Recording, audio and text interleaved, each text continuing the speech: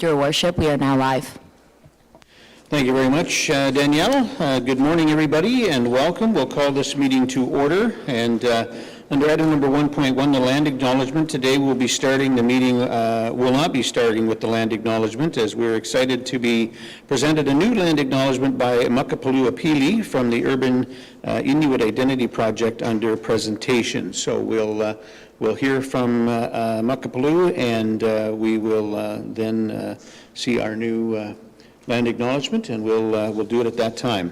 Under item number 2, proclamations, there are no proclamations today, and item number 3 is disclosure of pecuniary interests. I have none before me at this time. If at some point throughout the meeting you feel you have a pecuniary interest, please let us know.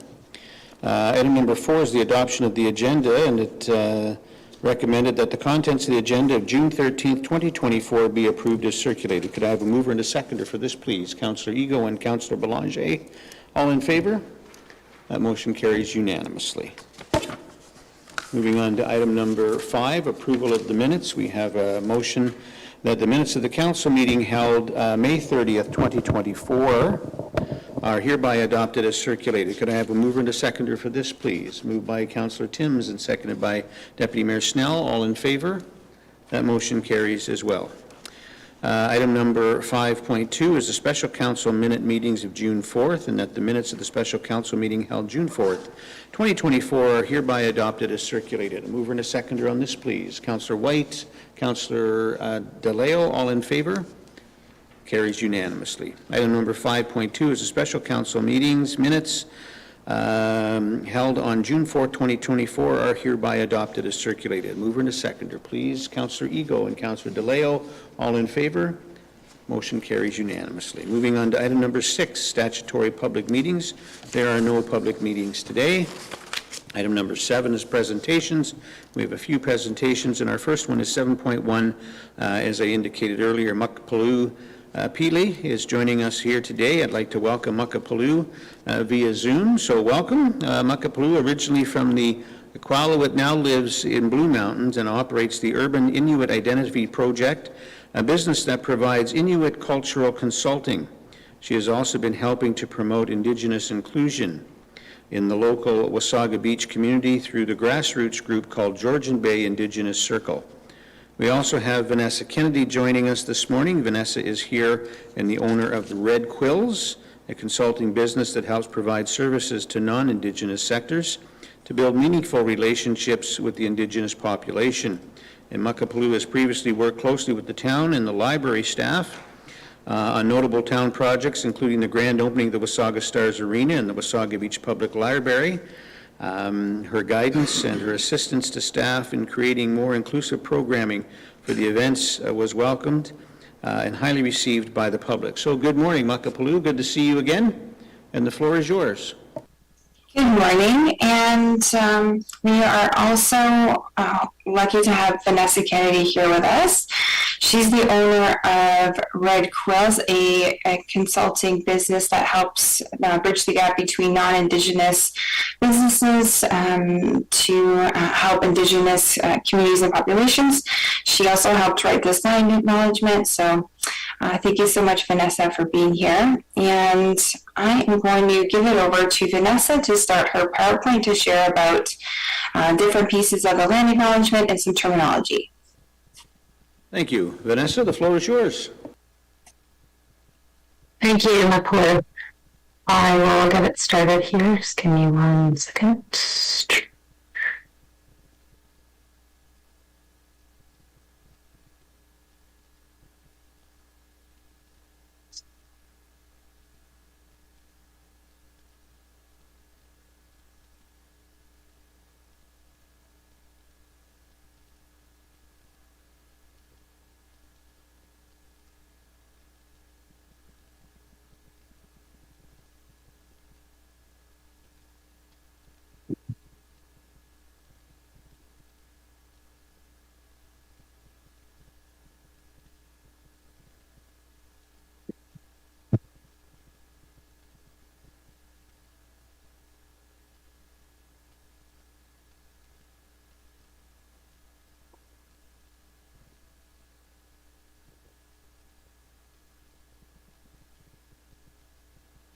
Through your worship, through your worship, if Vanessa does need assistance, we do have the PowerPoint presentation available at our end if she'd like us to put it up. Thank you, Madam Deputy Clerk. I think we have it.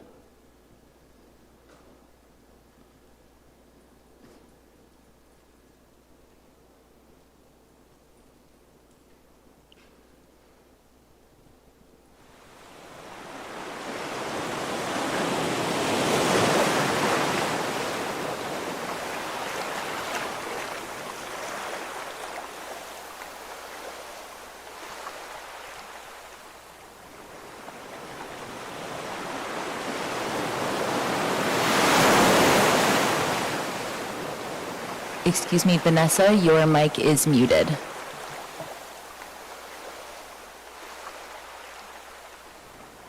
Yeah, sorry about that. Just give me 1 second.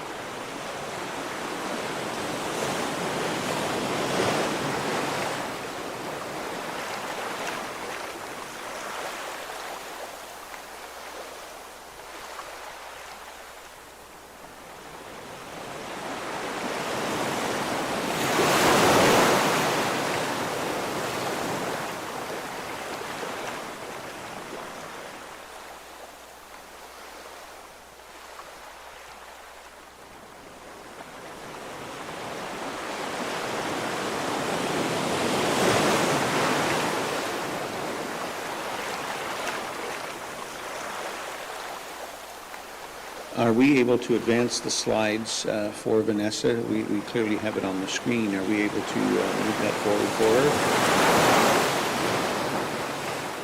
So Vanessa, we do have your presentation on the screen before us. And if you just want to acknowledge when you want the next slide, we can advance that for you.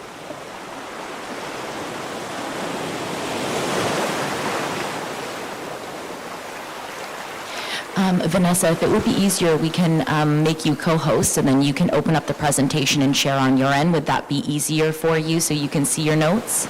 Actually, yes, that would be great. I am so sorry. I'm having a hard time finding that one tab.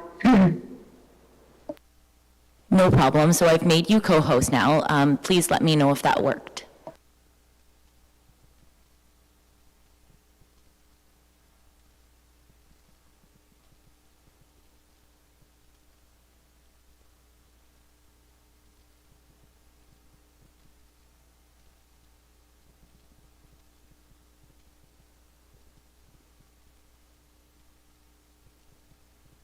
All right, good morning. Sorry about that. Okay. Hello, Ani Bojo, Wache, Testan, Sikan, Vanessa Kennedy, Dijnakaz, Mikaza Dodem, Wasaksi and Salgin, Dojaba, Nishtave, Badawada, Minisqua, Medewin, Wigwas, Hillsdale, and Diane. Hello, my name is Vanessa Kennedy. I am of the Eagle Clan, and I am from Wasauxian and Saugeen First Nation. I am Ojibwe and Potawatomi, and of the Medewin Lodge. I live in Hillsdale. Miigwech for including me on this journey with the municipality of Wasaga Beach.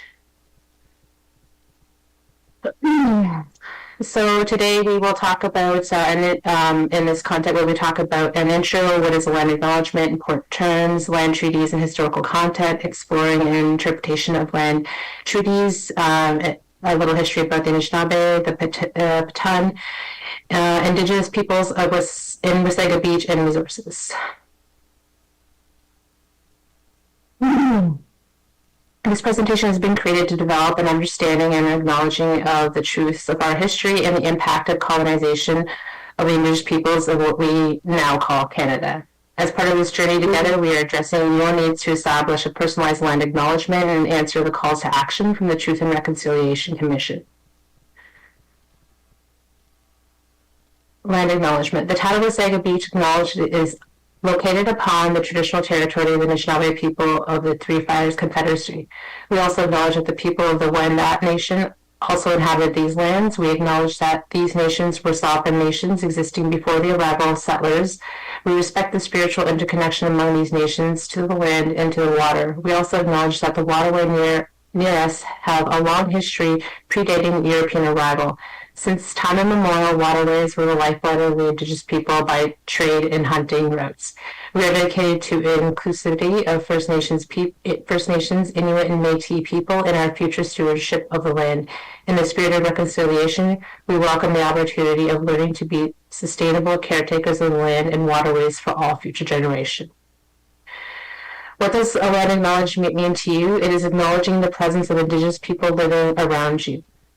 Is it a checkbox, or is this a journey into reconciliation and allyship?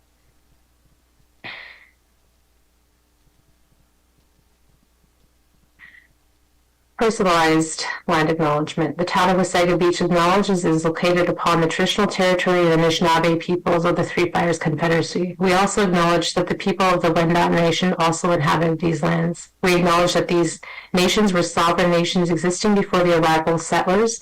We respect the spiritual interconnection among these nations to the land and to the water. We also acknowledge that waterways near us have a long history predating European arrival. Since time immemorial, waterways were the lifeblood of the Indigenous people by trade and hunting routes. We are dedicated to inclusivity of First Nations, Inuit, and Métis people in our future stewardship of the land.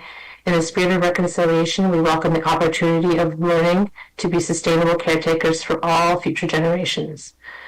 As a part of this journey together, we are addressing your needs to establish a personalized land acknowledgement and answer the calls to action. Important terms. Indigenous people is a collective term for First Nations, Inuit, and Métis people who are the original inhabitants of the land that is now called Canada.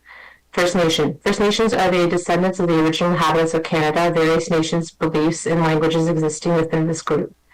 Inuit and Inuk is a term for Indigenous peoples from Arctic North regions of Canada, Greenland, and Alaska. Inuit is a plural term, while Inuk is a singular term. Métis. The Métis are post-contact Indigenous peoples. Métis refers to the people with roots in the Red River community or other historical Métis communities, while Métis refers to people of mixed Indigenous ancestry. Traditional lands or territory. These are lands upon which Indigenous people have historically and currently inhabited, including lands and waterways used for hunting, gathering, and trade. Reconciliation. An ongoing process of establishing and maintaining respectful relationships. Attack. These lands were infiltrated by explorers, fur traders, Jesuits, and missionaries.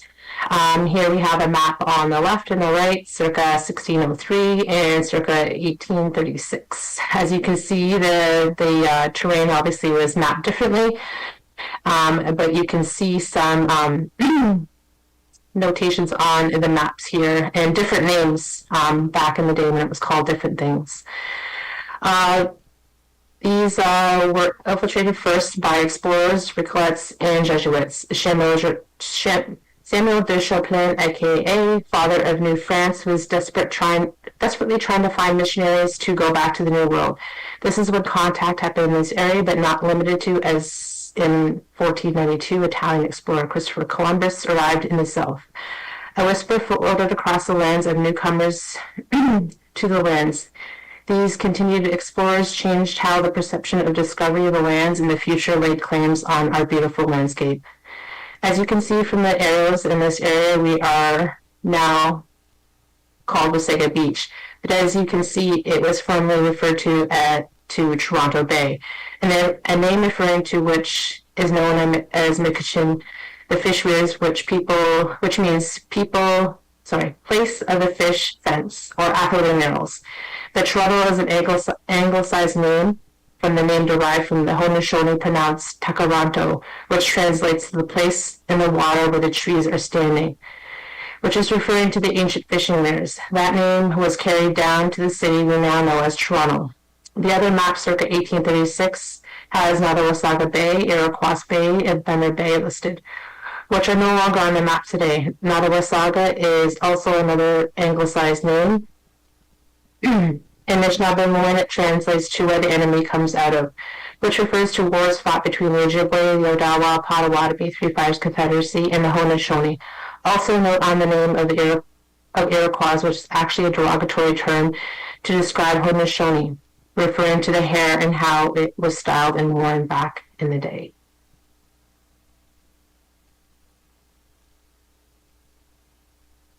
So a bit of history in Canada. We have two types of treaties. We have Crown treaties and nation-to-nation treaties. Does anyone know the difference? It is a good practice to understand that with your New England acknowledgement to know the nation-to-nation agreements, which we used wampum to weave together agreements. These belts were written agreements, but it took time to weave them with beads that took time to make. These beads were made from quahog shells. The belt in this area is the dish with one spoon and encompasses this area.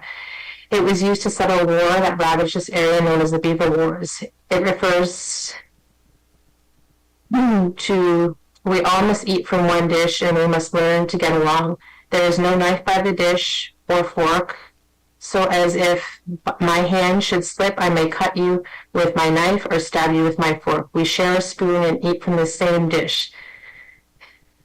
This dish represents the land as the wampum.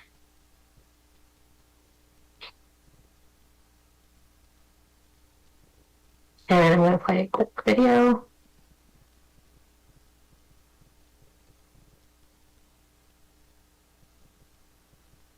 Unfortunately, there's no sound on it.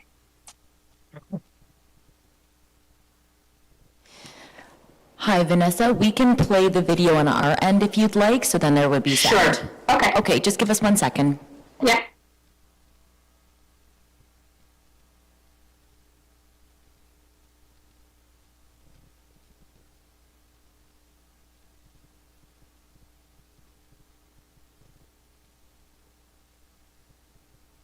Wampum beads and jewelry.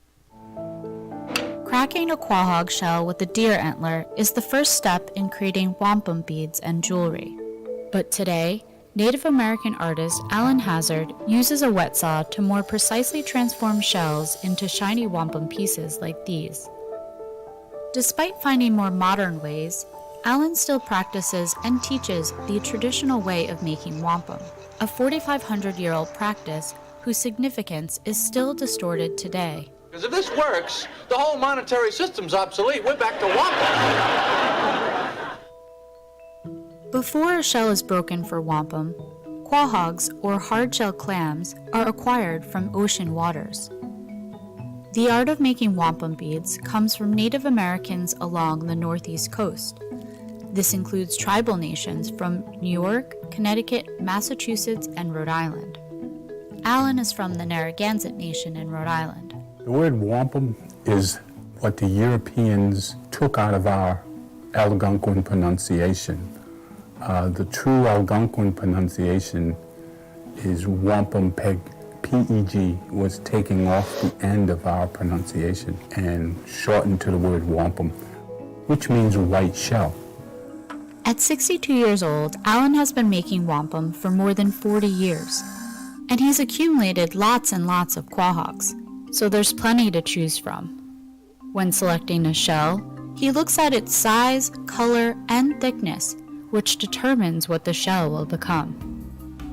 Then, Alan heads to the wet saw. He cuts into one side of the shell for smaller pieces. With the smaller pieces, he makes finer cuts and holds them against the saw to shave down rough edges. This part requires a considerable amount of skill. Though using a wet saw is faster than the traditional method, dust from cutting the shell is toxic. This is why Alan must keep adding water during this step, to prevent the hazardous dust from becoming airborne. From one shell, he creates a few different pieces. He's transforming this shell into a classic tubular wampum bead, as well as a matching set of earrings. The wet saw is the modern approach Alan uses instead of starting with the deer antler to pop the shell, then using a nipper to break off any rough edges. With the modern way, Alan lets the characteristics of a shell determine how he shapes it at the wet saw, while the break of a shell in the traditional process determines the shape of wampum. The old tradition of making the traditional beads is rare. There's very few left that know the old way of making them. After the wet saw, Alan uses a tool called a tumbler to smooth out the surface of newly created pieces. The tumbling action allows the beads to shine, just as the shells did when they were wet. While the tumbler requires a full night of work, it can still save him time compared to the traditional way of sanding by hand. Though one piece can take hours, Alan employs this traditional technique if the tumbler isn't full enough to use. This sandstone is one that his son found, and it's been with him for 40 years. Alan adds water and sand to speed up the process. Sanding helps shape and remove the calcium buildup on the outside of the shell. For beads, the next step is to drill a hole into the cylinder with a multi-purpose rotary tool and thin needle. Similar to the wet saw stage, Alan has to keep the bead submerged in water to prevent toxic dust from reaching the air. He drills holes on each side, then blows through the bead to make sure the two holes have met in the middle.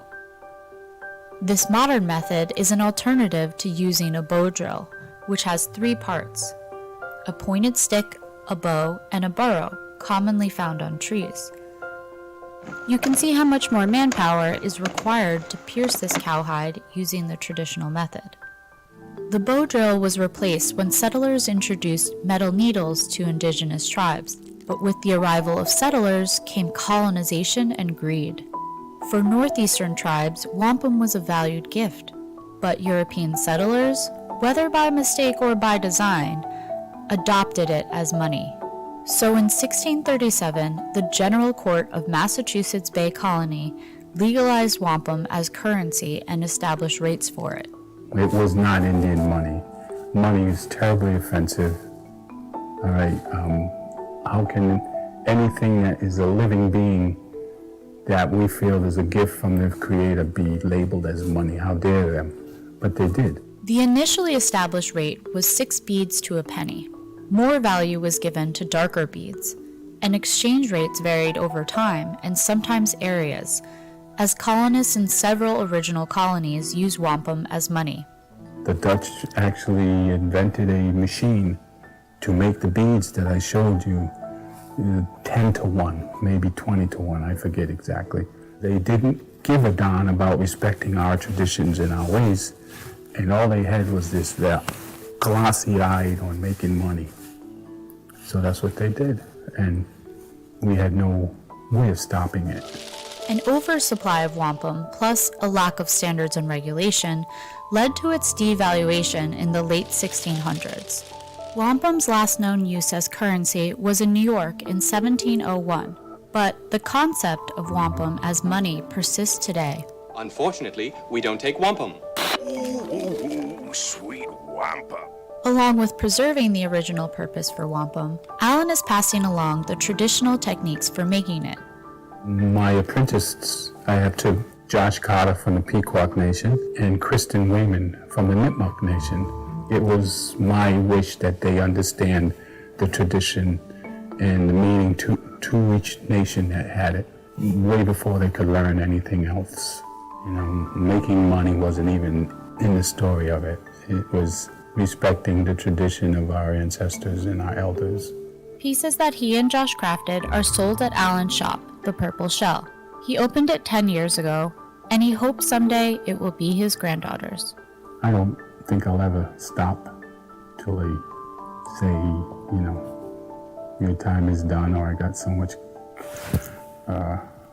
arthritis in my hands I can't move them, or even then, as long as my lips move, I can tell somebody what to do.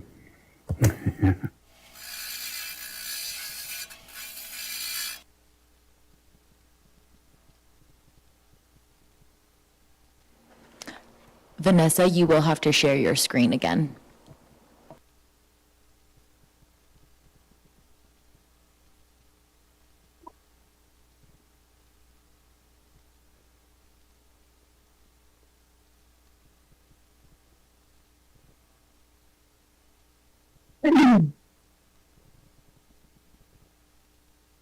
So tree markers, Indigenous people have been using this for thousands of years on the land. Proof we utilize nature to help us along the way. Rivers and streams, Indigenous people have used the rocks and caverns so many things, such as passageways and storing foods. No roads existed before, and trails were the way to travel if you needed to. If you didn't use the waterways, paths were distinguished by tree markers. These were ways to mark the trail, left or right. The rivers and streams were also used as travel. Birch bark canoes were used to navigate these waterways from spring to fall time. The Anishinaabe people used birch bark canoes to navigate these waterways in the months of open water seasons. You can only travel in the late spring to early fall to avoid the cold waters of Georgian Bay. Travel was said to have been from this area to Manitoulin Island to see relatives, Confederacy chiefs, and allies. The travel went further as well to Lake Superior to Duluth, Minnesota, where our other allies of the Potawatomi lived.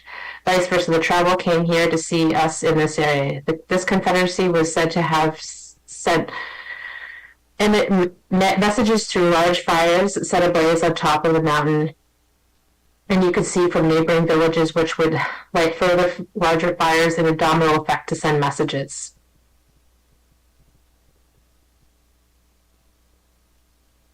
The Anishinaabe and the Petun are the major people who lived in this area. This was the traditional home of the Anishinaabe, or the Ojibwe. Wigwams were made from birch bark and saplings that were tied together and shaped into lodges, much like a beaver lodge. The Ojibwe word for birch bark is wigwas, thus the name wigwam.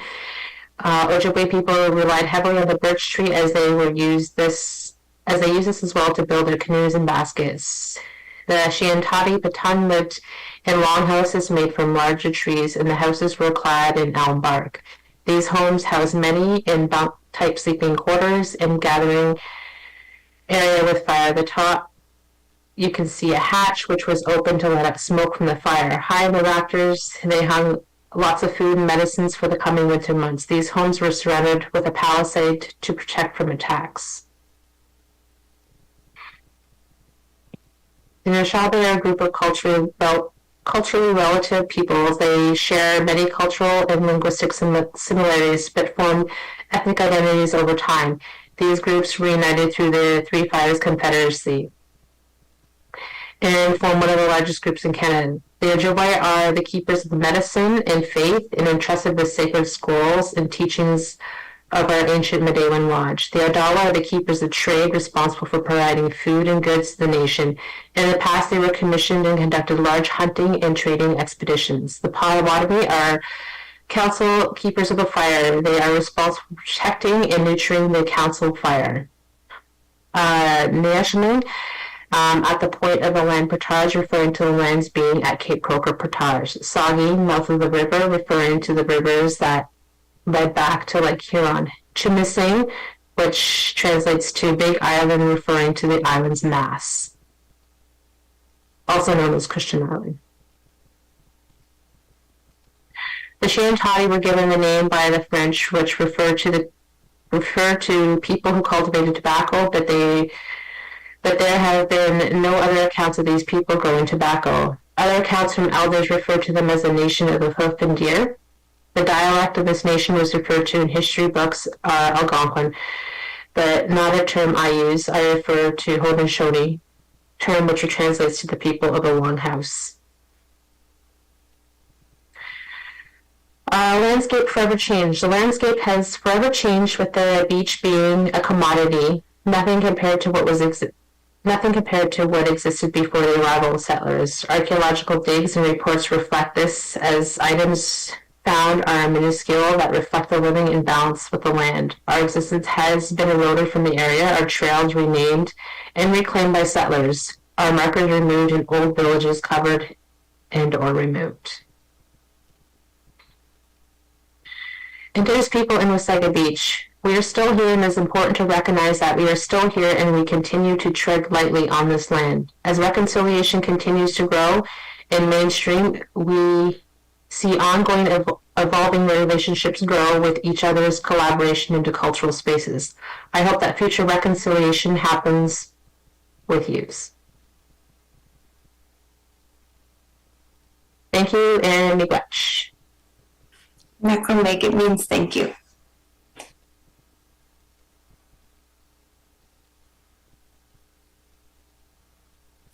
And that concludes our presentation. Thank you so much, Vanessa. And I know it's 10:01. I just wanted to see if there were any questions that you would like to ask, or if you must go on to your next item on the agenda. Miigwech, ladies. No, we're going to continue and see if there's any questions. Any questions or comments from members of council?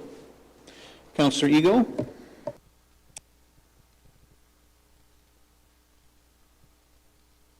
Stay on. There we go. Thank you very much. And yes, I'd like to make a comment and thank you very much, Makpalu and Vanessa, for the revised land acknowledgement and the uniqueness to Wasaga Beach. And your very interesting and infinite narrative presentation. You know, the first conference we attended as a council, we heard many wonderful Indigenous speakers. And one of the main recommendations that came away from that council was for us to reach out to the Indigenous leaders of our community.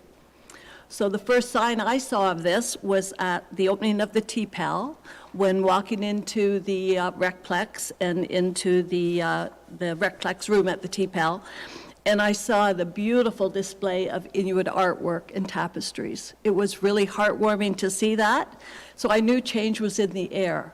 So I really want to thank our staff, and I believe Carla in particular, Makpalu and Vanessa for working together on that.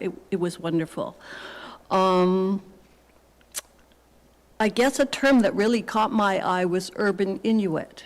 And perhaps because I've been very fortunate in my life to spend just a little bit of time in the high Arctic, a little hamlet called Arctic Bay on the northwest corner of Baffin Island. And if I could, I'd just like to share a very small story with that. It involved exchange students, and we stayed there for a week, and the Inuit children were coming back to our homes about a month later. And through that week, we played together, we worked together, we learned so much. But in particular, as there often is, there was one young girl who was very shy, the Inuit child. She was always there, and these children were about 13, 14 years of age. So she was very shy, but she participated in everything. Her mom happened also to be an artist and had traveled the world extensively with her artwork. And she really wanted her daughter to come on this exchange. So as a leader, I went to our leader there in the Arctic, and I said, I'm really quite nervous. I don't want her to be really homesick when she comes down, and you know, she's really been hesitant. And the mom was adamant. She said, no, she will be fine. And it's really important for her to go to your homes and see how you live. And you know what? It was a fabulous week. She was great. She adapted in. There was not one issue, and it was so rewarding to see from both sides how we work together. So that has really stayed with me. And so I just want to say again that thanks for today, and that knowledge is vital to all of us as leaders of our community. So thank you to our staff, Makpalu, for working together, not only to share yours and our vital and rich history, but the world as it is today for all of us, and that we can learn and work together. Thank you very much. Thank you very much, Councillor Eagle. Great story, very informative. Thank you. Other members of council, questions or comments? All right, Deputy Mayor Snell. Just for clarification, Your Worship, through you, are we voting on the revised land acknowledgement at this time, or just having posing questions for our speakers? So our next item on the agenda is the recommended motion. Do you want me to read that motion? Unless anybody else has any comments, I just had a comment to the motion. Okay. Any other comments before I read the motion?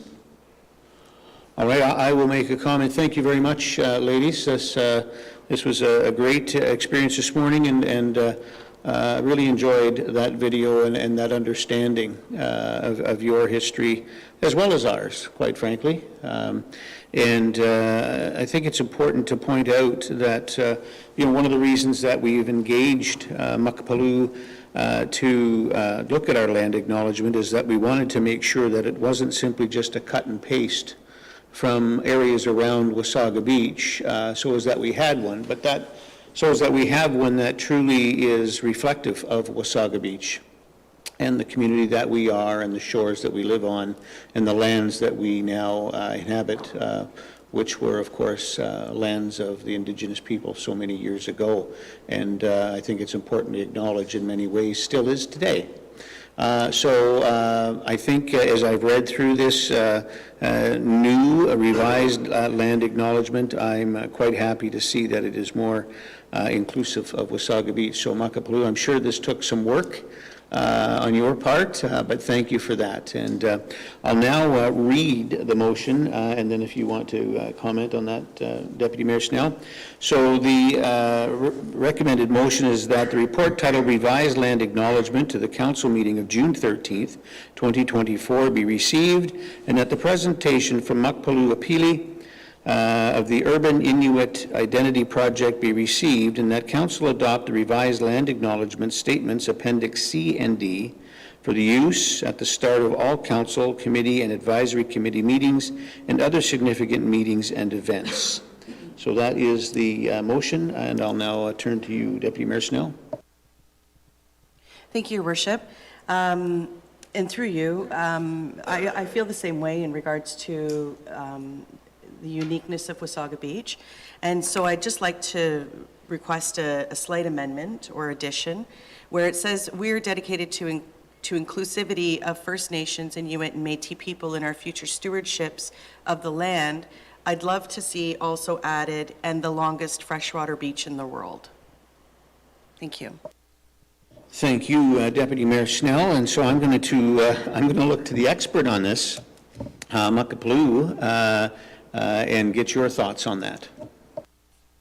Well, I want to say I love that little addition, but I also want to say that, Vanessa Kennedy, her lineage and her people have been here for thousands and thousands of years. And so I just want to clarify that Vanessa did most of the work on the land acknowledgement with my input on the local Indigenous community to be feel inclusive in terms of, the population around here. But Vanessa is actually Anishinaabe, and her ancestry lineage has been here for a very, very long time. And so I think it would be better to ask Vanessa, do you think it would be great or nice to add into the land acknowledgement that we are also, like, Wasaga Beach is the longest freshwater beach in the world? What do you think? Thanks, Vanessa. I think that's fine. It's your land acknowledgement. You want it to reflect you. It needs to be personalized. It needs to reflect Wasaga Beach, not the cut and paste type,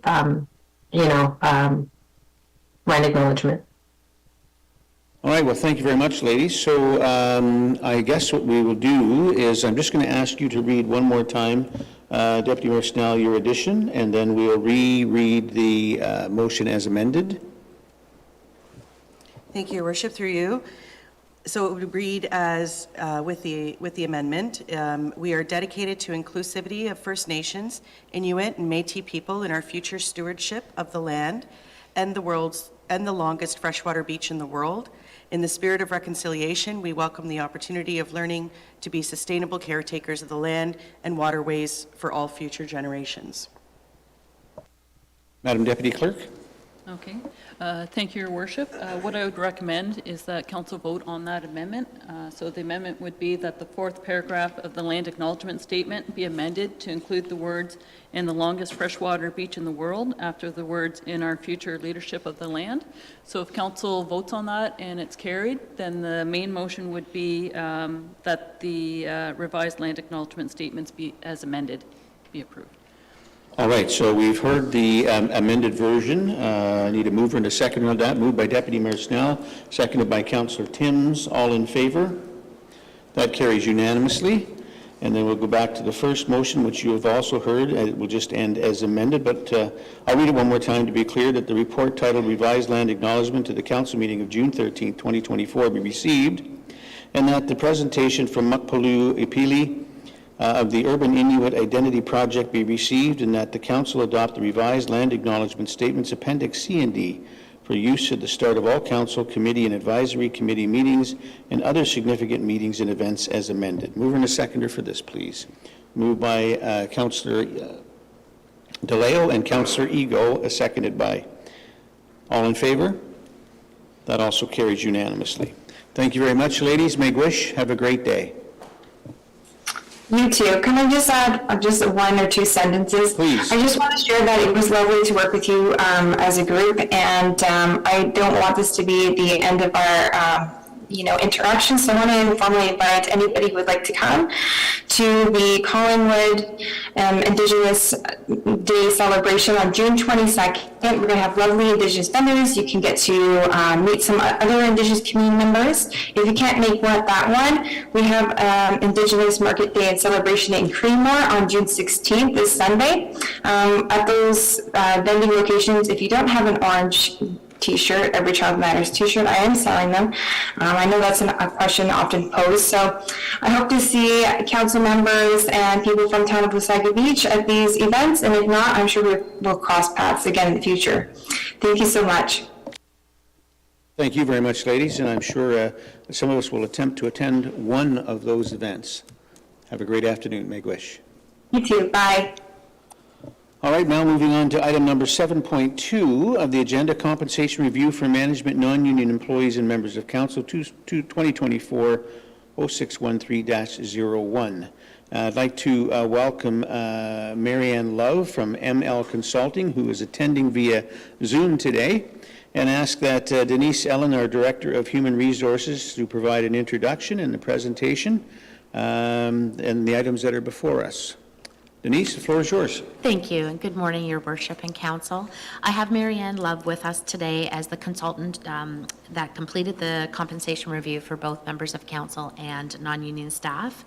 Marianne was selected through an RFQ process and has worked with the town since 2007, conducting compensation reviews, and has extensive industry knowledge. She has assisted the town in maintaining a salary structure that is pay equity compliant and market competitive. I'm going to turn the floor over to Marianne, and she will present her report, and then we're happy to field any questions. Thank you. Thank you, Denise. Welcome, Marianne. Well, thank you very much, Worship. I'm happy to be with you folks this morning. Denise, will the presentation come up on your end, or should I be putting up the appendix? Hi, Marianne. You are able to share your screen and present. If that doesn't work, we can put it up on our as well. I'll give it a shot. I have the appendix up on my laptop, so we'll see if that goes. Are you able to see? Yes, we are. Okay, so Your Worship, I have a presentation. You can see at the bottom here, it's about 21 slides. This is the appendix to the report.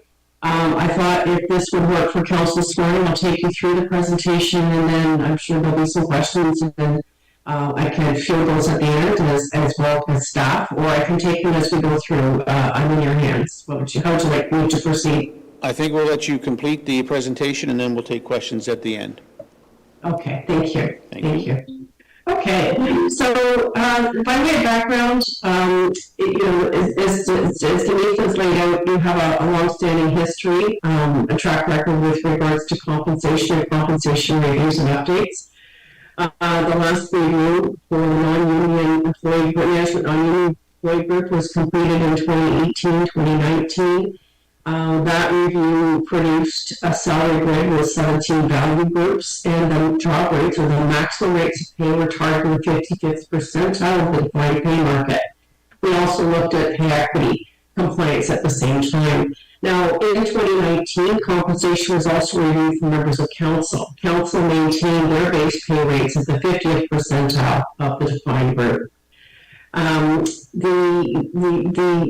There are a number of foundational tools and elements in behind our compensation program, one of the most important being a robust job evaluation process.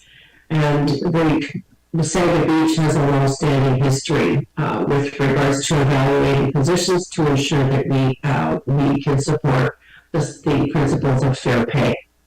Your salary grid is been adjusted periodically, having regard to market conditions, negotiating increases, and your ability to pay. I was retained last year to take a look at your current program again to assess the pay market, making sure our pay policy, our percentile target, still supported our organization design and our strategic objectives. And in this particularly evolving pay market, take a look at pay equity compliance and develop proposed job rates for implementation this year. I was also asked to take a look at the competitive pay market for members of council. And this is often the case where we're looking at the pay programs, if you will, or the amounts for both groups, either at the same time or coincident one to the other.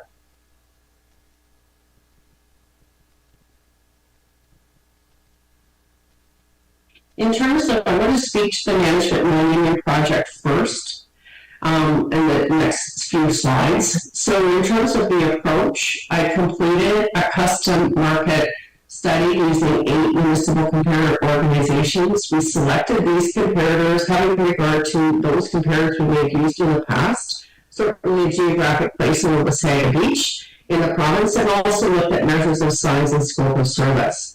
I reviewed the evaluation ratings for all of the positions to ensure that any changes in job content were reflected in the updated salary grid. The current banding framework, so that's the left-hand side of your grid that holds the positions, that was tested to ensure that it continues to support organization growth and job design. I prepared 2024 job rates based on the competitive pay market, and I tested for pay equity compliance. The 2024 salary grid was then prepared and then moved over to staff for implementation costing. I also reviewed the municipal comparative information collected by the Wasaga Beach staff to prepare the base pay market summary for the municipal the council compensation as well. So all of this was centric around getting current information on the current pay market for both position groups.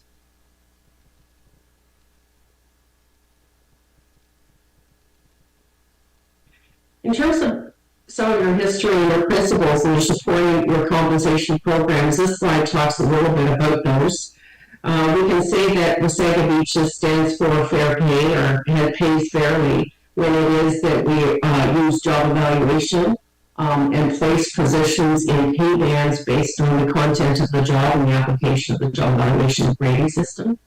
We can say that Wasaga Beach is standing for the principle of compliance when periodically we take a look at the gender determination for our positions and ensure there are no pay gaps for female jobs in relation to male positions of similar value. We can also say that Wasaga Beach stands for the principle of competitiveness and market equity when periodically we go outside the organization and take a look at the external pay market and ensure that our pay rates, our maximum pay rates for each of our value groups are aligned with a particular target. We also can say we align with the principal pay for performance when it is our positions, the folks in our positions are able to move through the range for each of the value groups based on successful performance through performance management program. And your program is also supported by the principles of sustainability and renewal. We have very robust tools and systems to support the program, specifically the job evaluation system, which supports your framework. And your renewal processes, your cyclical reviews when you're going out periodically to check the external pay market and do have a more concentrated look at the positions and the placement of positions in your band. That's done on a cyclical basis, which is a best practice, and it's also a very strong principle of your program. The lower part of this slide really just speaks more so, I think, to the elements within your program, and each one of these elements were considered in the review, starting with step 1 and then moving forward in terms of, based on current job information, moving forward to ensure that positions have been effectively evaluated and are reflective of job content, and then making sure we continue to be compliant with the Ontario pay equity legislation. Steps 1, 2, and 3 are all internal to the sake of each. Step 4 is when we take a look at the external pay market to ensure we are competitive, and step 5 is putting it together with a revised salary grid for implementation in the calendar year. By way of summary, ensuring our employees are paid fairly and competitively seems to be a requisite for effective service delivery in municipal government, and I'm sure this holds true for the state of each. And this is given the limited resources in municipalities and the challenges in attracting and retaining staff with specialized technical and management positions. I'm recommending the 55th percentile be continued for the management non-union employee group and also for the members of council. I see it's seen as being representative, still progressive, and reasonable, having regard to the scope, size, and composition of the 2024 comparator group in relation to the towns of the state of each. On aggregate, we're paying below that 55th percentile target that was established for the management non-union group a while back. However, there are some positions that are a bit more competitive than others. This is exactly what we would expect to see in a compensation review. Your current banding framework that holds the grid is robust and will continue to support your organization design and the placement of positions. Your updated framework addresses the principles that I referenced earlier, specifically internal equity, pay equity compliance, and a pay policy with job rates that are reflective of the 55th percentile.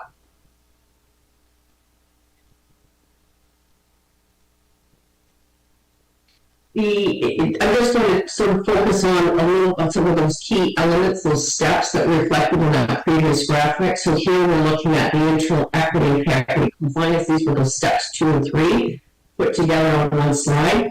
So as we said, I've said earlier, your internal equity has been maintained historically by evaluating new and changed positions using your job evaluation system. Your current banding framework is 17 bands.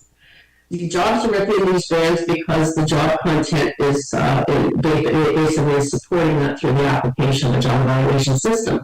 Now, in this review, there were positions that were reviewed and the ratings were updated, and therefore, with that, 11 positions moved in band placement. This is based on changes in the job content and the application of the rating system. These moves are also supported by an assessment of the competitive pay market. And these positions are listed here. I won't read them out, but you can see them on the screen.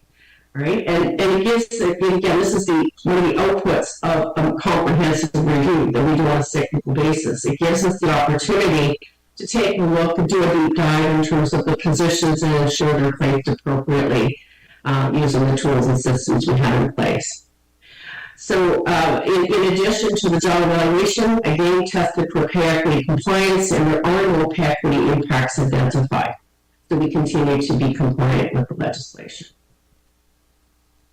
In terms of market competitiveness, we chose 8 comparative organizations for this review, up against a set of selection criteria that you see on screen here.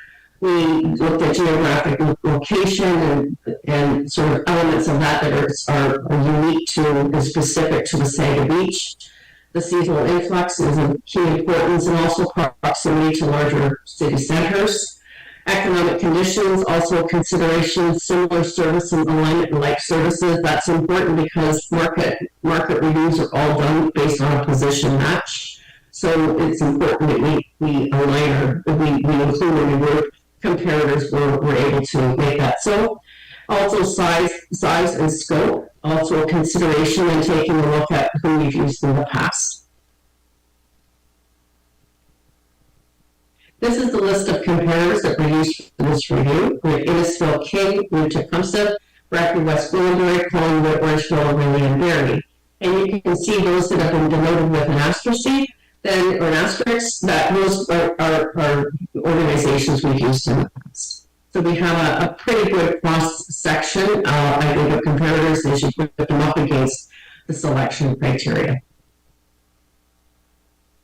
In terms of the approach, I've matched positions to similar positions in comparative organizations having regard to the job title, job information, their organization charts, and we're always matching the 2024 annual hourly job rates for our maximum pay rates. So it's a maximum pay rate match, ours to theirs. I use a conservative approach in the job matching exercise, removing outliers where those outliers would be skewing results. We want to make sure the results are reliable.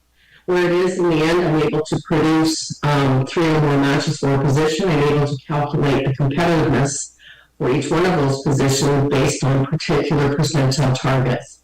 I tested the 50th, the 55th, and the 60th percentile values. In compensation, we use percentile targets to help define our relative placement to the defined pay market. The percentile target is a measure of how the positions are ranked in the comparator group, so it gives us a better sense of comparability as opposed to averaging. So if it were, for example, I had, for example, say 6 matches for a position, I could rank one of those matches highest to lowest. The 55th percentile target will be the dollar rate where 55% of the wage rates in that group were below the amount and 45% are above. So the 55th percentile target is just slightly higher than the median or the 50th. Okay? And that's the current pay policy that council that the organization holds. This slide talks a little bit about the aggregate comparison. So how are we doing? So when you take a look at the first row here coming across the annual job rate, we're comparing, say, when we're comparing our maximum rates for this employee group as compared to the comparator pool, we are about 4.8% on the whole below the median of the 50th percentile. And of course, as we're looking at some higher percentile targets, it would stand to reason our gaps are a little higher. So about 6.2% below the current pay target of the 55% to 55th percentile. You can see the hourly job rate comparisons, the results present a little differently. And this is simply because the comparator group in municipal government, they don't always have the same hours of work within themselves or certainly in relation to the client organization, in this case was Saga Beach. So it's not uncommon to see a little bit of a different aggregate comparison result. On the whole, the annual job rate row here that you're looking at the top is probably most representative. That's something we should keep our eye on. So we don't address the issue by adjusting all of our current similar value groups by 6.2%. The reason being is that some of our positions are more competitive than others. This gives us an opportunity to bring all of our positions up to the defined pay target, which is what we did in the last review. So the market analysis is saying to us that Wasaga Beach is less competitive when we're comparing our maximum pay rates for the mid-management and senior management positions. These are the positions that are in similar value groups 10 to 14. This is not uncommon. It's often it is in keeping with the market observations from many municipalities in this particular area and across the province. And it's driven largely due to the age demographic in the sector and the challenges to attract and retain top talent. The positions that are sitting in your value groups 3 through 6 are closer to the identified target, being the 55th percentile. And this is impacting the overall aggregate numbers that you're seeing up here. What we can say is, given the snapshot that's been done, the diagnostic that's been done, we have currently an inequity in competitive pay throughout this employee group, which is something we want to redress coming out of the review. Again, a deeper dive on the market results. We have 80% of our positions in our current wage grade that are below the current pay target of the 55th percentile. But we might ask, why is this the case? Well, clearly we're in an evolving pay market.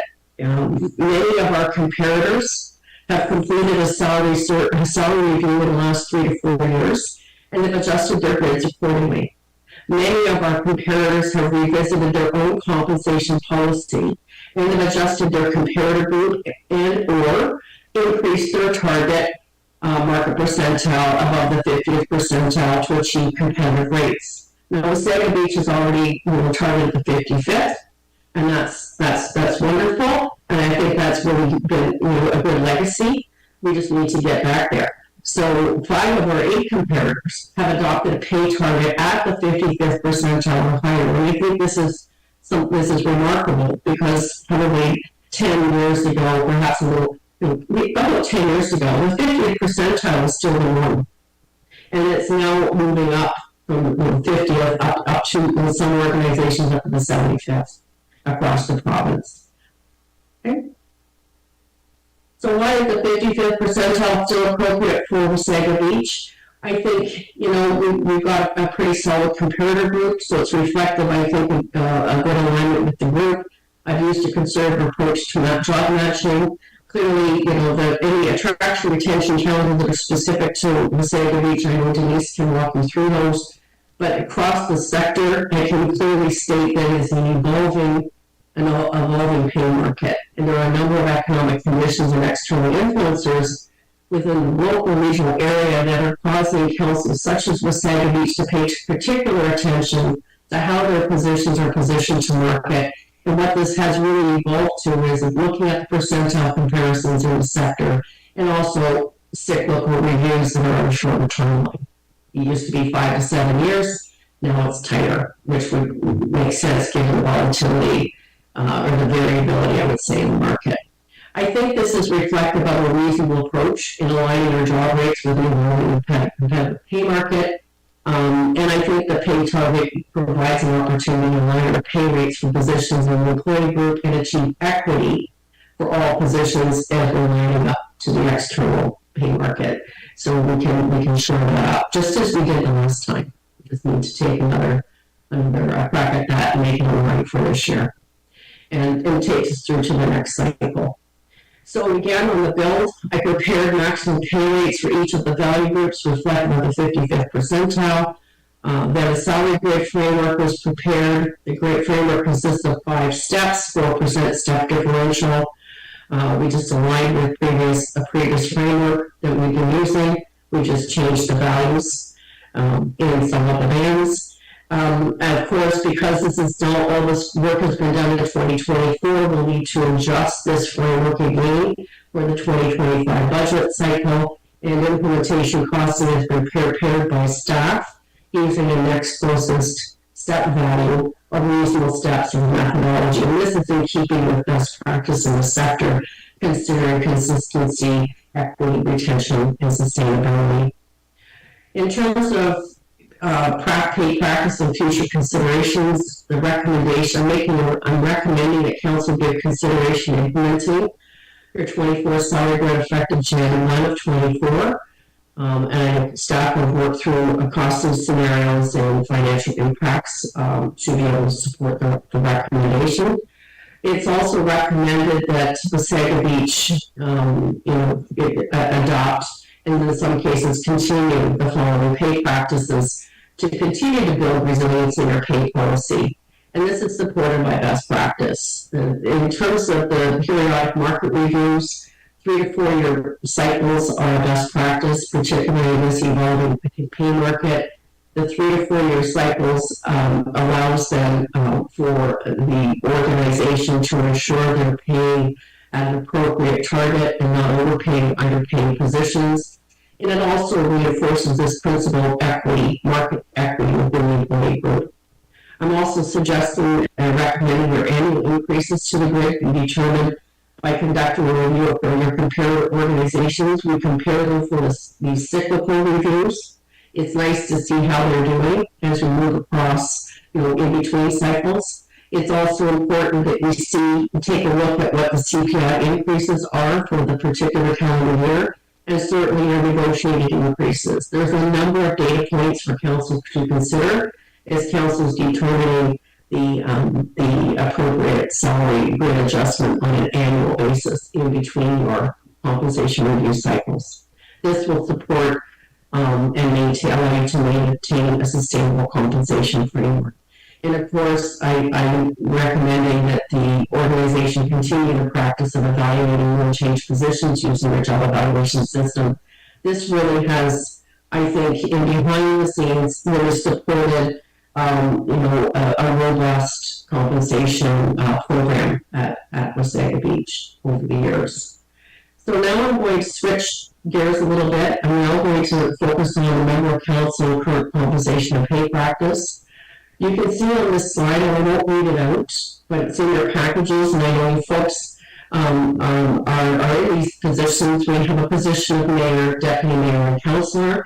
You see the pay rates that are before you at the top of the slide. Those are our 2024 annual base pay rates, and we have no additional meeting premiums provided in addition to that. And you can see the other elements of compensation, broader base compensation, you can lower ancillary pay, related elements on the slide before you. What I did through this review was I was focusing on base pay amongst the comparator group, and we also took a look at some of the elements of, I would call, ancillary pay and pay practice amongst the group, the comparator group, in order to bring forward some recommendations. So again, we used the market comparator group that was used for the 2024 employee compensation study with 8 comparators. You saw them on the previous slide. We took a look at some of the sizes, the size of council within the comparator group. They range from 5 to 11 members. 7 and 9 member councils were prevalent amongst the group. It was just an observation. In terms of the base pay, which is the larger component, or largest component of the pay program for members of council, I reviewed that and compared that to the defined comparator group. And for all of our comparators, the base pay compensates for council meetings, committee meetings, and special meetings of council. And I just want to pause here because in some parts of the province, members of council pay presents differently, with say a small stipend or payment, and then a fair, and then an hourly rate or a half day or full day rate for other meetings of council. So it was nice within this group that the comparator groups were paying the same way. It made it easier for comparison. So this table shows the results of the base pay comparison. So we've got our members listed here, our positions listed here. We have our 2024 base pay rates shown here, and then we've got a number of percentiles that have been established based on a number of observations for each of the positions. So, for example, a deputy mayor is 7 observations, they're not 8 because one of the municipalities does not have a deputy mayor. So focusing on the 55th percentile column, as you see in front of you, you can see based on 8 observations from there, there's the market rate, $63,512, and the same approach taken for each one of the other 2 positions. And so you can see there's a gap. The difference column here is a measurement of the gap between the current maximum rate of pay and the rate of pay that would be has been derived by taking a look at the 55th percentile target. I've shown you the 50th percentile target. I appreciate in the past council has used the 50th. It's quite common in the sector for the targets to align management, non-union, and council. But I fully respect that council's decision. But this is the result here on the 55th percentile. Now, there's a number of, I've talked about the percentile piece. There's ranges, of course, because we talk about percentiles about ranking. So we're looking at the mayor 55th percentile target, which is shown here on the slide. We know that there are pay rates for our member comparator organizations that range from below that to above that. And here's the range, ranging from 46,000 to 134. The deputy mayor, the 50th percentile target is shown here, and the range is to the right, and likewise with the councilor. So when you're looking at the 55th percentile, you're not paying the highest, you're not paying the lowest, you're paying just a little bit higher than the midpoint of the range. Okay? This slide is just some general observations with regards to, other compensation elements. And it's a bit detailed, so I'm not going to take you through it. It's in your package. On the whole, my assessment is the other compensation elements are generally comparable. And you can see that that's the conclusion I've drawn. You can see the comparative results on a per element basis. Now, it's interesting at the bottom here of the slide, 4 of the 8 comparators that were report percentile targets at the 60th percentile or higher. That just it doesn't mean that that's only half of them. What it means to me is that there are 4 of the 8 that just provided that information, and it would appear to me, based on those that reported, those organizations are aligned on a percentile target with the management non-union group. So it sort of reinforces that practice that I was talking about. In terms of conclusions and recommendations, I think that the comparator group is representative based on the select criteria that I've referenced. I think the 55th percentile pay target is reasonable based on size and scope, and it aligns nicely with the pay target for the employee group. If in fact we're going to move to the 55th percentile, the amounts are shown here on the slide for the mayor, the deputy mayor, and the councillor. And my recommendation would be to have that effective January 1st, 2024. But of course, this is council's determination. There's a nice central alignment with regards to the implementation dates for management, and that's the rationale for the date. It's recommended that council continue the practice of adjusting base pay rates for elected official positions annually by using the percentage adjustment used to align or to adjust the employee salary grade. This allows for a year-over-year increase to align with cost of living. This is supported by the survey results and have evolved to be not just the best practice, but the prevailing practice in the sector. In terms of review period, I'm recommending that the council review be conducted once every term of council. Again, this has evolved to best practice, and they tend to run together with a management non-union review or just shortly thereafter. So it's council can take a look at that and making sure that the base pay and other elements of pay are robust to take them forward into the next term. And that concludes my presentation, Your Worship. I'm happy to take any questions. Thank you. Thank you very much, Mary Ann. Questions or comments from members of council? Councillor Belanger? Yes, thank you, through the mayor. And again, I've been on council for 8 years now, and as my memory serves me, first I'll talk to staff pay. In the 8 years that I've been on council, there has not been more projects in play than what there is right now. It is quite amazing how much we've undertaken and the work that's being done, and I think the mayor will speak to this as well. Our comparative compared to like-size municipalities is we are significantly have less positions. We have a smaller staff. So I want to congratulate staff for us being able to manage everything that we do manage, and I think the track record and the results of what's being accomplished is again impressive. So I certainly support that our pay is fair and equitable and competitive for every staff member within our organization. As for council, when I joined council, I really didn't know that it paid.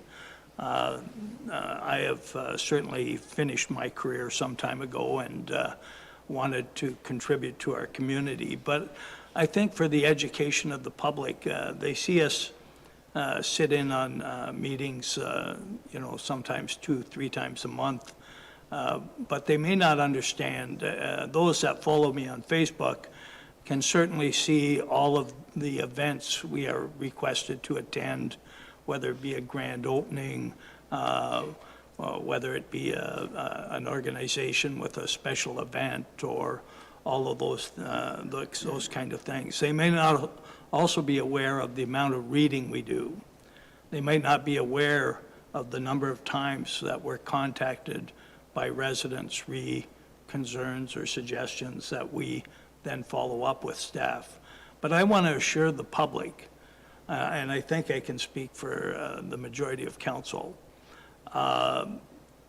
we do not get minimum wage per hour. And that's, I don't want that to be viewed as a complaint in any way.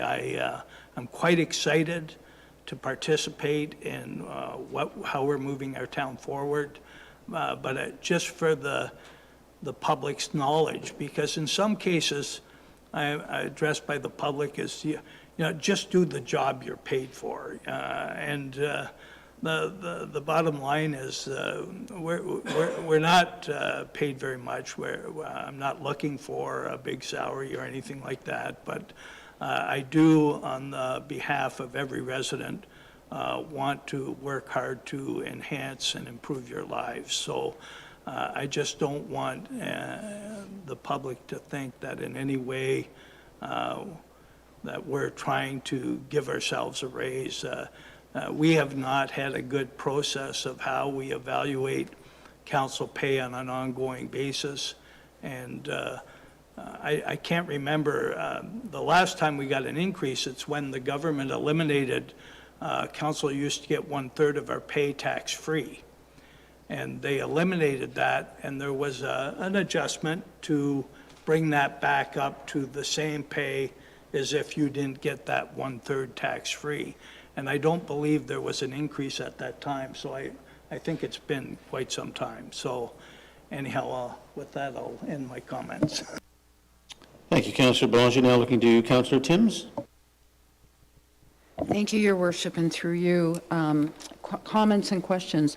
Anyone who knows me knows that I didn't come on board for the pay, but during the lead up to the last election, I talked to many people that I thought would fill this role so beautifully. And the pay was definitely a reason that they couldn't dedicate the time that would be required. And if we're ever going to change the face of council so that we have more diversity, more age range, more people, the part-time model is not great for us. But that aside, I wondered if I could please ask the Director of Human Resources to explain the 55th percentile, because I know that a lot of people listening at home can't always hear well what the remote guest is telling us. Thank you. Through your worship, in the past we had, thank you, Marianne. I think you're moving the slides for me. So in the past, the 55th percentile, initially we were paying at the 50th. We've amended in the last review in 2019 to the 55th. And it's the dollar rate where 55% of the wage rates with our comparator organizations are below this amount and only 45 are above. So, and we're seeing very much a movement towards moving to 55th, 60th, in some cases even 65th. So we selected different comparators this time. We broadened our search because those are the municipalities that we actually compete for staff. So we enhanced our comparator group and then determined that 55th still makes sense for us at this time.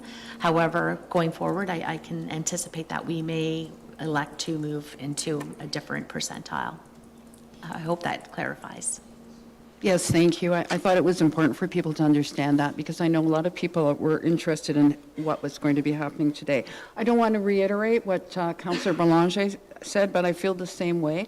Our staff carry a heavy load, and I've also, moved here from a municipality where I watched good people leaving to go to other municipalities so quickly, and I would hate to see that happen here, because we have put together a great team over the years, and a lot is happening in town. So thank you, Your Worship.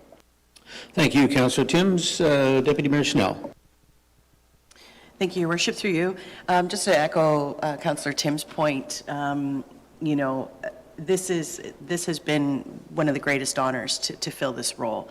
I would do it for free if I could, and but at the same time, as a working person and sole income earner, you know, and a mortgage and whatnot, it is a lot of time, you know, upwards oftentimes of almost 1,000 pages that you read to prepare for meetings, because in our roles we also sit on county. And to the point, in terms of the diversity and encouraging that, you know, a little bit of an increase might help to do that for the next round of elections, because even for myself, I worked full-time coming into this role, and the initial onboarding was so much that, you know, I cut back to part-time in order to be able to balance the two. So compensation is important in order to encourage great people to run for these roles. Thank you. Thank you, Deputy Mayor Snell. Councillor Eagle. Thank you, and through Your Worship, yes, I had not planned on speaking until I heard Deputy Mayor Snell speak on the working age group. And I think that is incredibly important, that we attract younger people to council. And I think that means beefing up a pay salary for the work that is involved for someone that does have another job, but that's the age group we would like to attract, really. I think our 50-year-olds, they have much to contribute, and so that certainly I would support that. Yes, Councillor White. You do work. I see how hard you juggle careers, all of you here. So, yeah, and you're the age we want. Thank you. Thank you, Councillor Eagle. Any other questions or comments from members of council? Seeing none, I'm going to just look back to our Human Resources Director, Denise Ellen, to just maybe highlight a little bit where Wasaga Beach falls compared to comparative communities our size, and how many less staff we actually have and use here. And I think this is important, and I'm not expecting an exact number, Denise, so I don't want to put you under a ton of pressure. I know the number is significant, but what it says and what's important for the general public to understand is that our staff here at the municipality are carrying a heavy load. They're carrying a load of some of the very close communities our size, with a lot less on the go, who have 20, 30, 40 staff more. And I'm not saying tomorrow we should go out and hire 20, 30, 40 staff. Don't take me wrong. That's just not feasible or affordable. But it certainly speaks to the quality of people that we're able to attract, and it's important we retain them, because they're clearly willing and able to take on that extra workload. So Denise, if you would speak to that. Thank you, Your Worship. Absolutely. Through previous reviews, organizational reviews, consistently the town has, it's been noted that we are very lean. We do not have the same staff complement with many other municipalities of our size. And we have a very aggressive approach now of different projects that we are moving forward, and certainly through the leadership team, it's been recognized that we have to start planning ahead and start allocating some focus on what sort of staff complement we need to facilitate the projects that we will have coming forward. But ultimately, and I certainly don't have numbers for you this morning, but we have been recognized as being very lean over in the past many years. Thank you, Denise. Mr. CAO? Yeah, thank you, Mr. Mayor. Just to add to Denise's comments, we did actually work with our neighbors to look at staff complements in Collingwood, Clearview, Village of Blue Mountains, and beyond. I'll just highlight one, which is our neighbor, Collingwood, and the reason I'll highlight that is we're virtually at the identical size community. They're our next door neighbor. We're approximately 25,000. They're a couple hundred shy of us. So virtually identical sized communities. They have almost 70 more staff than the town of Wasaga Beach. That is a significant delta, and that explains why their community looks beautiful. I have the highest regard for Collingwood, the work they do, but that is a major reason why they're able to do that. Please do not take this that we're going to try and go out and hire 70 more staff. That is not the intention. But I'd like council and the public to understand, to Councillor Boulanger's comment earlier, we're doing a lot with a very lean corporation. Thank you, Mr. CEO, for adding to that. That's very important. And so I bring it up because often we do hear from the public as members of council, you know, why isn't the grass cut? Why isn't the pothole filled? Why isn't, you know, many things done? Or why don't we have what other communities have? And this is one of the reasons. It's because we simply don't have the quantity of staff. And then we use Collingwood, which is a beautiful community. You're absolutely right. And although we may be the same size as Collingwood, a little larger now actually than Collingwood population-wise, from a land mass-wise, we're considerably bigger. So, you know, we're stretched to the limits from a staffing standpoint to ensure that we can cover all the kilometers of roads and so on and so forth that we have to cover. And I think it's important that we bring this up today because, you know, I'll never forget a phone call I received when I was mayor in 2014. It was my third day on the job, green as can be, and we had a massive snowstorm. And the phone rang many times, which was an eye-opener. But this one lady called and she said, "How dare you push all the snow into my driveway?" And I reminded her that she, you know, lived in a community that sits on the lake. We have lake snow effect, and we live in a snow belt. And she said, "Well, you know, I come here from Vaughan, and they didn't push the snow in my driveway, or if they did, they came and cleared it away." And I asked her when she moved to Wasaga Beach and why. And the response was really unique, and it stuck with me, and it will forever. She scoffed. She went, "Oh, the taxes in Vaughan are atrocious."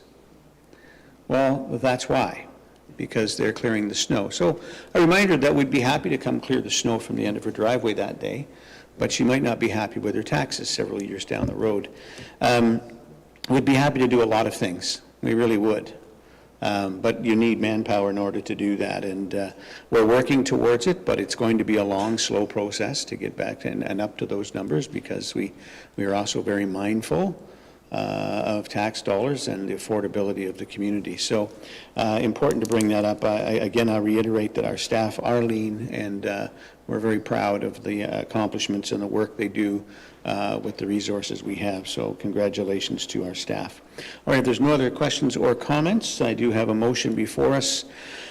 It is recommended that the presentation by Mary Ann Love, ML Consulting, pertaining to compensation review for management, non-union employees, and members of council be received as information, and that the report titled Compensation Review for Management, Non-Union Employees and Members of Council to the June 13, 2024 meeting of council be received, and that council approve the proposed wage chart at the 55th percentile for members of council as attached as Appendix A, and that the unbudgeted amount of $52,990 for council remuneration increase be approved and funded from general reserve, and that an updated council remuneration bylaw be brought forward to the next regular council meeting, and that council approve the updated ladder chart Appendix B and wage chart Appendix C for management non-union employees effective January 1st, 2024, and that council approve the benefit enhancements for management non-union employees, council, and retirees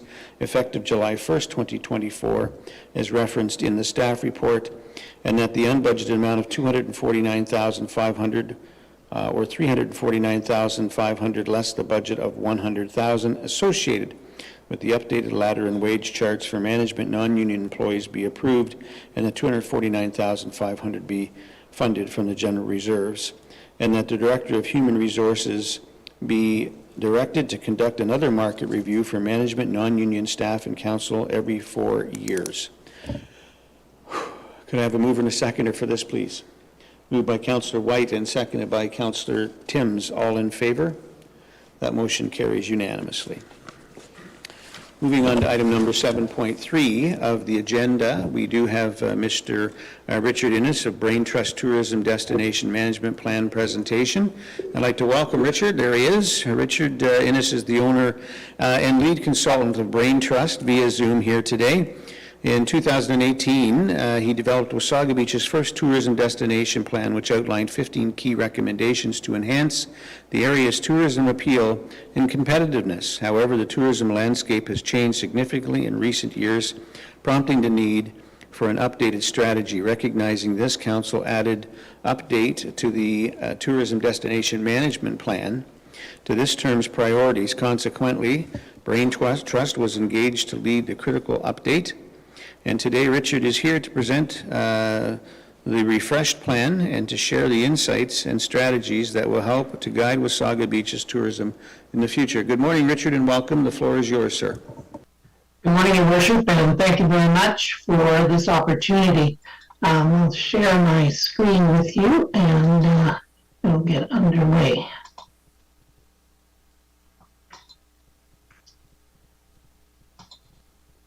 Oh, good. Can you see that? Yes, we can.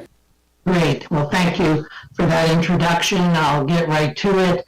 As Your Worship has stated, that's the background of how we got to where we are today, and it's my pleasure to present a very high-level overview of the more thorough plan, updated plan that I have presented. This is a plan in draft form right now, and so I'm welcoming your comments and questions at the conclusion of my presentation.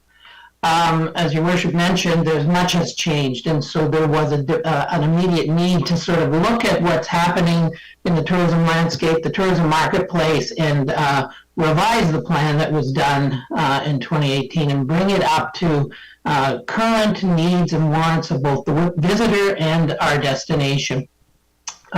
Some of those new realities is the need to look at tourism development in a different way. Many progressive destinations are taking a regenerative approach to tourism, which really asks us to consider the interest and well-being of citizens as well as visitation growth and profits. Additionally, the traveler has changed, and so what we're basing our development strategy on, a revised development strategy on, is the notion of high-value guests. These are people who appreciate slow travel. They're learners. They engage with locals, and they really have a desire to leave the place they visit better than they found it. Additionally, these high-value guests are seeking out destinations that have legendary experiences, and these experiences preserve and celebrate our local heritage, our culture, our natural surroundings through connections with local people, an important piece of that delivery of legendary experiences. What I'm going to do is present to you a number of observations that have ultimately led to the recommendations in the plan. And first off, really through our consultations both with community members, with industry stakeholders, with staff, we really want to take a locals first approach to our development and visitors second. That sentiment is foundational to the development of the plan. It really is a cornerstone of regenerative tourism. This is the place where people live, that you call home, and therefore we want to involve community stakeholders in that discussion. We currently also believe that the current audience, the current visitor, is not our future visitor. We want to really lean into what those high-value guests want. We believe that that kind of customer is going to serve the community and the businesses within the community well. The challenge is to meet the demands of both locals and tourists because of the high cost to do that, and so it's balancing that. Just a brief snapshot of what's happened since 2019. 2019 was a benchmark year for tourism globally in Canada and in Ontario. And you can see that in 2019 you had just over 1.5 million visitors. 2022, that dropped for obvious reasons of the events of March 2020 down to 1.1. It was a 4% drop. But in 2023, you realized almost 2 million visitors, an increase of 21%. And so that's impacting your ability to service both locals and visitors.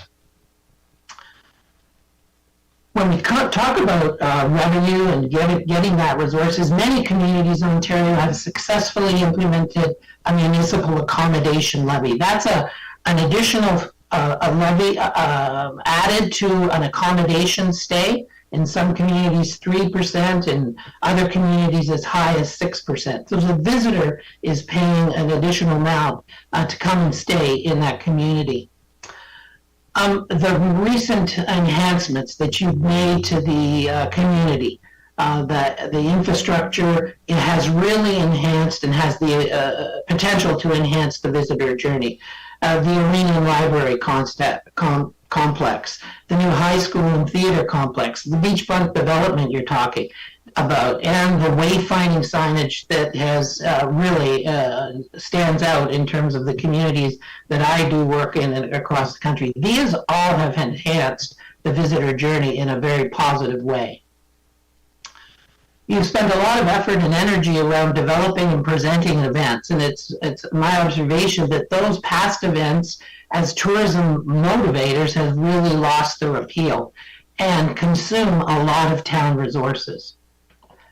The economic opportunities that tourism can bring are not being fully leveraged by the town, probably due mostly to the fact that you're a day trip community. That's a reality that takes place, and you have a relatively short tourism season. I was really encouraged to spend time with senior staff, both one-on-one conversations, but as a group. We had a planning session together, 2 planning sessions together, in fact. And I was really thrilled to see the way that staff have embraced the renewed focus of the Tourism Development Plan and recognizing the importance of tourism to your community and making sure whatever department they're in, they're looking at things through a tourism development lens. You're blessed to be located in a provincial park. However, that provincial park has lacked the investment.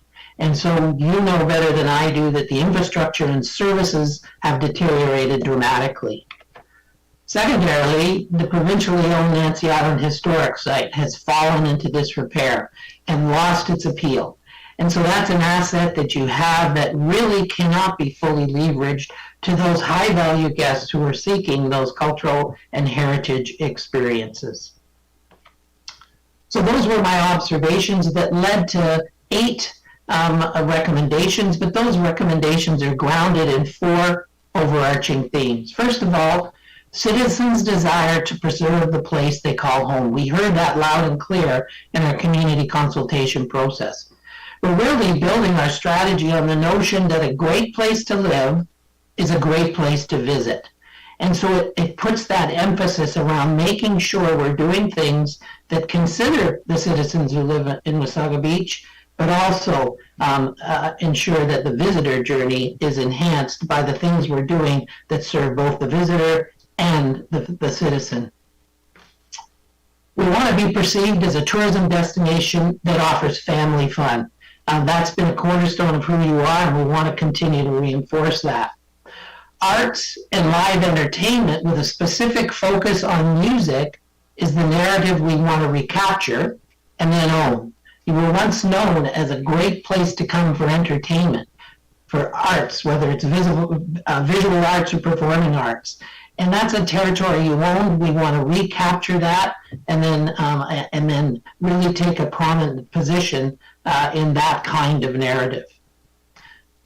The reality is that in order to do all of these things that I'm going to be talking about, you don't have sustainable funding sources to be able to do the implementation that the action plan details. And so that's a reality and obviously becomes imperative if we are to move forward. In my detailed plan, you'll see that I break down all of the recommendations in a very action-oriented implementation plan. I indicate the details of each recommendation, the specific actions that are going to be required to fulfill that recommendation, what group or person is responsible for that, and it's not always staff, it's people who live in the community, it's tourism operators, it's other organizations, it's government partners. And then I lay out very clearly a prioritized list of actions and the timing that goes with that. So you really have a roadmap to implement this plan over through 2027. So I'm going to just give you a high-level overview of the recommendations. You've got all of the details and the backup tactics in the plan that I've provided, but we have 8 recommendations to go through. I talk about the importance of engaging citizens and all organizations, others that are not directly involved in tourism. So we really do need to secure broad-based engagement and endorsement of the tourism destination plan in order to be successful. We want to mobilize community leaders and residents to take an active role in strategy implementation. And the various recommendations indicate where operators or citizens can become directly involved. You've currently made some significant investments in new infrastructure, and you will continue to do that. What we want to do in concert with that is recognize that there are still gaps in our infrastructure and our services. And the visitor journey, as well as those citizens who live there, will benefit from investment in that infrastructure and services going forward. I'm really recommending that you seriously consider a review and then implementation of a municipal accommodation tax. This isn't something you have to do on your own. Following the lead of like-minded communities throughout the province, we'll give you kind of guidelines and best practices in order to proactively engage in the process of implementing a municipal accommodation levy. I talked a lot about the importance of recapturing this arts and entertainment positioning. I had the privilege of working with senior staff in finalizing or developing an arts and entertainment action plan, which is very much a part of the tourism destination plan. And the steps have all but been laid out, and I'm encouraging the finalization of that action plan, and the specifics of that is detailed in the implementation strategy.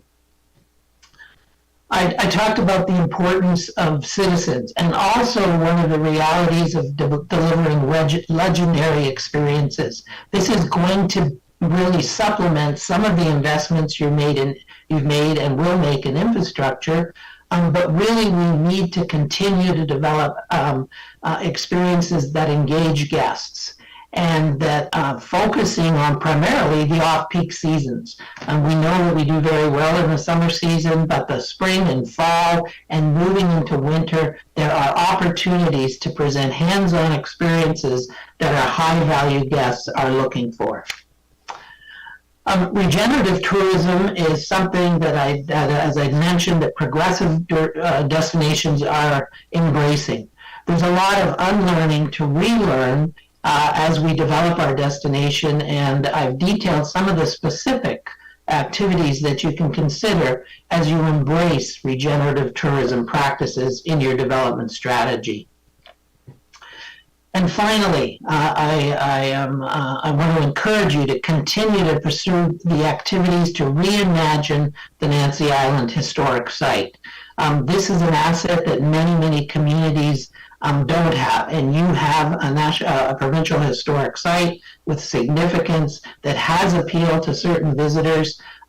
I encourage in this recommendation for conversations to continue so that the revitalization of that important site within your community becomes a reality. So, Your Worship, that's my presentation. Conscious of the time, I'd be pleased to answer any questions you might have. Thank you very much, Richard. Excellent presentation, and some clear and concise recommendations that we know we need to get to work on. Nancy Island be one of them. I'll now look to members of council for questions or comments. Councillor White. Thank you, Your Worship. Great presentation. I appreciate this. This is something I always look forward to seeing. Wasaga Beach has a connection to nature, and that's what people come here for. It's not like a Friday Harbor where you're contained in a small area with no activities. There's no beach, there's no swimming, there's no water sports at Friday Harbor, but that's what people come here for, our beach and our nature trails and to play pickleball, right? Where I get frustrated is the lack of communication and collaboration between experienced providers and the actual town and to manage the tourism that is here. We can easily take an example from the Village Association at Blue and how they communicate things like, and have an active communication between experienced operators about occupancy levels and why people are here and why people are not here and when, and so that you can better prepare your offering. I think that that's vital to seeing success in that guest experience. And I would say that we do have a large shoulder season here, especially in the winter. I think there is plenty of tourism here. There's plenty of people coming here. They're not coming here because we have something to offer. We're offering anything specific in the wintertime, and I think that we should really address this. But people are coming here and treating Wasaga Beach as a bedroom for the things that they're doing in the winter, whether they're going to Horseshoe or they're going to Snow or to Blue, or if they're going snowmobiling or ice fishing. We are here, and they are here. And if you look around town and just look at the cars, you'll notice that. So I look forward to seeing, actions taken from these recommendations, and I really think that if we can find a way to work better with the tourism providers to guide it as an actual management plan, I think that that's where the true success will lie. Thank you. Thank you, Councillor. Councillor Belanger? Yes, thank you, through the mayor. Great presentation, and as you went through your presentation and your recommendations, I'm very happy to say we're, as a team and a council, are not working in silos. Like, we've already passed that we want to be the music capital of Ontario. We've made a major investment to make that happen. We've had a short-term rental presentation, which I'll speak to in a moment, that is really part of this. Later today, we're going to talk about bylaws to help with beautification. So many of the things that you recommend are in play. We're moving forward, and it's very exciting. The one thing I would caution, though, is in our meeting on short-term rentals, we were able to identify that in peak season, that about 90% of our short-term rental are illegal and unregistered. And throughout the rest of the year, about 70%. So as I agree we need some accommodation tax or equivalent money, maybe depending on what's available out of our casino revenues. We have to look at that in the short term. But if we were to apply accommodation tax prior to getting a handle on short-term rental, we would further make our accommodation that play by the rules less competitive with those short-term rentals that are illegal, because we would not be able to capture that tax with them immediately. So I think we can, given what we're working on, that we should be in a position to do that, hopefully, within a year or two. But that would be my caution. I don't think we should penalize those accommodators that are registered, that are licensed, and to burden them with a tax and not burden all of these illegals, it would be a concern. Thank you. Thank you, Your Councillor. Worship, I'd be pleased to make a comment on that if you'd like. Please do, Richard. It's a great point, and it is a caution, and I would caution that you not proceed implementing the levy until you do have a mechanism to ensure that all accommodations are part of your accommodation or municipal accommodation tax policy. I do a lot of work in a lot of destinations. The province of Newfoundland and Labrador, for example, struggled with this, unlicensed accommodations. And finally, government came forward with legislation that said all roofed accommodations, whether they be short-term rental or traditional accommodations, must be registered. And therefore must be collecting the levy. And so it was a lengthy process, but they're there now, and they have high compliance in terms of bringing the short-term rental properties into the mix of accommodations. Thank you, Richard. Mr. CAO? Thank you, Mr. Mayor, and through you, Mr. Mayor, to Councillor Belanger.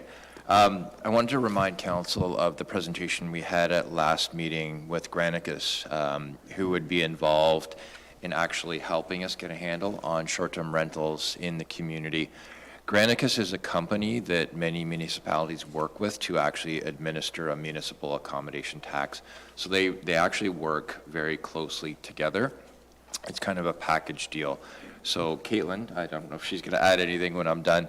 That's part of what Caitlin is looking into, working with the County of Simcoe to look at how to implement a municipal accommodation tax, but it would definitely involve Granicus. Is there anything that you want to add that I may have missed? Good morning, Caitlin. Welcome. Good morning, Council. Nothing to add, but I am planning to bring a report to Council in July outlining everything that Andrew's speaking to. So that'll give more detail to you all. Great, thank you. And I do recall that presentation with respects to Granicus, and I think it's important we get that ASAP, because I think commendation tax is also going to help relieve taxpayers of some of the costs around tourism and promoting tourism. So it's something that we want to get to, and I'm glad it's in Richard's report, and that we're already looking at some of that as well. Andrew? I would add, and again, this will come forward as part of Caitlin's report, but these are significant dollars that could be a revenue source for the municipality. It could be seven figures, $1 to $2 million a year, that could come and help us invest in the infrastructure that Richard just shared, that we need to invest in to attract those high-value guests, can help with some of the investments that we need to make down on our beachfront. So it's something that staff are taking very seriously and are looking forward to bring forward to Council shortly. Thank you very much. Other questions or comments? Next was Councillor Timms. Thank you, Your Worship.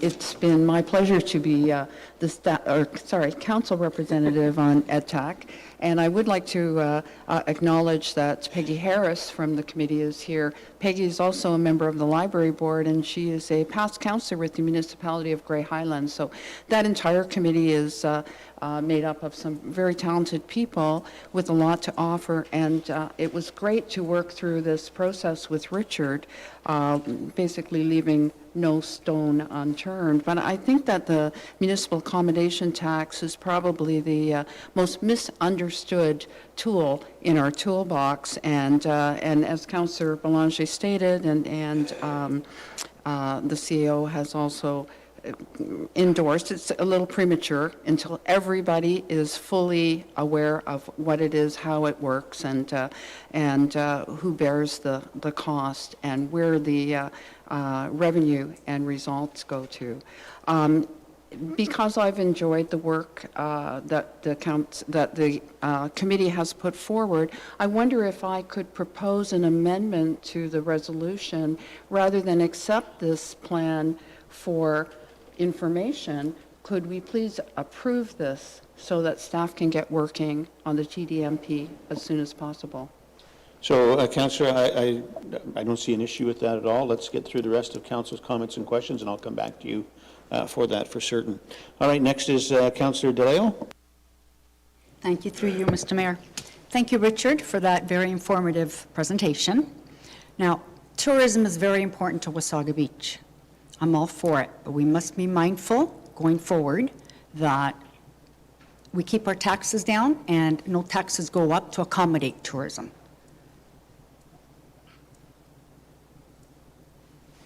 That's it. I was waiting for a mic drop there, Councillor. All right, Councillor Eagle.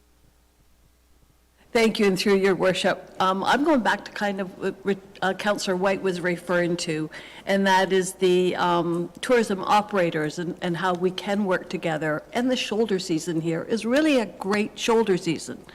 We have a nice golf course right in the heart of our town, and September and October is a beautiful time to play golf here.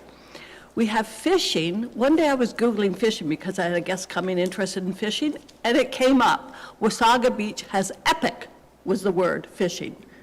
Right off our shoreline at the mouth of the river, I believe. I've read some articles about how the waters were stocked. People come here, they want to do that. I recall when we first moved here, I was looking to hire a boat to go out fishing one evening, take Rod out and go fishing, and it was almost impossible. So that's another shoulder season that I think is just fabulous with our sunset cruises and on the river. I know we're working on them, but those could be implemented, I think, quite soon, and with help with the operators and sharing that. And then on a local, Richard, thank you very much for putting residents first in all of this, because this is what we're doing, is bringing the town together on beautification. And as I see working together here, what has excited me, we have the WebCat, our Wasaga Beach Climate Action Team, working with the town, working with the Horticultural Society to bring along to make us a bee city, BEE. And those are famous now throughout the Georgian Bay shoreline and other towns. They bring the people in, it's what you want locally, and it's, again, something to beautify, and yet it's the future. People do care about the environment, they care about the monarchs, they care about the bees. So that, again, is addressed in there. So thank you for that. That's it. Thank you, Councillor. Deputy Mayor Snell. Thank you, Mr. Mayor, through you. Thank you very much for the presentation. This is something I'm so excited about to sort of reclaim the pride in our community globally and also too for our residents. And to Councillor Belanger's point, I'm really excited about this council and our senior staff being so committed to beautification, because you want to be in a pretty town when you come to visit. You want to live in a pretty town. So I'm excited to see some of those shovels get in the ground. And when you spoke about legendary experiences, it's been nice to see different businesses come to the beach. Right, we've got Shaka Tours, we have parasailing. Parasailing you don't normally see out unless you're south of the border, way south of the border. So that's nice additions that we're starting to see others invest in our community and in our tourism experience.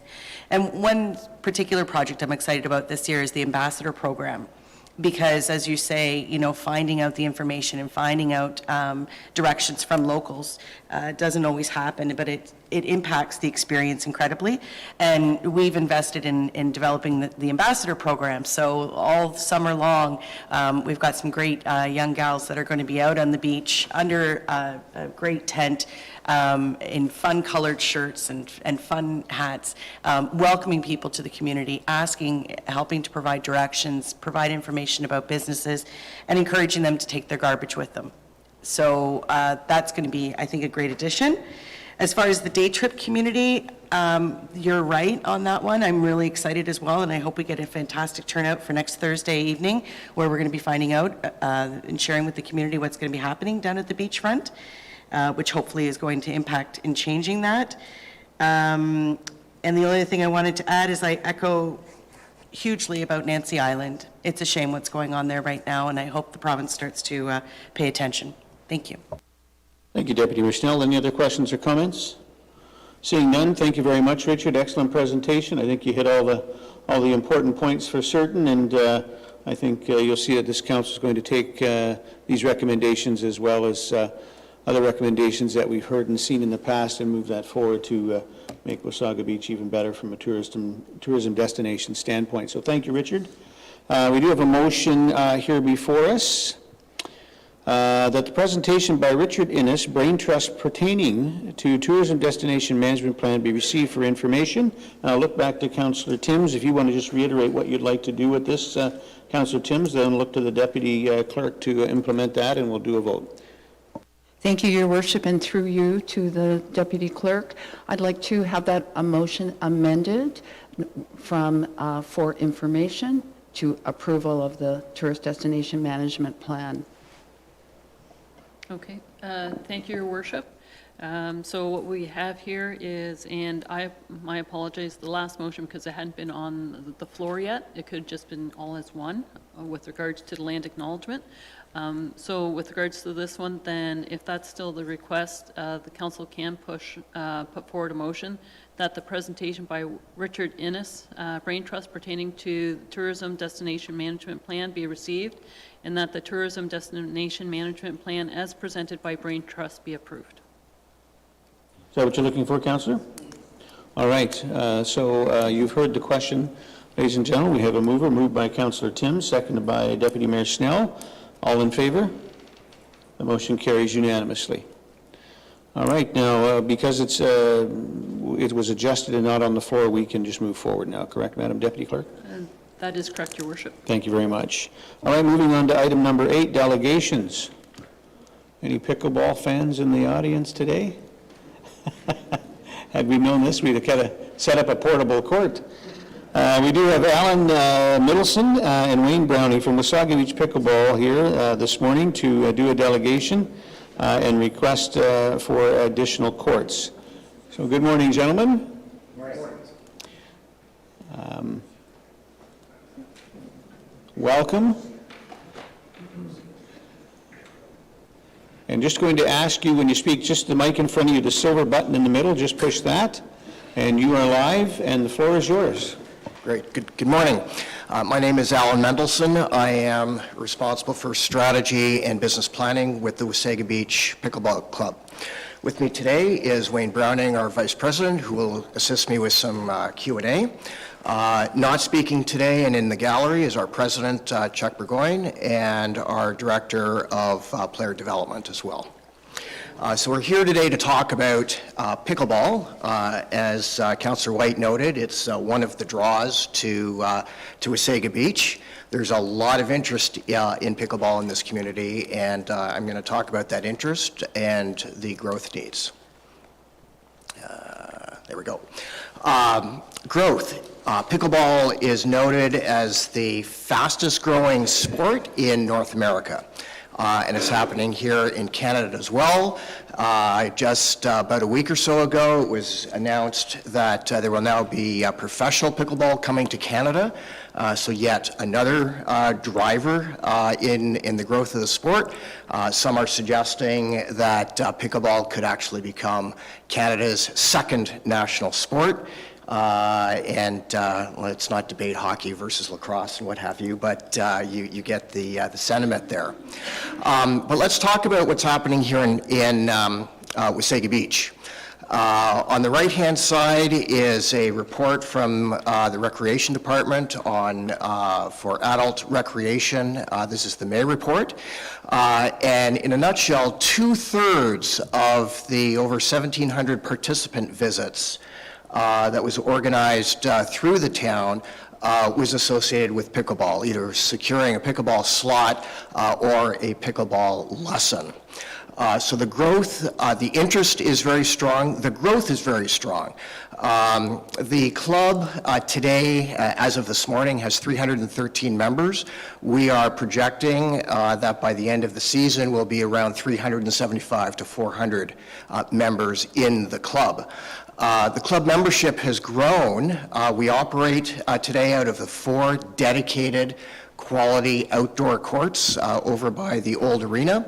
And when those courts went in, shortly thereafter, we had 127 members. So we're working on a 30% plus compound annual growth rate to get us to the 375 by the end of this year. So a tremendous amount of growth taking place.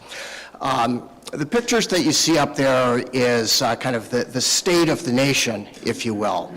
And I should note that pickleball and tennis operate, the use of the facilities work very differently.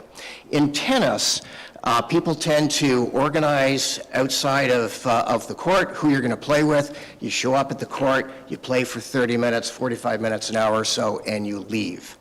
Pickleball works very differently. In the space of roughly a single tennis court, you can deploy 4 dedicated pickleball courts. Rather than coming and organizing your play in advance before you get there, it tends to be more of a gathering place.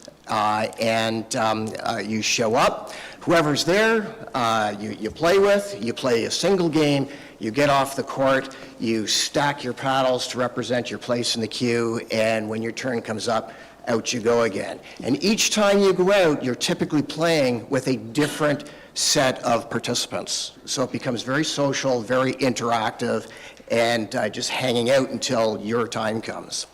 And it's that growth that we need to address, and I'll note that those pictures were taken before the arrival of the seasonal residents. So there are times that we've seen where people will come up to the courts, they'll see the number of people waiting, and they'll go, you know what, it's too busy today.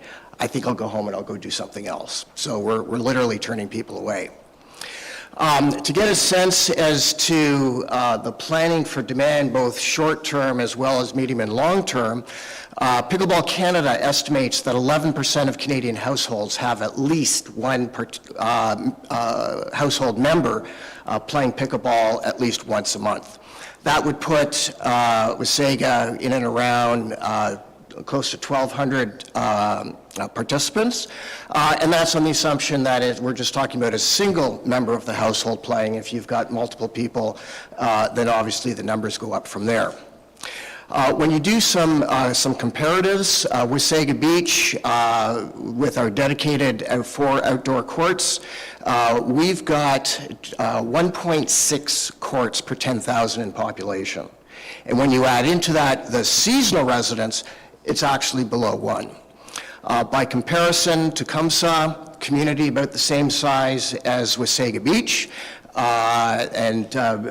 because of their 10 courts, they were able to secure a sanctioned tournament this year.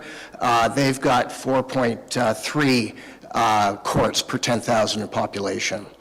Likewise, Midland, Penetanguishene, again around the area of 4.3, and a little bit on the silly side, but Thornbury, a community much smaller than Wasaga Beach, has likewise got 4 courts, and you can see how the density falls out there. So there's a tremendous demand, and to that end, we're here today really to ask or recommend 5 specific actions. And I'm going to go through each of these quickly in a little more detail. One is permission to repurpose the adjacent sports pad that's right beside the existing courts to put in 2 more courts. We would like access to one of the buildings that's there to use for storage. We have leaf blowers and court maintenance equipment and the windscreens that have to get stored, and it would be most appreciative if we could make use of that. There's currently a portable outhouse at the top of the hill there, and we would like to improve the experience for the participants by opening up the concrete washroom building that's there.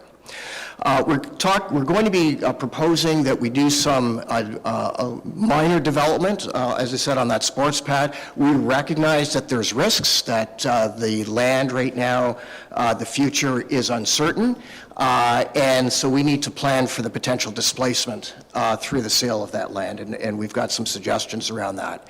And lastly, in April, the Ontario government introduced a new $200 million fund for community sport and recreation, and we would encourage the town to tap into that particular program. It was announced in April. The details still haven't been posted yet. So let me talk about number 1, the permission to expand the current facility. This is the current layout right now with our 4 courts. Beside that is the sports pad, needs a little bit of refurbishment, et cetera, and we believe that we could very comfortably add 2 more courts into there, giving us, expanding the capacity by 50% and getting to 6 courts. And we see that it's a relatively nominal investment to leverage essentially facilities that are already in place. So we're suggesting, we've put together a plan.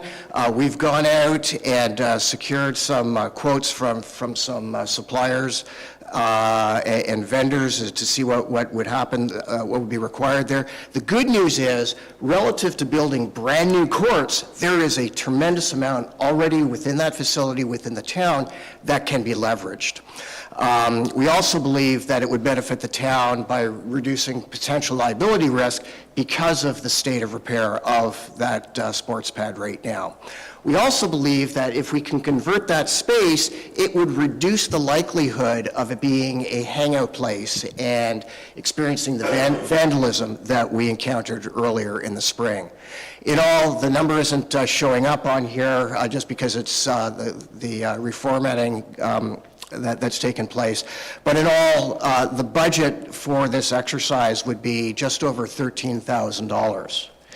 Now, to that end, the Wasaga Beach Pickleball Club is prepared to fund most of that.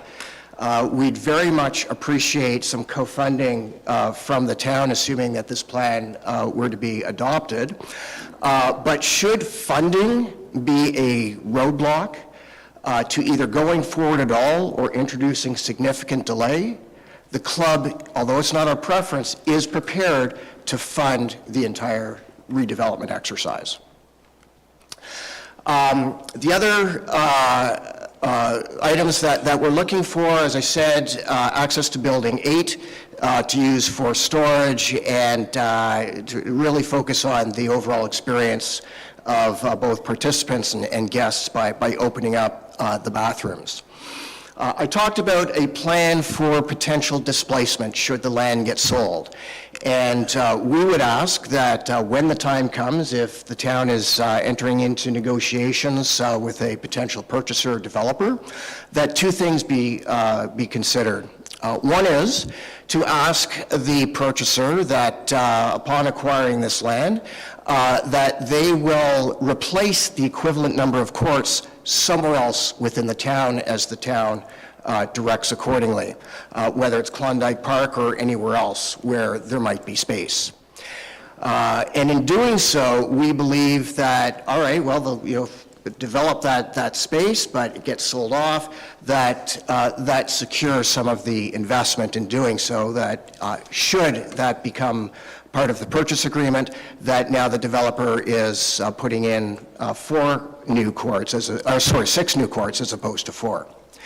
Lastly, we would request that the town ask the purchaser to allow continued use of the pickleball facility until it interferes with construction. So while they take over ownership of the property, the pickleball activities can continue until shovels start going in the ground and it becomes a problem. As we look further to the future, well, that talks about de-risking some of the investment of further development of the existing area. Given the uncertainty, there is perhaps a scenario where the land will remain part of Wasaga Beach. And in doing so, we believe that we could very easily grow into a 12-court pickleball hub. And with that, we can then position ourselves to attract major sanctioned tournaments. In talking to Pickleball Ontario, by example, consistently they tend to bring in about 250 plus participants. They gave me the example of Stratford, which last year brought in well over 300 participants. So it ties very naturally into some of the tourism initiatives as well. And lastly, I talked about number 5, our suggestion about tapping into the government funding that's in place. As I said, this program was announced in April. The details still are not up on the Get Money from the Ontario government or whatever the actual URL is. I checked the other day, it's still not there. But again, Pickleball Ontario tells me that several municipalities are already working on their grant submissions, waiting for those details to come out. And should the town be interested in pursuing this, the club it's got a 10-year history. It was incorporated as a nonprofit last year. It's totally run by volunteers, and I would volunteer my services to bring some domain expertise and my business background to help the town go after this grant opportunity. So just adding on to that. Lastly, I'll just wrap up tying into some of the council priorities, at least thematically. One, revitalizing new spaces and existing spaces. We've got that pad that really is in a state of disrepair, and we can get that turned around and put to good use. Community activation and engagement. Pickleball, by its very nature and how it's played and how people engage, it brings people to a gathering hub and gets them involved. Community health, it's about pursuing and encouraging active lifestyles. Celebrating diversity and inclusion. When you look at the mix of people out there, it is phenomenal. We have some people who are very athletic and others who can barely move on the court. They've got their knee braces and things like that, but we play together. Men and women, it's slightly more women than males, but a fairly even distribution, and we play together. Age is the most incredible axis that I see in this area of diversity and inclusion. The age range in the club ranges from the youngest is 12, the oldest is 91. When you see people in their 20s playing on the court with people in their 70s, the mutual exchanges of encouragement that goes on is just, it's phenomenal. And the chatter that takes place between the mixing of all those people, it is absolutely heartwarming to the soul to see that level of interaction. And lastly, in terms of the priorities to grow tourism, if we can see ourselves growing the number of courts, we can get bigger and sanctioned tournaments. Wasaga Beach played in Midland last weekend. We came second place in an inter-county tournament, but we'd really like to start grabbing attention of the larger tournaments and bringing those to Wasaga Beach. So just to wrap up what I said here, pickleball, it's growth in the sport, we've got growth in the town, there's a very strong interest in this sport. The Pickleball Club is proposing that we expand the existing 4 courts to 6, and that we funded mostly, and if necessary, 100% by the club. And this is what we're asking the town to do, to help with the experience of the participants by giving us access to some of the facilities that are over there, to help us by cleaning and leveling the surface area, to relocate the nets and posts that really aren't being used for pickleball at Lamont Creek, and to grant, in coordination with the town, obviously, quick approval and execution of this project. We believe if we could get some very fast decision-making on this, that this could be implemented by the end of June or certainly by mid-July, giving us good use out of the expanded capabilities between now and the end of the end of the season. And lastly, to address some of the longer-term requirements by tapping into this new fund that the Ontario government has presented. So with that, I thank you for your attention. Well, thank you very much, Alan. Great presentation. It's not too often we have people come forward with a presentation asking for something that they're willing to pay for or pay a part of. So that's a plus. And age group of 12 to 91, that's quite amazing, actually. So very good information. We do have some questions and comments from council. We'll start with Councillor White. Thank you, Your Worship. Nice to have you here in the kitchen, I guess. I definitely understand that pickleball is such a growing sport, and glad to see this presentation here today. Just 2 questions, I suppose. One, is 6 courts enough? I guess that's question 1. And question 2 would be around, I'll let the facilities experts and grant writing experts, comment on a lot of the other stuff, but is centralizing all of the pickleball activities into one area good for the sport, or would be, having these facilities at different, recreation facilities throughout the town be better? No, go ahead. So to answer the first question, is 6 courts enough? No. We really believe that in, I'll say, the midterm, we need to be thinking about getting to about 12 courts. In terms of distributing the courts around town versus centralizing, I'll tap into some research that was done in BC, and definitely the consensus is that it is optimal to build more of a pickleball hub than it is to distribute the courts. As I described earlier, pickleball works very differently than tennis does. So tennis, you tend to kind of distribute the courts around the community so that people have a facility to go to. But with pickleball, what really happens and what helps support the sport is by establishing a hub where people can come together and engage with each other. Yeah, that's what I was wondering. You know, when you had, I don't play pickleball, so I don't know, but how you organize the rackets or whatever as a way of, yeah, that's very interesting. I guess lastly, you had me at co-funding, so I'll leave it to the rest of you experts on that one. Thank you, Councillor. Chris or Kevin, did you want to speak to this at all before we go to any other questions or comments from council? Not necessarily. I just want to acknowledge certainly the effort these individuals have put into the presentation. I know they have had conversations with, I guess, our former recreation coordinator, who is currently the director of special events, or Wasaga Sports and Entertainment.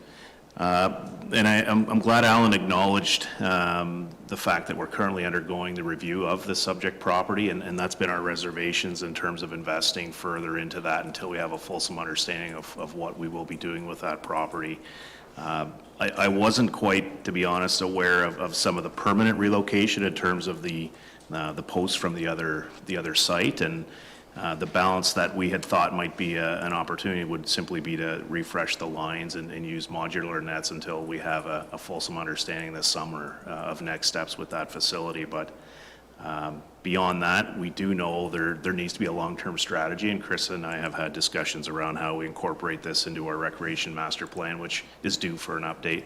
And because currently we don't have we'll say a long-term strategy for a hub-type approach. It is a selective, almost park block related approach where we do have multiple courts in queue right now in the forecast. Mind you, still subject to budget approval for the treasurer's sake. But we do have courts identified for the Ramblewood Park, which we'll be speaking to today. There's some consideration for the Sunnydale Trails Park block beside the elementary school. We do have consideration in the Elm Park block, which is just down the road to the east. And there's also future consideration for the Baycliff Park block. There is some land available for more court space in that location. We are hindered a little bit in terms of where we could potentially locate a hub, and the sports park is probably the only obvious solution for that.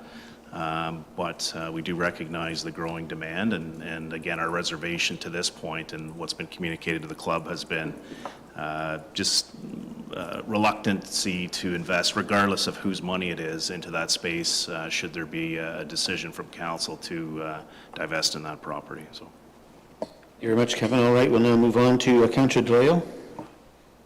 Thank you, through you, Mr. Mayor. Alan, thank you for that presentation. Like, wow, your enthusiasm and the love you have for pickleball, loved it. And I love the fact that people of all ages can come together, whether they're young, they're old, and you are correct, it's very important for their health to socialize. I would like to see these courts spaced out within the community, because people that live in the West End, the ones that don't drive, can't get to the East End, and vice versa. So if we can have them all over, that would be great. And I do support your request, 100%. Thank you.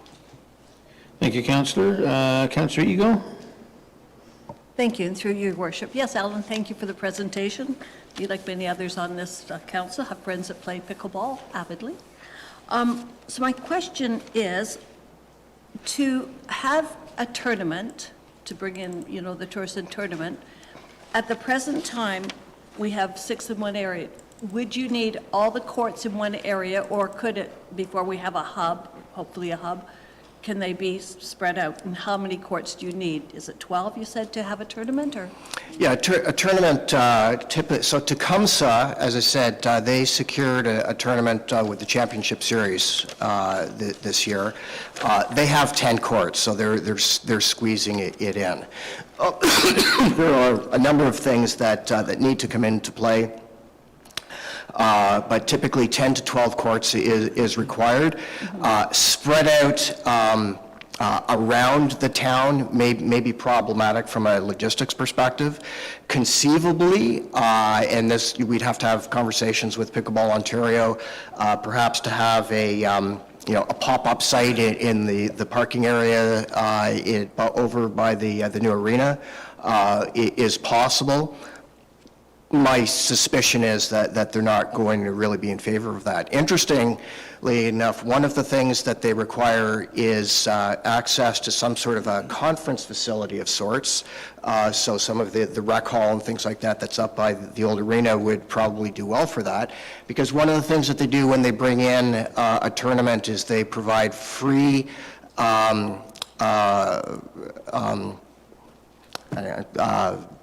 free medical training for CPR that they offer to folks as well. So I would suggest to you that sort of a mix of sort of the sprinkling of courts around town certainly makes sense for, I'll say, more of the kind of the casual, maybe sort of that, well, I'm going out once a month or so, or geez, my kids came up and we'll head out over the weekend.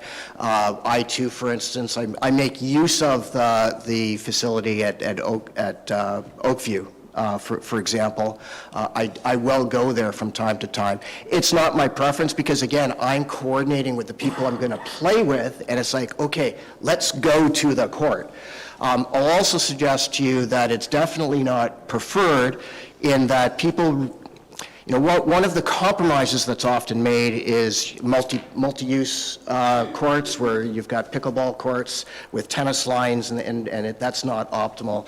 And likewise, the surface itself actually is at Oakview is not really very good as well. It's concrete. It's very hard on the body. There's lots of divots in the surface, et cetera. So, but probably a combination of some sprinkling, especially given the width of the town, would make sense.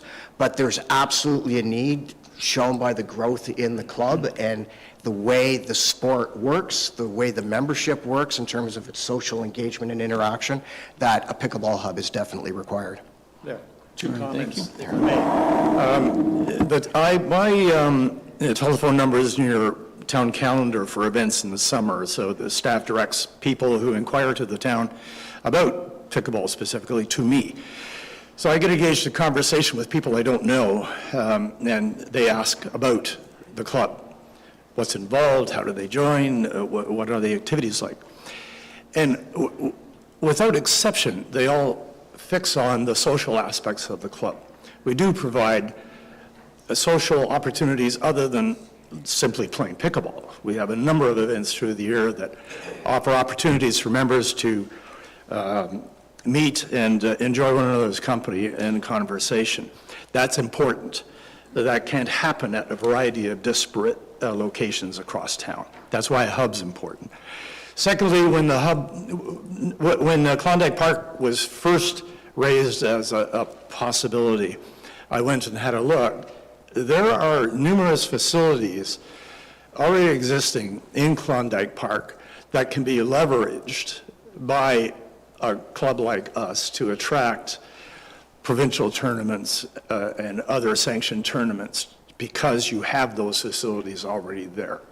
Parking, washrooms, there's a covered pavilion, there's food servicing opportunities inside buildings that are there now, that are conceivably underutilized now, that would be more greatly utilized by the presence of a pickleball hub at Klondike Park.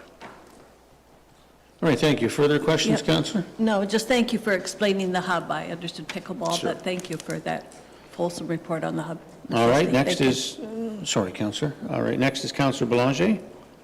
Thank you. Through the mayor, I was very supportive of this prior to your presentation, but your presentation was fantastic. And it also makes me feel very confident that if you were ever putting a tournament together, that it would be very successful as well, which is important.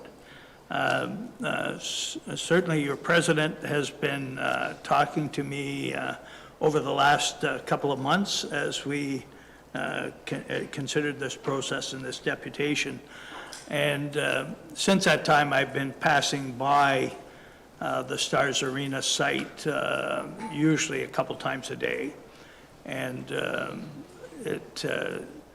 those basketball courts are not being utilized for basketball. This is a good opportunity. I was asked by your president to change the motion from receiving your deputation to approving it. I indicated that that's not the process that works, however, we just changed one. But the biggest concern is the investment and how long we would be able to utilize. And it's been my experience from not having a current application on the table for that site to see shovels going in the ground would very likely be a minimum of 2 years and possibly 3 years. So I would like to confirm that, but time is of the essence because you don't want to lose a whole season because we're not talking about a lot of money that possibly be incurred by the town and the investment and the work you've already put into it. So I would like to suggest that if we do refer it, receive it and refer it back to staff, that we're in a position to make a decision at the June 30th council meeting so that we can move very quickly on this.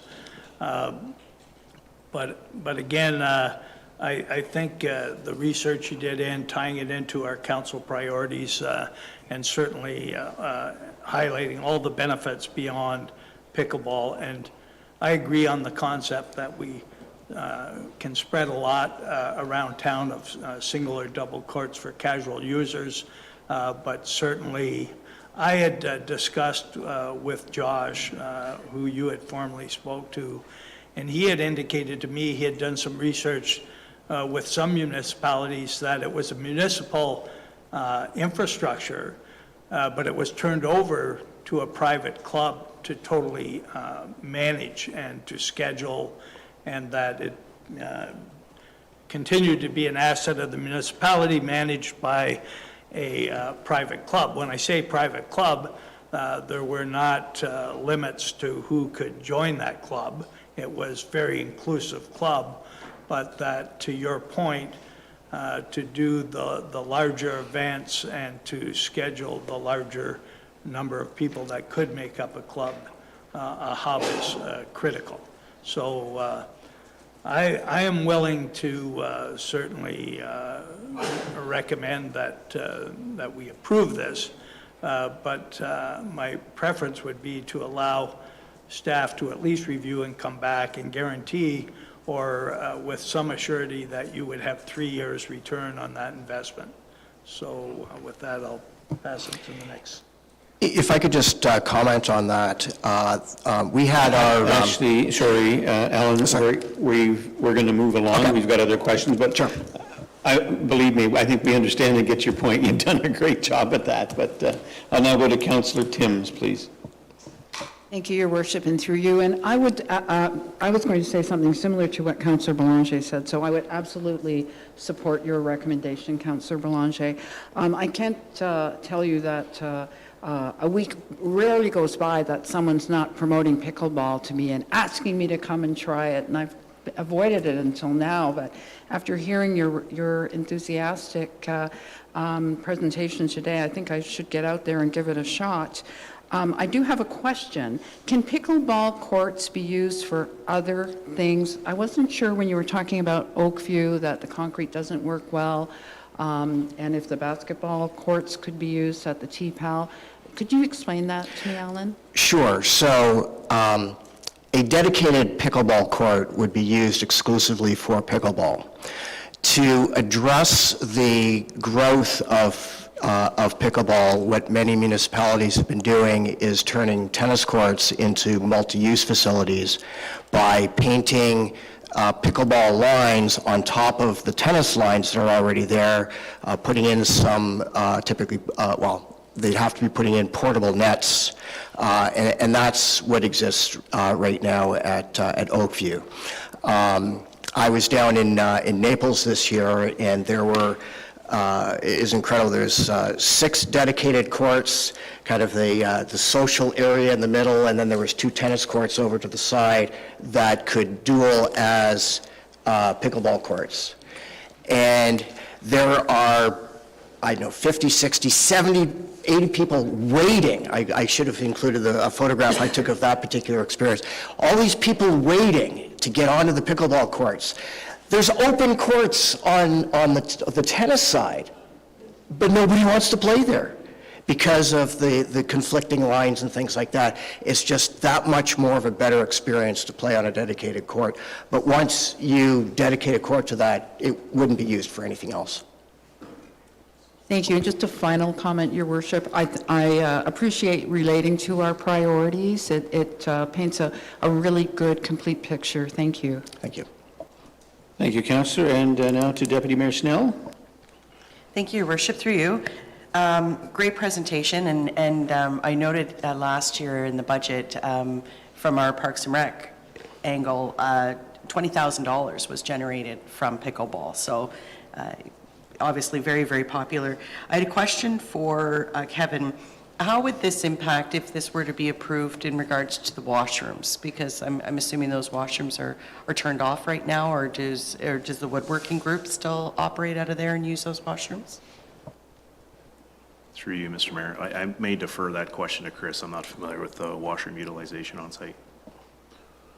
Certainly, Deputy Mayor Snell, through Your Worship, since January 29th, when we closed the old arena, town staff have installed outdoor porta potty, which we left through the winter period along with plowing so that the woodworkers could access their cabin at the back. And come late April, I believe it was, we moved the porta potty closer to where the pickleball, who have far more frequent participants.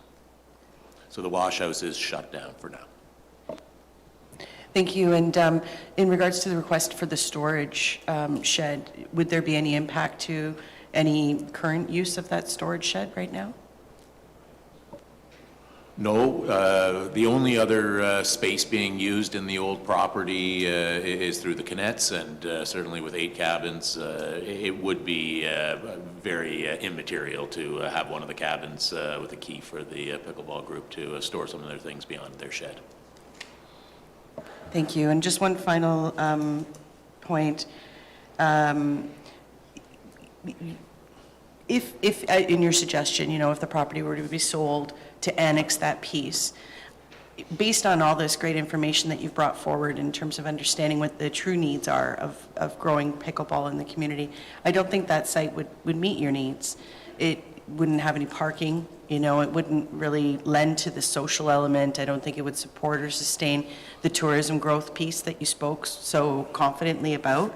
I think we need to be looking at the sports park and sort of being able to, as you mentioned, leverage some of those pieces, and a lot of the assets are already there. So I would love to see, Kevin and Chris working together with your team to look at how can we include this. And we have a very talented grant writer on staff as well. So how can we leverage some other provincial funding to help grow the sport in a sustainable, strategic way, rather than just lipsticking, right? I would support your motion right now, but it's unfortunate because should we choose to sell it, those funds are gone for you, so maybe that's still further consideration for you and your team. Thank you. Thank you, Deputy Mayor Snell. All right, I'm going to allow 2 more questions. One will be Councillor Ego, one will be Councillor Timms, and then I'll make some comments and we'll move along. So Councillor Ego. And through you, Your Worship, mine's just a quick question to Chris. The washroom in the cabin there, could that not be used for this summer? Is it operating? So, yeah, there is a wash house at the property. If those of you have visited, we had a proper men's and women's setup for the camp kids who would stay in those residential cabins. I think there's give or take half a dozen stalls per side. We have used it at some pickleball tournaments and obviously through the residential camps, but that facility is winterized and has remained shut down since January 29. There has been no public access to the facilities, just sort of the outdoor park area, and that's why we've made a porta potty only, but it is more or less a plumber call and de-winterize and turn the water back on. It's not disconnected, just winterized currently. Cleaning, actually, that is, and one other layer would be, we would have to come up with a plan to have that facility cleaned, locked, unlocked, et cetera. So that is another operational layer. Great, thank you, Chris. Councillor Timms?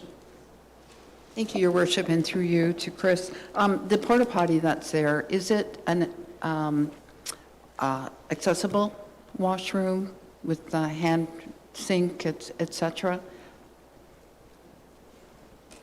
Sorry, through your worship, I'm not certain, Councillor Timms. I maybe could look to the pickleball group. I haven't used the unit myself. It's just a toilet, there's some hand gel, and a urinal. It's just a standard. Okay, thank you. I just wonder if staff could look at that, to have something that's a little more friendly and offers more room, and the hand washing station, it just requires more service, but just a question and a thought. My comment is, I would hate to see us lose momentum with the club that's growing, but I definitely appreciate that we need a long-term plan. You know, this has a lot to do with the demographics, but I like to see that not exclusively to my demographic, that many people in our community are enjoying it. And again, I thank you for a terrific presentation. All right, thank you, Councillor, and gentlemen, thank you. I think it's important to note, I absolutely agree with Deputy Mayor Snell as well. I think there's no doubt a major demand for this, and you've got an excellent presentation, and it's something for council to think about and for staff to think about.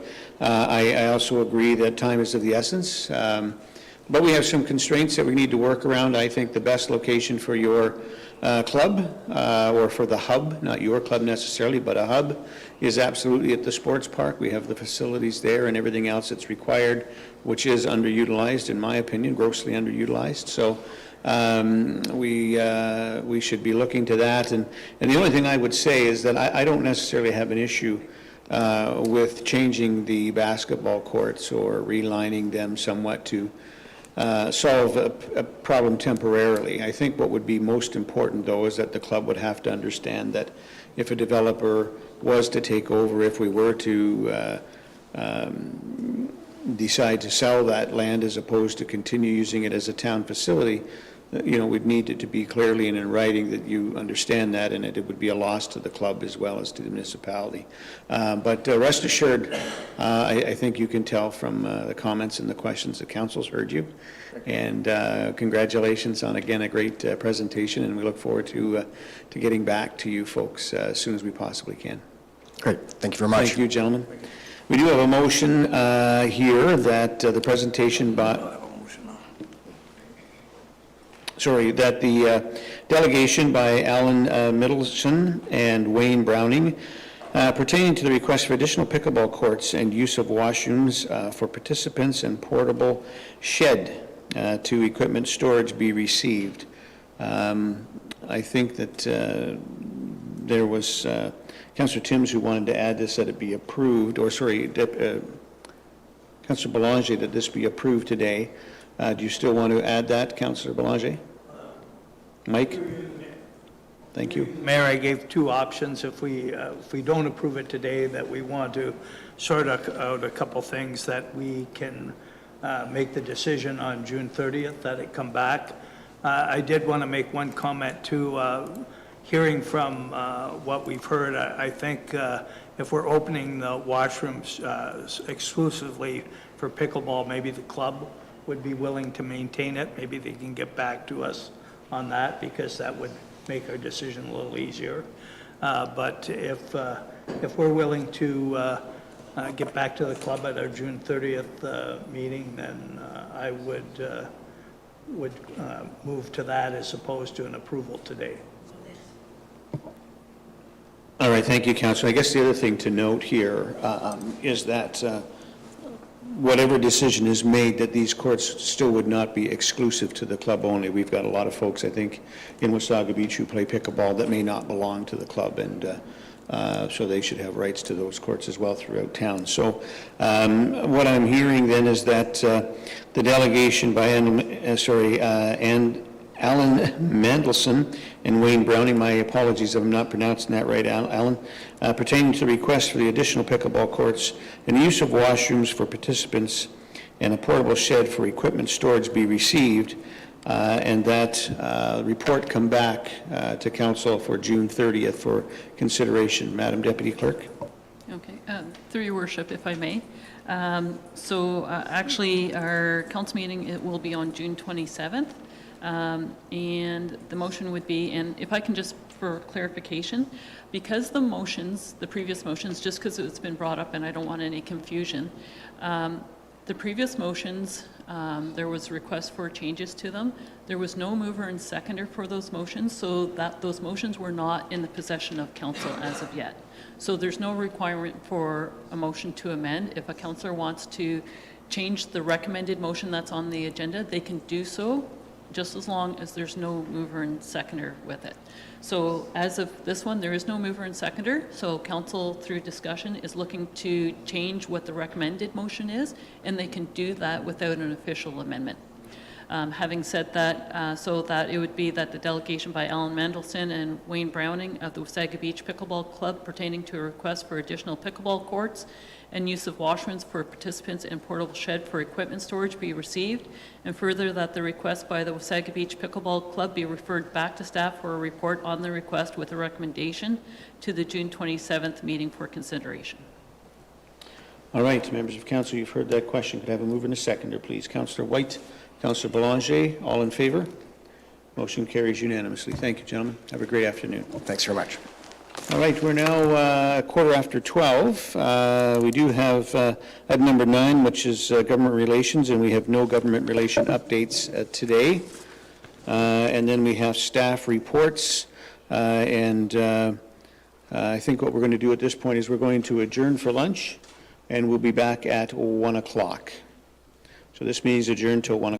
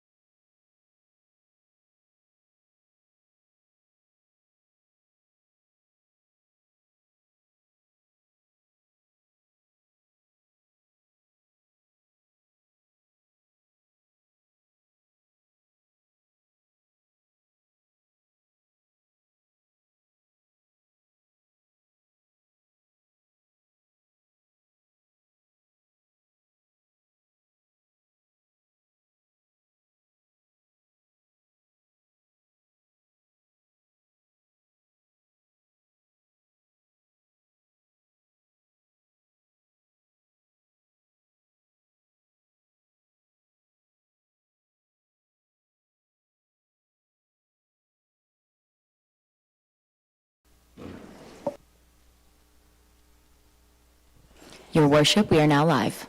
Thank you very much, and good afternoon, and welcome back, everybody. We'll call this meeting back to order. We're at item number 10 on the agenda, which is staff reports. And the following report items have been pulled and moved to matters for consideration to be voted on separately. That's items 10.3, 10.4, and 10.5. Are there any other comments from council or staff on the consent reports? Seeing none, the recommendation is that the following consent list items under staff reports and all recommendations contained therein be adopted, excluding agenda items pulled from the motion and moved to matters for consideration to be voted on separately. Could I have a mover and a seconder, please? Moved by Councillor White, seconded by Deputy Mayor Snell. All in favor? That motion carries unanimously. Moving on to item number 11, correspondence items. Pardon me. The following correspondence items have been pulled and moved to matters for consideration to be voted on separately. There's one item, 11.1.1. Are there any other comments from council on the items listed under correspondence? Seeing none, we do have a motion that the council list items under correspondence be received for information, excluding agenda items pulled from the motion and moved to matters for consideration to be voted on separately. A mover and a seconder, please. Councillor DeLeo and Councillor Timms. All in favor? That motion carries unanimously. Item number 12 on the agenda is minutes of board and committee meetings, and we do have several. And I do understand, before I read the motion, Councillor Timms, you want to make a comment on 12.1.1, the library board. Go ahead. Thank you, Your Worship. I just wanted to make a clarification on something that is in the minutes regarding library board staff being offered the opportunity to order branded clothing from the library. I just wanted to let you know that it was at our own expense if we were interested, and that the only library staff people that receive any branded clothing are the bookmobile folks who need jackets when they're out in inclement weather. That's it. Thank you. All right. Thank you, Councillor, for clearing that up. So we do have a motion that the consent list items under minutes of boards and committees be received for information, excluding agenda items moved for matters of consideration and voted on separately. We have nothing moved to be voted on separately. Could I have a mover and a seconder for this, please? Moved by Councillor Ego, seconded by Councillor Timms. All in favor? That motion carries unanimously. Moving on to matters for consideration, item number 13 on the agenda.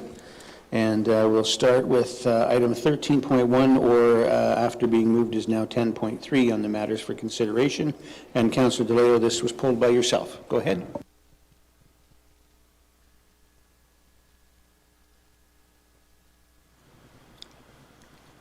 Thank you. Through you, Mr. Mayor.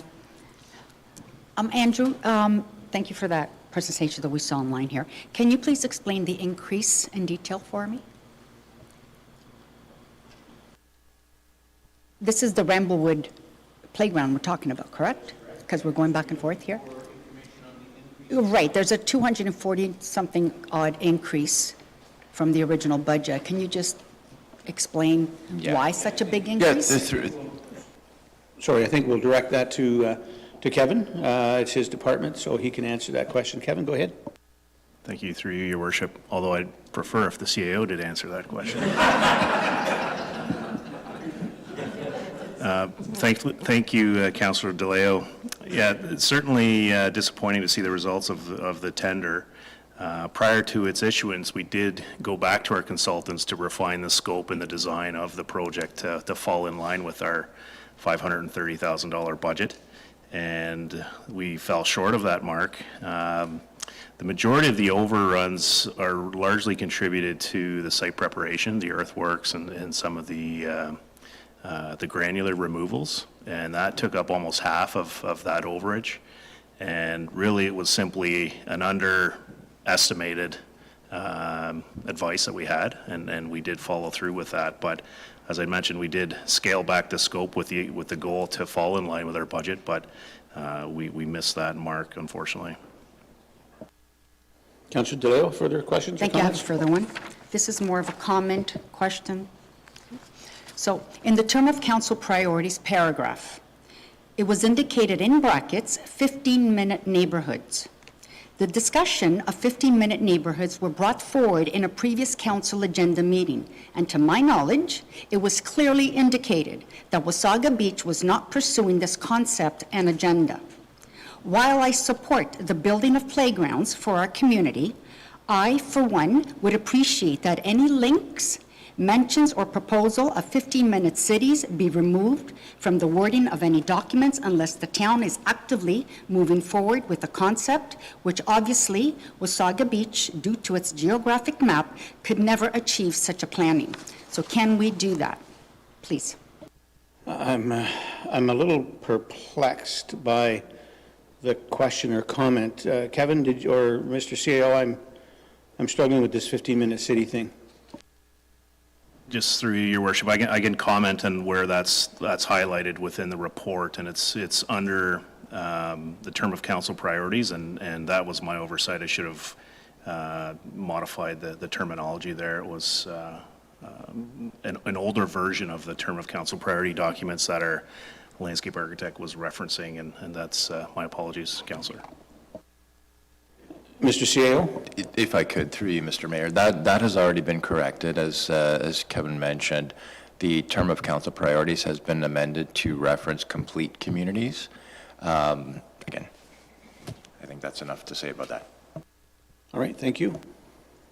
All right, if there's no other comments or questions on this matter, I will read the motion as recommended. That's nice to know, Councillor, but that's not listed here, but you go right ahead and speak to it. You, through the mayor. Again, I had quite a bit of dialogue with Kevin about the overage, because obviously if we're dealing with quite a bit of unbudgeted funding in the last several council meetings. But I also definitely want to point out how supportive I am for a park at Ramblewood. Like, I mean, that subdivision is attracting a lot of families to our community. We've done a lot of work with parks in other areas of the town, so it's critical. I did ask Kevin, because from what I could see in the diagram, the cluster seating was not accessible seating.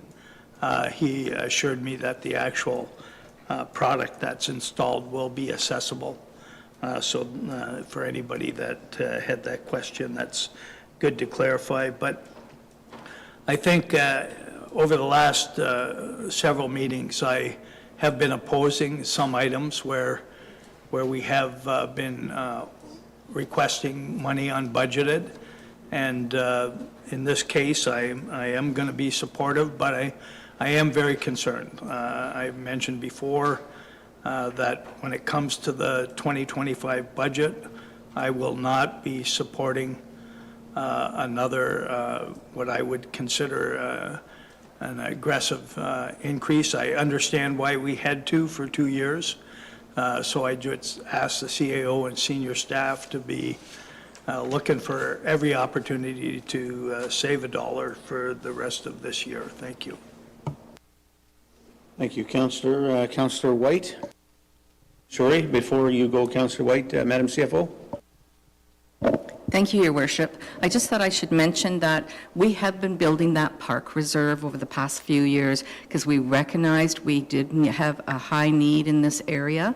So we did anticipate needing to draw on this reserve going forward. So this is not unexpected from what our financial planning was over the past few years. Thank you. Excellent, thank you. Madam CFO, Councillor White? Thank you, Your Worship. Yeah, I struggled with this one too, same as Councillor Belanger, where we have to do more with less. That's kind of the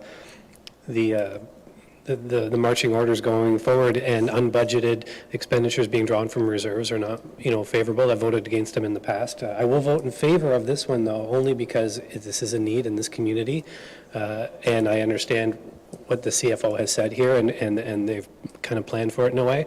So that part I'm supportive of, but we got to be very careful moving forward with these unbudgeted requests. All right, other questions or comments on this matter? Seeing none, I think it's important to point out to members of council that I don't believe our staff ever want to draw down on reserves or come to us with unbudgeted funds. I don't think this is a lack of concern or care on staff's part. I think this is a situation where it's basically a sign of the times, and here we are. And we hear this in the private sector, we hear it in the public sector all the time, where different projects are coming in more than was expected or budgeted for. And so, although I understand and I agree with council's concerns, and I also do not want to be seeing unbudgeted funding coming forward, or very rarely, but I think it's important to point out that staff are doing their best. I'm confident in that, and that they wouldn't be asking for this if they didn't think it was need. There was, there's always the thought process too that, you can, do less and go back and finish later. The issue with that is when you go back and finish later, you now pay more because prices have gone up. But there's also redeployment costs of contractors and whatnot to go out and do this stuff. So you're kind of darned if you do and darned if you don't. But in this case, I will also support this. I think it's very important for this playground. It's important for our community, and we're already well down the pathway. To turn around and go back now would only cost us more. So we do have a motion that the report titled Contract Number PW 2024-11, Ramblewood Drive Park Playground Development, to the council meeting of June 13th, 2024 be received, and that council award contract number PW 2024-11 for the Ramblewood Drive Park Playground Development to Powcon Inc. for the prices stipulated in their tender bid, and that the unbudgeted amount of approximately $246,071.03 be approved and funded from the General Park Reserve, and that the mayor and clerk be authorized to execute an agreement with Powcon Inc., subject to approval of contents by the Director of Public Works and financial content by the Chief Financial Officer. Can I have a mover and a seconder for this, please? Moved by Councillor White, seconded by Councillor Belanger. All in favor? That carries, recorded vote. My apologies. Madam Deputy Clerk, go ahead. Thank you, Your Worship. Councillor Belanger? In favor. Councillor DeLeo? In favor. Councillor Eagle? In favor. Deputy Mayor Smell? In favor. Councillor Timms? In favor. Councillor White? In favor. Mayor Smith? In favor. Your Worship, it passed unanimously. Thank you. Thank you very much, Madam Deputy Clerk. Now on to item number 13.2 or 10.4 on the pulled items agenda. This is the introduction of administrative monetary penalties bylaw and first round of designated bylaws, and I believe we'll turn this over to our General Manager of Development Services and Director of Building to speak on this. General Danny, and I believe we have a guest here, the infamous guest here with us today, and I'll let you introduce our guest, Danny. Excellent. Thank you, Your Worship. Let Sarah get settled. So happy to introduce Sarah Hahn, partner at Barriston Law. Sarah's been a key advisor for us as we've responded over the last year and a half to some of the bylaw challenges in our community, as well as reimagining our suite of bylaws, which we've been working on for the last several months. So welcome, Sarah. So we'll start with just a brief overview of our approach, some of the things that we've been working on, some of the thought process that informed the AMPS bylaw, and then the designated bylaws that we chose to bring forward in this first round. One of my favorite council meetings was a few months back when Andrew presented some basic principles around good urban planning. And if you'll recall that meeting, he put up a streetscape and outlined some basic principles, and then over the course of a few slides, layered on those principles. And I looked around the room as people watched, that very simple streetscape sort of evolve, and you could just see the light going on. And I think for me, in that moment, I thought, when we engage in really good principles in design, when they carry through implementation and then into maintenance, which really is a lot of what bylaw is about, I think it really sort of spells out a recipe for success. For me, when I think about that day and try to equate it to what we're doing today, I think about an overgrown property, and I'm sure it's not difficult for any one of us here to conjure up some images of that around our community. And you think of an overgrown property and going in there with a weed whacker and just starting to chop everything down, you're going to miss some stuff. It's definitely going to be uneven when you're done. And you're probably going to chop some things down that you really didn't intend to do. I think, when you think about that, you think that a more measured approach is what we need. I think about going in there with a lawnmower with the wheels set up as high as you can, and you cut it all, and you have a good look at it, and you see where you stand after that, and you might lower the wheels a little bit more and go in and go at it again. And I think that measured approach is what the opportunity to stand up an AMPS bylaw does for us. I think it can bring some real value to how we go about seeking compliance in the community. And I think it'll be a very useful tool for us moving forward. Before I get a little bit deeper into the AMPS bylaw and the designated bylaws that are bringing forward, I just want to acknowledge the work that the team did on this. I think this was a tremendous undertaking, tackling this many bylaws at once. Each and every member of our bylaw team jumped in with both feet. And we had writing sessions and visioning sessions where people came through the room and we talked about the things that we were trying to achieve and how we could reshape our approach and come up with better solutions in the community. So Rachel's entire team, kudos to them.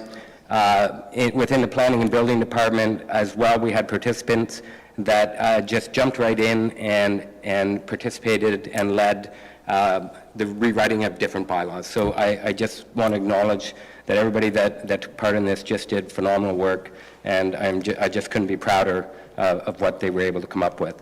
So when we get into AMPS, when we think of AMPS as an enforcement tool, and one of the things that I'd like to do, and I hope you picked it up in the language of the report, that if we want to transform our community and we want to transform our image and how we do things, sometimes it requires just changing our language a little bit. And when we talk about enforcement tools, I think it causes a reaction in people. When people feel that we're coming to enforce, I think that automatically they react to us in a certain way. So we're slowly trying to move away from some of the language around enforcement, and if I could just give an example of that, instead of referring to something as an enforcement tool, we can refer to it as a compliance action. So when we're laying out, within the Municipal Act, there's in Section 444, there's a very easy course to compliance in terms of the steps that you follow when a bylaw is not being complied with. There's an order to discontinue activity. There's an order following that if that isn't adhered to, and then there's remedial action if that isn't adhered to. So I think as we move forward, we're going to try to focus our language and our actions around compliance, and that is really what is at the heart of an AMPS bylaw. The intent of an AMPS bylaw is to promote compliance with our bylaws in our community. So in this way, effective bylaw enforcement also acts as an incentive for people that do have compliant properties to maybe go a little bit farther. I've certainly worked in communities where I've seen where there's ineffective bylaw enforcement, you see neighborhoods decline. If we're not in there holding people to account for the standards that we set in our community, sometimes neighboring properties either pack up and sell and move away, or they simply give up. And you can see a noticeable decline in the community. Our AMPS regime that we've stood up, and Sarah's certainly been a big part of that, and I'm going to turn it over to her in a minute just to give you some of the meat. It has very specific policies built into it, and those policies have been crafted to be completely compliant with the OREG, which is 33307. And I think that us standing up an AMPS bylaw at this time really shows to the community, to our residents, to visitors that want to come to our community, that we're serious about compliance with our bylaws, and we're serious about creating an environment that promotes success in terms of business, clean and healthy neighborhoods, safe neighborhoods. So with that, I'm going to turn it over to Sarah to share some of the work that she did. Thank you, Danny. Good afternoon, Sarah, and welcome. Thank you for having me. Can you hear me? Oh, no, Perfect. Thank you for having me. So just as a summary, AMP's bylaws deal with minor infractions in a fair, effective, and efficient way, and it streamlines the process that is usually dealt with pardon me, through Provincial Offences Act prosecutions, and it's meant to increase compliance. So dealing with it outside of parking is a fairly new process. It's been adopted by a number of municipalities, and it's also been adopted recently by the provincial and federal governments who have started using it. The AMP's revenue from these fines goes directly to the town. Appeals are dealt with in a more timely manner, and that's through screening and hearing officers. And then rather than going through the expensive and time-consuming provincial offences process, resolving those AMP's appeals pardon me, usually takes less than 2 months from start to finish. So that allows for the Provincial Offences Act resources to be focused more on serious offences. There's also an issue with POA matters where there's not enough justice of the peace right now. It's not unusual, and I act as prosecutor for a number of municipalities, to appear and your matter be adjourned to a different day because there is no one there to hear your case. And matters can get dismissed if they're not heard within a reasonable amount of time, and so you end up not getting any fine, and you've wasted everybody's time. So the short time frame in which to hold that POA hearing often results in the drop charges if they're not dealt with quickly enough. So the AMPS process offers increases to customer service, with people having their hearings dealt with more quickly, more efficiently. It's user-friendly, it's generally less intimidating than a court process.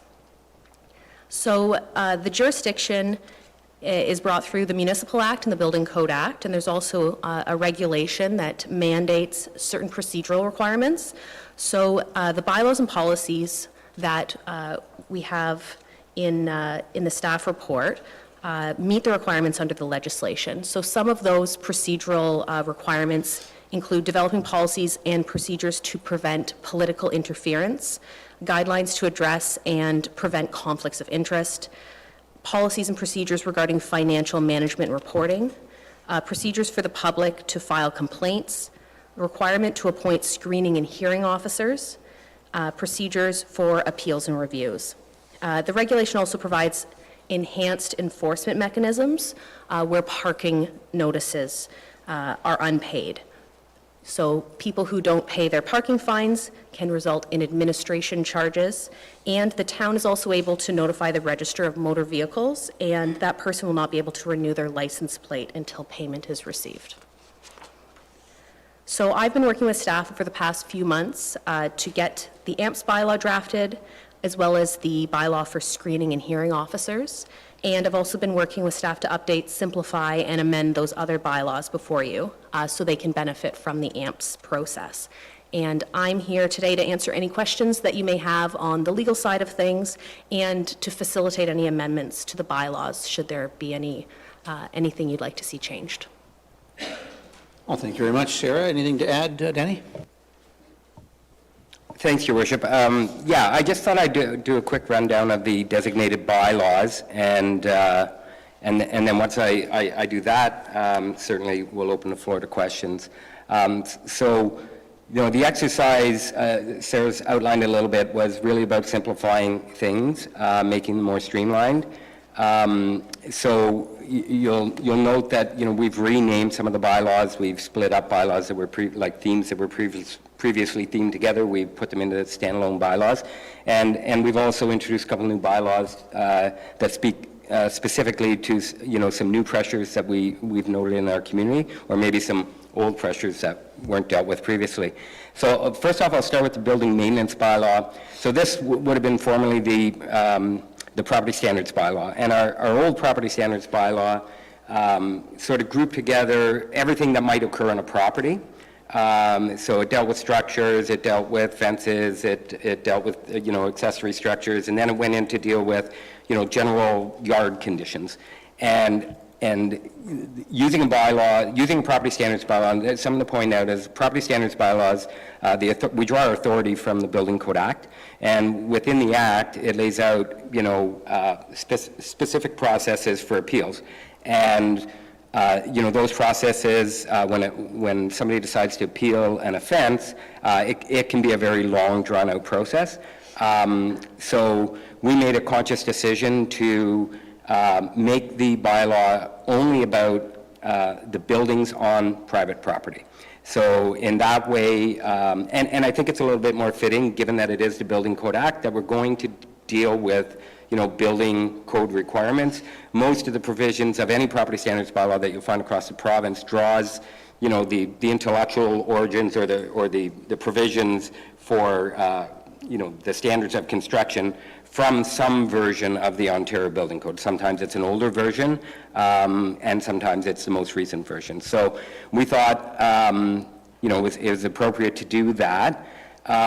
How AMPS penalties work when associated with a bylaw that's issued under the Building Code Act is that they apply at the time of a confirmed order, and there's 3 ways that orders are confirmed. So we write an order on a property owner, they don't appeal it, that order is deemed confirmed after a certain period of time.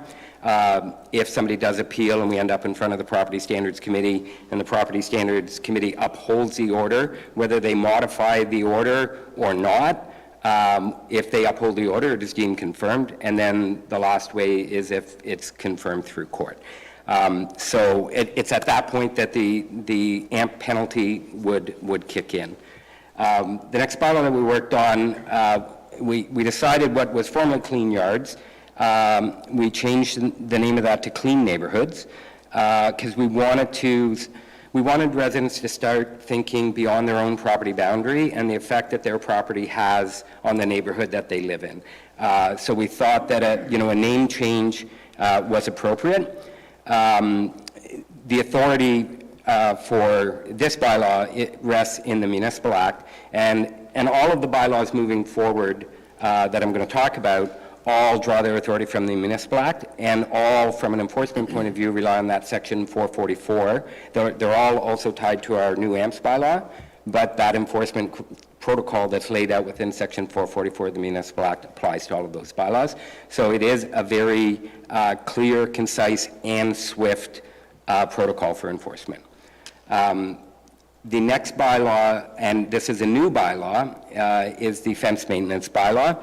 So our fencing provisions, as outlined in the report, currently reside in our zoning bylaw, and we all know that zoning bylaw will no longer exist once the official plan is adopted and the new zoning bylaw comes into place. And it's not the most appropriate place to have fencing provisions. So we wanted to be able to act this year on some of the things that we're seeing around town. I think if you take a drive around, you can see lots of fences that are falling over, dilapidated and whatnot. So we wanted to write a bylaw that would allow us to start to deal with those things now, leaning on both AMPS penalties as well as 444 of the Act in terms of our enforcement protocol. So we think this can be a really useful tool in terms of cleaning up some of the things that we're seeing around town. Noise disturbance and nuisance bylaws, again, that was written as one fairly large bylaw. There was a lot of language in the bylaw that really didn't lend itself to any sort of outcome. It was just over time things got added, cut and paste activities sometimes lead to kind of a messy bylaw. And one of the other things we did, and we did deliberately, is we took a hard look at all the definitions across all the bylaws to note whether, if a term is defined, if you're going to assign a definition to a word or a term within a bylaw, you really ought to use that term within the bylaw. So we went through all of our bylaws, and if there was a defined term that wasn't mentioned in the bylaw, we took it out. When a term is not defined, we just simply rely on Webster's Dictionary. So, that was just part of our cleanup. So we feel by separating the bylaws that, we can more effectively deal with both noise and nuisance within our community. And in the nuisance bylaw, we introduced some schedules rather than within the body of the bylaw, listing thou shalt not, thou shalt not, thou shalt not, we thought we would take all of those, behaviors that we really don't want to see and put them into different schedules. And then when we're out there doing enforcement, it's just a lot easier to, point people to the schedule in terms of, we're talking about the behaviors that we don't want, but really, at the same time, in my mind, we're demonstrating to people, the behaviors that we actually do want and covet in our community, whether you're a resident or a visitor. Shopping cart bylaw is a new bylaw. This is Andrew's bylaw, and I think we all see the shopping carts around town. We're trying to introduce some accountability. It really does, when you're driving through our main corridors and you see the shopping carts abandoned everywhere, it's not a great look. We've been, the bylaw staff have been steadily patrolling town and picking them up and returning them. That's not proving effectual in terms of solving the problem, so we thought a bylaw with some penalties was probably the best way to do that. And then the last bylaws that I'd like to highlight for you is the special events, car rally, and parking bylaws. So a lot of conversations after our experiences of last summer, a lot of time spent researching and talking about what do we need to do better, what can we do better, and what other legislative levers might we be able to pull on in order to deter people from wanting to plan an event here. So we came up with a bit of a strategy, and I will say, we talked to a lot of GTA municipalities. They were calling us to get some ideas about, how we responded last year, and that led to, and I'm reminded of the Deputy Mayor's notice of motion, although, we never did get participation from the province, it sort of happened organically that municipalities that are experiencing this problem came together, started to not only share solutions, but brainstorm on new things that we could do. And for us, that was about modifying the special events bylaw, updating the car rally bylaw, and making some amendments to our parking bylaw. Sarah mentioned earlier, attaching AMPS penalties to licensing permissions, renewing your plate and whatnot. And we really felt that the most effective thing that we could do is if we could find a way that for the people that come from out of town, that we could have a penalty system that allowed us to petition the registrar of licenses at the province.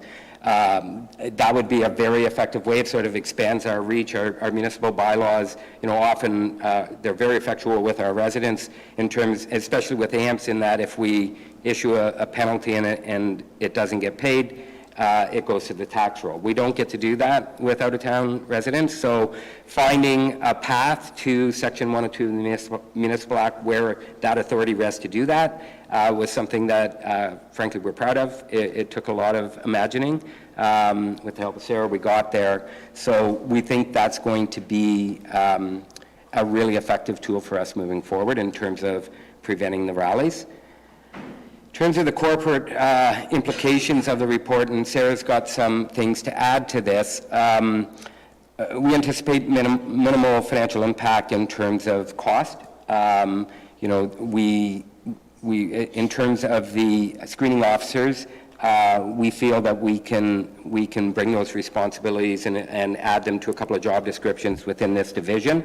We'll assess the impacts of the extra work in year on those jobs because we just think that's fair if we're going to add some duties. And then as far as the hearing officer goes, that's something that we would be looking to our external counsel for on an as-needed basis should we get to that. When I think about bylaw enforcement and the AMPS penalties, it's really a lot about leveling the playing field, and again, this is part of that sort of reshaping how we think about things. And when I say leveling the playing field, I really mean that is for the compliant people in our community, the people that take pride in ownership, that take care of their yard, and when we're holding people to account for their non-compliance, we're really leveling the field for all of those people that are, and we know that that really is the vast majority of our community. So, the proceeds from the penalties would stream through the bylaw department, but can be used for, professional development within the team, raising the skill set within the team and acquiring new skills as the AMPS program expands.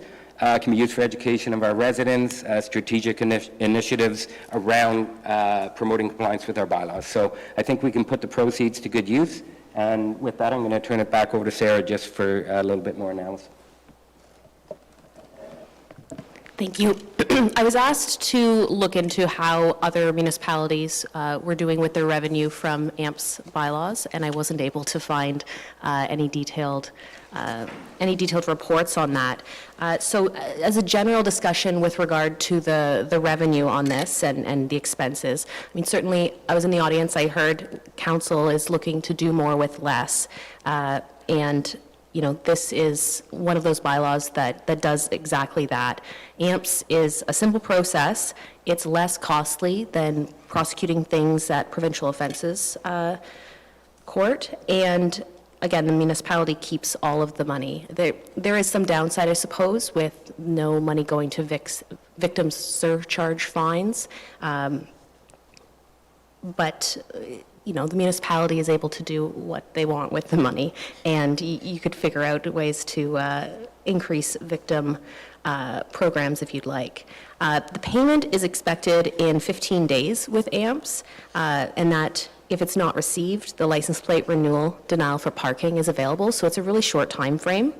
And the compliance produces no revenue, but obviously is extremely valuable and leads to safer, healthier, more enjoyable communities.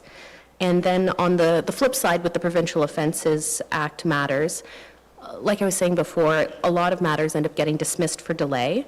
And there's also dismissals because officers are unable or unavailable to come to a hearing. So those non-attendances also result in dismissals. With the AMPS procedure, the AMPS process, you've got more municipal control over the scheduling of hearings. You've also got to pay a prosecutor for all of the attendances, and payments often delayed for 6 or more months. The less time for processing fines is beneficial, with staff having to prepare disclosure, Crown brief packages, attending multiple appearances. So you've got first appearance, to be spoken to, pre-trial, trial, lots of different appearances that come with POA that you don't have with AMPS. And then some stats that I found from Vaughan, when they were just using AMPS for their parking matters, they found that contested parking tickets dropped from 3.5% of tickets to 1.5% of tickets, and they attributed that to the availability of the screening officer reviews for people to be able to come in and have that informal discussion without having to go through the hearing process. And they found there was a 51% decrease in the time to resolve matters.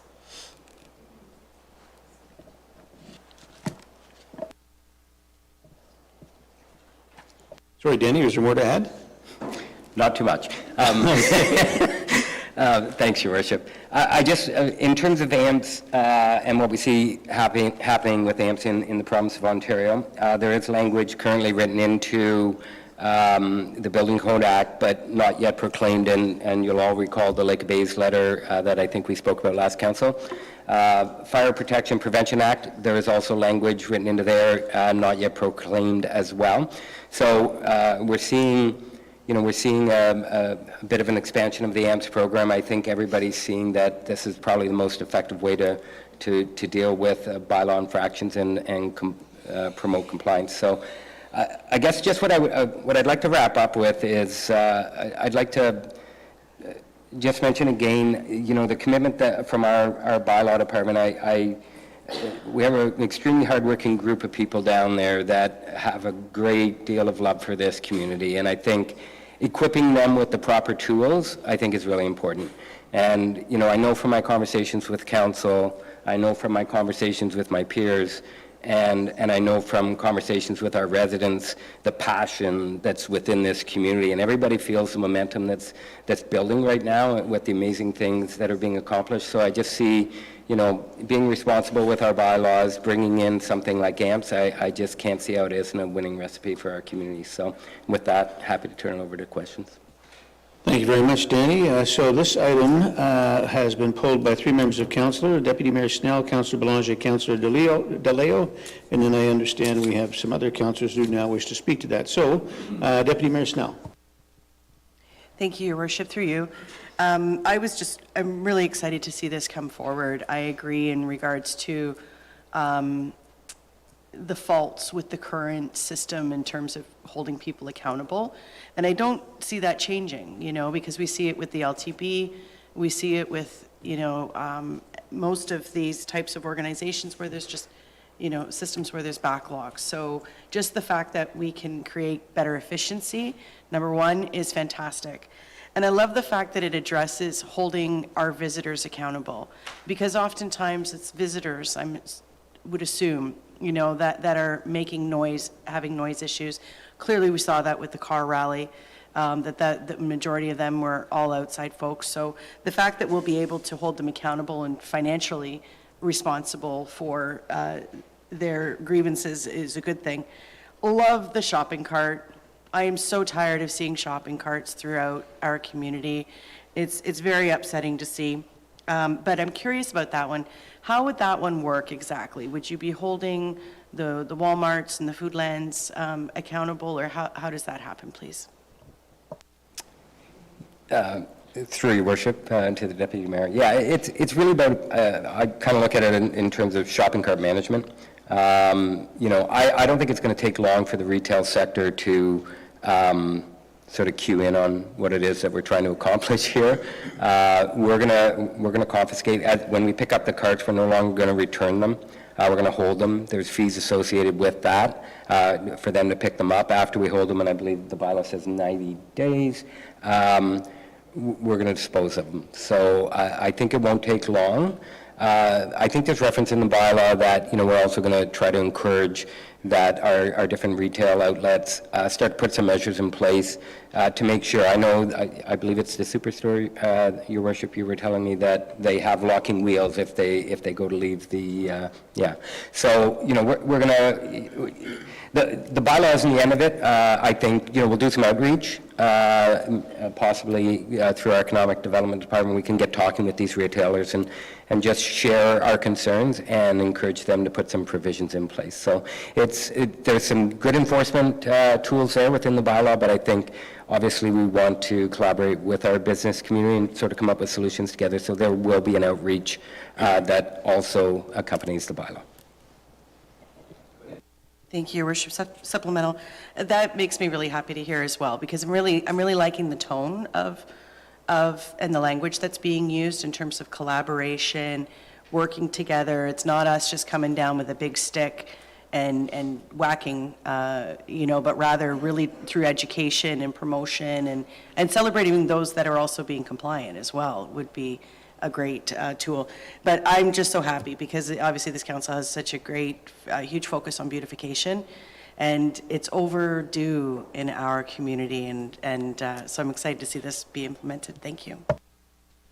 Thank you, Deputy Mayor Snell. And next is Councillor DeLeo. Thank you, through you, Mr. Mayor. Danny, thank you for this very great updated bylaws. So overdue, like big time. That was music to my ears. These updates, I believe, will bring a lot of peace to a lot of residents that have disputes with their neighbors. So I've got 3 questions, and then I'd like to put a motion forward, if I may. So the first question, paragraph 2.4.4, domestic storage such as firewood, building materials, garden equipment, and materials, unless such is stored neatly, but not in the front, interior, or exterior side yard setbacks. And 2.4.5, storage of placement of trash, organics, or recycling receptacles in the interior or exterior side yard setbacks. Can you please tell the people what the setback distance is?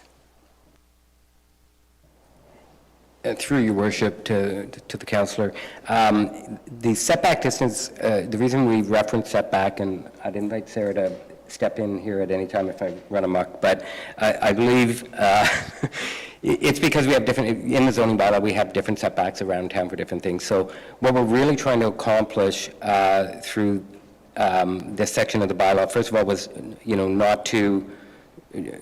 not to try to do something through the bylaw that we should do through zoning.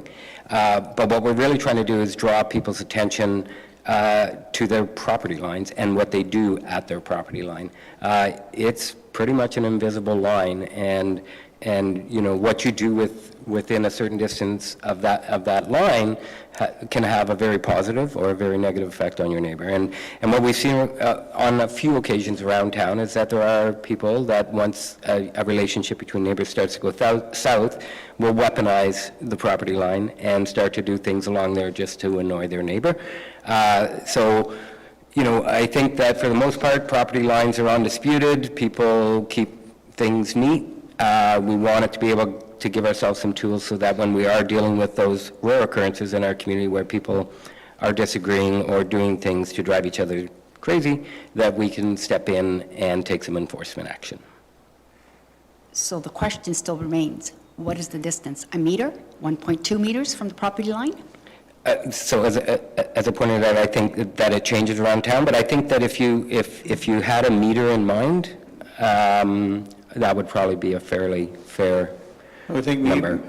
Sorry to interrupt you, Danny. Maybe our Director of Planning could give us a better understanding of that residentially versus commercially. Yes, through your worship, the general manager is correct. The zoning bylaw provisions and setbacks changes based on zone, but if it's residential or commercial, but if it's residential, typically, in an R1 zone, you're looking at a front yard setback of 6 meters, which is 20 feet.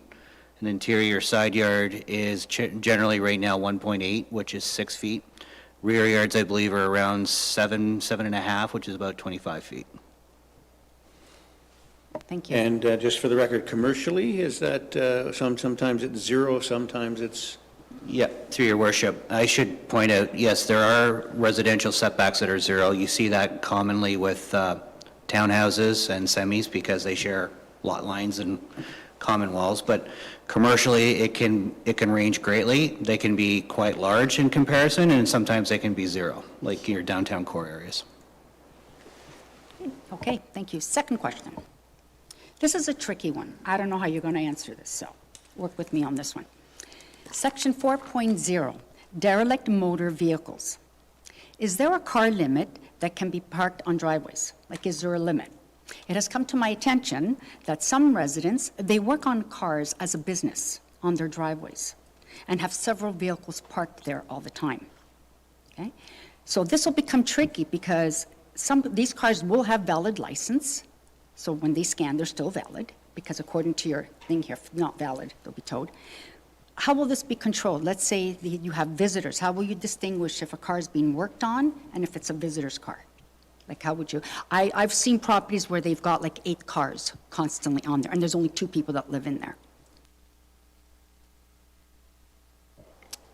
Through your worship, I might pull in both Rachel and Trevor a little bit for this, but I think as a general rule, as long as vehicles are licensed, if a driveway can accommodate 10 cars, then there's nothing preventing anybody from parking 10 cars there. If somebody were to be operating a business out of their yard and the zoning wasn't correct, then we would go after that based on the zoning provisions. Have I covered off everything you're looking for? Yeah, you would just have to prove, though, that they're running it as a business. That's Correct. the thing. I guess the neighbor would have to take pictures. I don't know. Yeah, I mean, there's several means by which we could do that, and it would be an investigation at that point. Okay, thank you. So third question, one last question. The noise disturbance. General provisions, paragraph 3.1, no person shall at any time emit, cause, or permit the emission of noise likely to disturb the inhabitants of the town, subject to section 4.1 of this bylaw. So that our residences clearly understand, this bylaw is 24/7 in effect. Some have the understanding that it only applies after 10 p.m. Can you please confirm and verify? Through your worship, I'm going to turn that question over to Rachel, as she has more intimate knowledge of the bylaw than I do. Good afternoon, Rachel. Thank you, and through you, Your Worship. That's a great question, actually. So we do have a Schedule A that goes over different types of noises. So for example, dog barking, persistent dog barking isn't allowed at any time versus music. That's only, say, in a residential area, not permitted after 11 p.m. So depending on what it is, construction, lawnmower, doing yard maintenance, things like that, we have different provisions as to when those actions are allowed. But with that being said, we also have a noise nuisance clause. So for example, if your neighbor is blasting music at 6 p.m. and you can hear it down the street, yes, they're allowed to play music at 6 p.m., but that would probably constitute a noise nuisance, and then we would follow up appropriately.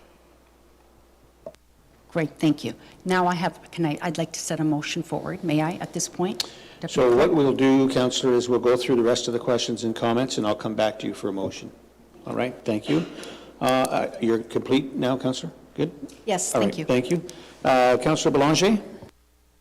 Yes, thank you through the mayor, and you were very eloquent in a lot of your explanation, and as you know, I've had a high level of frustration in this area. With that said, it would be my wish that we don't collect a dollar in penalties. It would be my wish that everyone is given a fair notice to address noncompliance and that they become compliant. But with that said, I think to paint a better picture for the public, and I won't talk about some persistent details around town, but we're a tourist community. Even if you weren't a tourist community and you're driving in your hometown, I think your expectation is that we would be quite beautiful and quaint and for the most part, very attractive. So for a neighbor, it becomes even more important. But as a counselor, when we have neighbors of delinquent property owners that have created a situation that is appalling, we'll call it appalling. Today, those timelines, and you've addressed, we're trying to shorten the timelines, but today, even if our hardworking bylaw have addressed that, and even though the COVID has resulted in all our courts being 2 years behind, the neighbors don't really have an understanding of whether it's being addressed. And these problems have gone on for years, multi-years, on some of the most serious situations, so the public knows. We have had residents with serious illness that wanted to sell their homes and downsize and were unable to get a realistic property value for their home because of the condition of a neighbor. So imagine that. Imagine if you're the neighbor to this individual and it's affected your property by $50,000 or $100,000. So ultimately, this AMPS program is going to allow us to address these issues very quickly and for the most part, avoid any courts and the expense associated with that. So I hope everyone realizes this is for the greater good of the community and to enhance the lives of all of our residents, in particular neighbors of delinquent property owners. But I do have one question. We had discussed a number of times that there are some cases, especially in the economy of today, where certain property owners just do not have the wherewithal to address the noncompliance because of the costs involved. And you had indicated to me that there are municipalities that have created provisions to allow the municipality to assist that property owner in addressing the compliance and that those charges could be applied to their property tax and could be paid over time. So I just think that is a small element that's still to be addressed, but I applaud what's being done, and I think both Danny and Mayor Smith know how near and dear to my heart this is. Thank you. I have no idea, Councillor. Would you like to explain that to us? Thank you very much, Councillor. And now we will go to Councillor White. Thank you, Your Worship. Appreciate that. A lot of midnight oil burned on this one, Danny. Shoehorned it in, did you? I do really like the fact that you changed the language. I do like the compliance versus collecting proceeds approach. It's a little bit more, rewarding good behavior than carrot and sticking, to get it. No, I really like that. One of the things I just really want to touch on is like how you enforce these fines or proceeds or whatever, collect the proceeds, when the person that's getting the fine does not live in Wasaga Beach. Now, I know that you said earlier that you've addressed some of this through the parking, but you've got a provision in there around being a passenger in a vehicle at a car rally and that attributing a fine. So how do you do that? Because that's not a parking, the person is not registered to that vehicle perhaps, and that's where I was kind of catching that gray area of how you enforce it. Maybe that's a fair question, I don't know. I would think that the individual, if we're issuing a fine, whether it be AMPS or any other, you would get their identification, right? And so because of that, when they need to go and renew their license, that'd be captured, but I'll turn it over to the general manager. Thanks, Your Worship, and to you, Councillor White. So, if it's issued under the authority of Section 102 of the Act is when, it applies against the vehicle permissions. Any in terms of out-of-town people that don't pay an AMPS penalty, what we have at our disposal there is small claims court and collection agencies.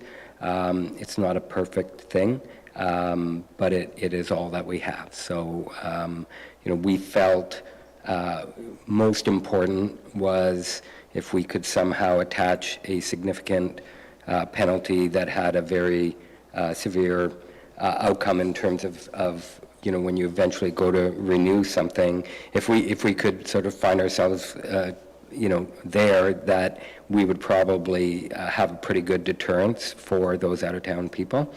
But for anybody, if it's not related to the vehicle and it's just an individual from out of town, it is, the same as it's always been for anything else that we do. It's small claims.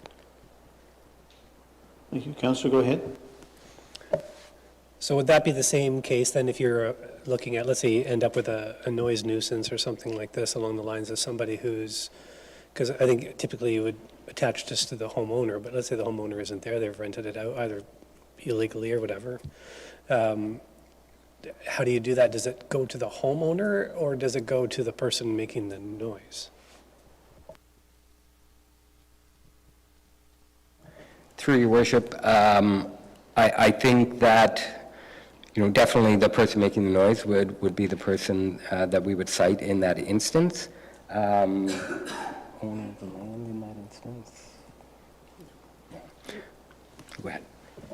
I'll just speak to when things can go against the property taxes of a person. It's only when everybody who owns the property is responsible for that offense. So in a situation with noise, likely it would be hard to come up with a situation where everybody who owned the house, unless it was only one owner, was responsible for that.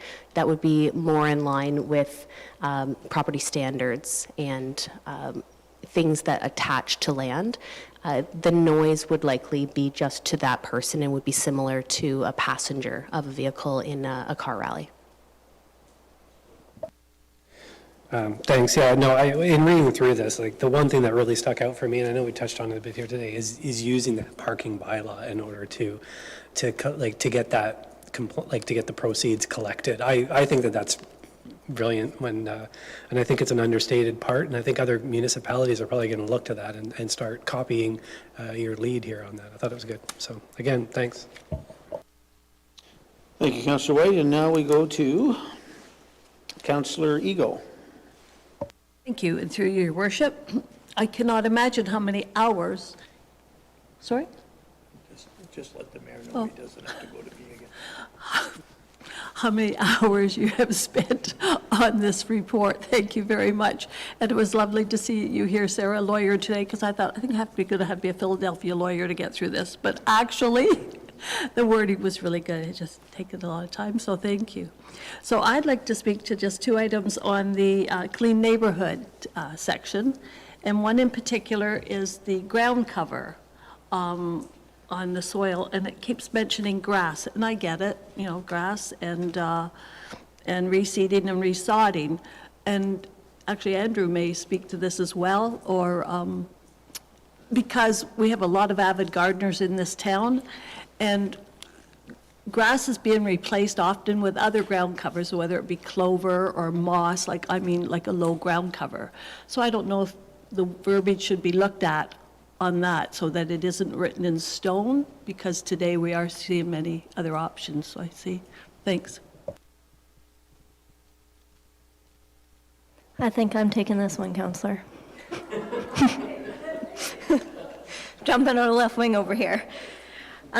So I think you're talking about like suitable ground cover. So for example, if someone had like a dead grass area or something like that, then there would be an expectation to resod it. Obviously, if there's a garden or something like that, that is sightly, that would still be appropriate. I think it's just areas where, you might have a backyard that's not, it's looking very patchy, or someone uses chemicals on their walkway, and then you notice other patchy areas that grass has died. We would just ask that it's resodded and there's that suitable ground cover. Yeah, thanks. I can see that, but sometimes where that's gone, there are new options today for putting, say, clover in that area or moss within that area, so it doesn't have to be sod.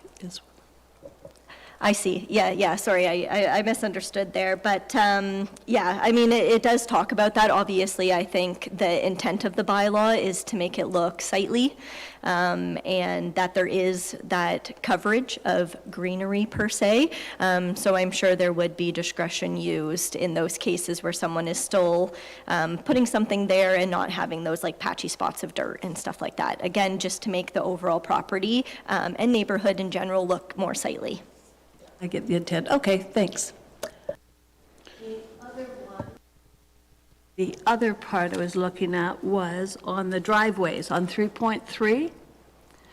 And again, I'm all about the environment here. And I would love to see the word in there somewhere, permeable pavement, rather than just like, and I can't pronounce bituminous or whatever, concrete or equivalent surfacing, so that we get people thinking about the other option there. And permeable is certainly one of them. And also, I guess I'm looking, we still are, a lot of us, in really cottage country, and some people don't have any covering. They have sand or such, let's call it a rugged driveway. So I want to know how strict, or is this just the intent again to keep it tidy? Thank you, and through your worship. I think that would also have to do with zoning. I do apologize. I don't know if I can fully answer that question. Basically, it's speaking to having gravel or something like that there. Obviously, we understand that sand is a suitable, material being used. I don't know if, Trevor, you have anything to add to that of what's allowed and not allowed on properties as per zoning, but... Through you, thank you, Your Worship. I think you're starting to wade a little bit into the area of officer discretion when we're dealing with things. And, the bylaw is not likely to have perfect language all the time. Certainly, I like your suggestion of, incorporating more green language into our bylaws, and that's certainly something that we can take away and put that as one of our items that, we'd like to incorporate moving forward. But I think, when we talk about cleanliness and a well-defined driveway, I'm not sure that we're going to be there necessarily, questioning the materials as long as there's not any real notable infraction. Thank you. I see intent, and I understand that. I just wanted to be clear for people. Thanks.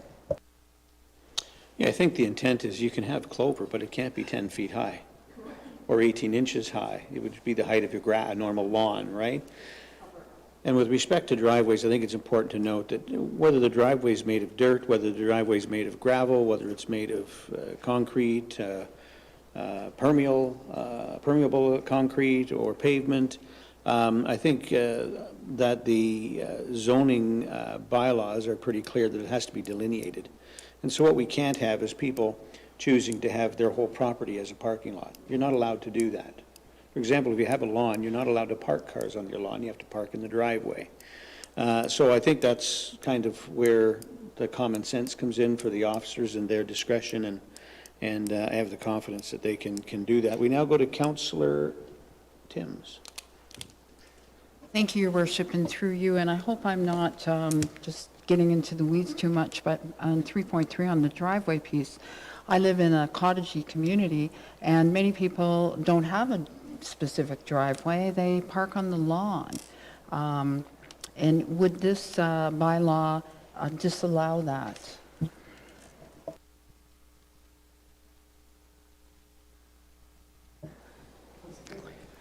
Through your worship, I just had whispered to me from Trevor, no.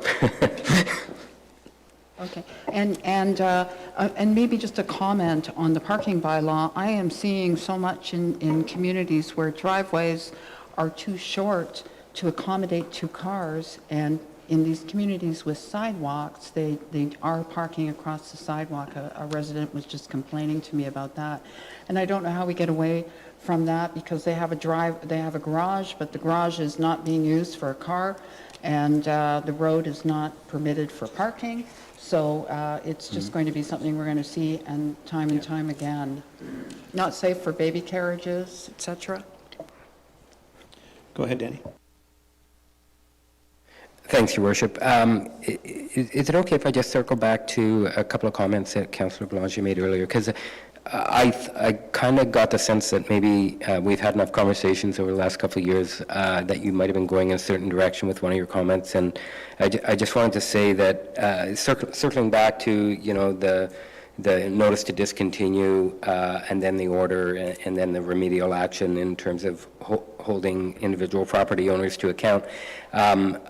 It's been debated in the past, the use, because you mentioned how do residents know if we're responding, right? And if they don't see, they file a complaint, they don't see a drastic change in the property right away, they often wonder if we're out there doing our job. So one of the strategies that we'll be employing moving forward is, a notice is, notice is really along the lines of a courtesy.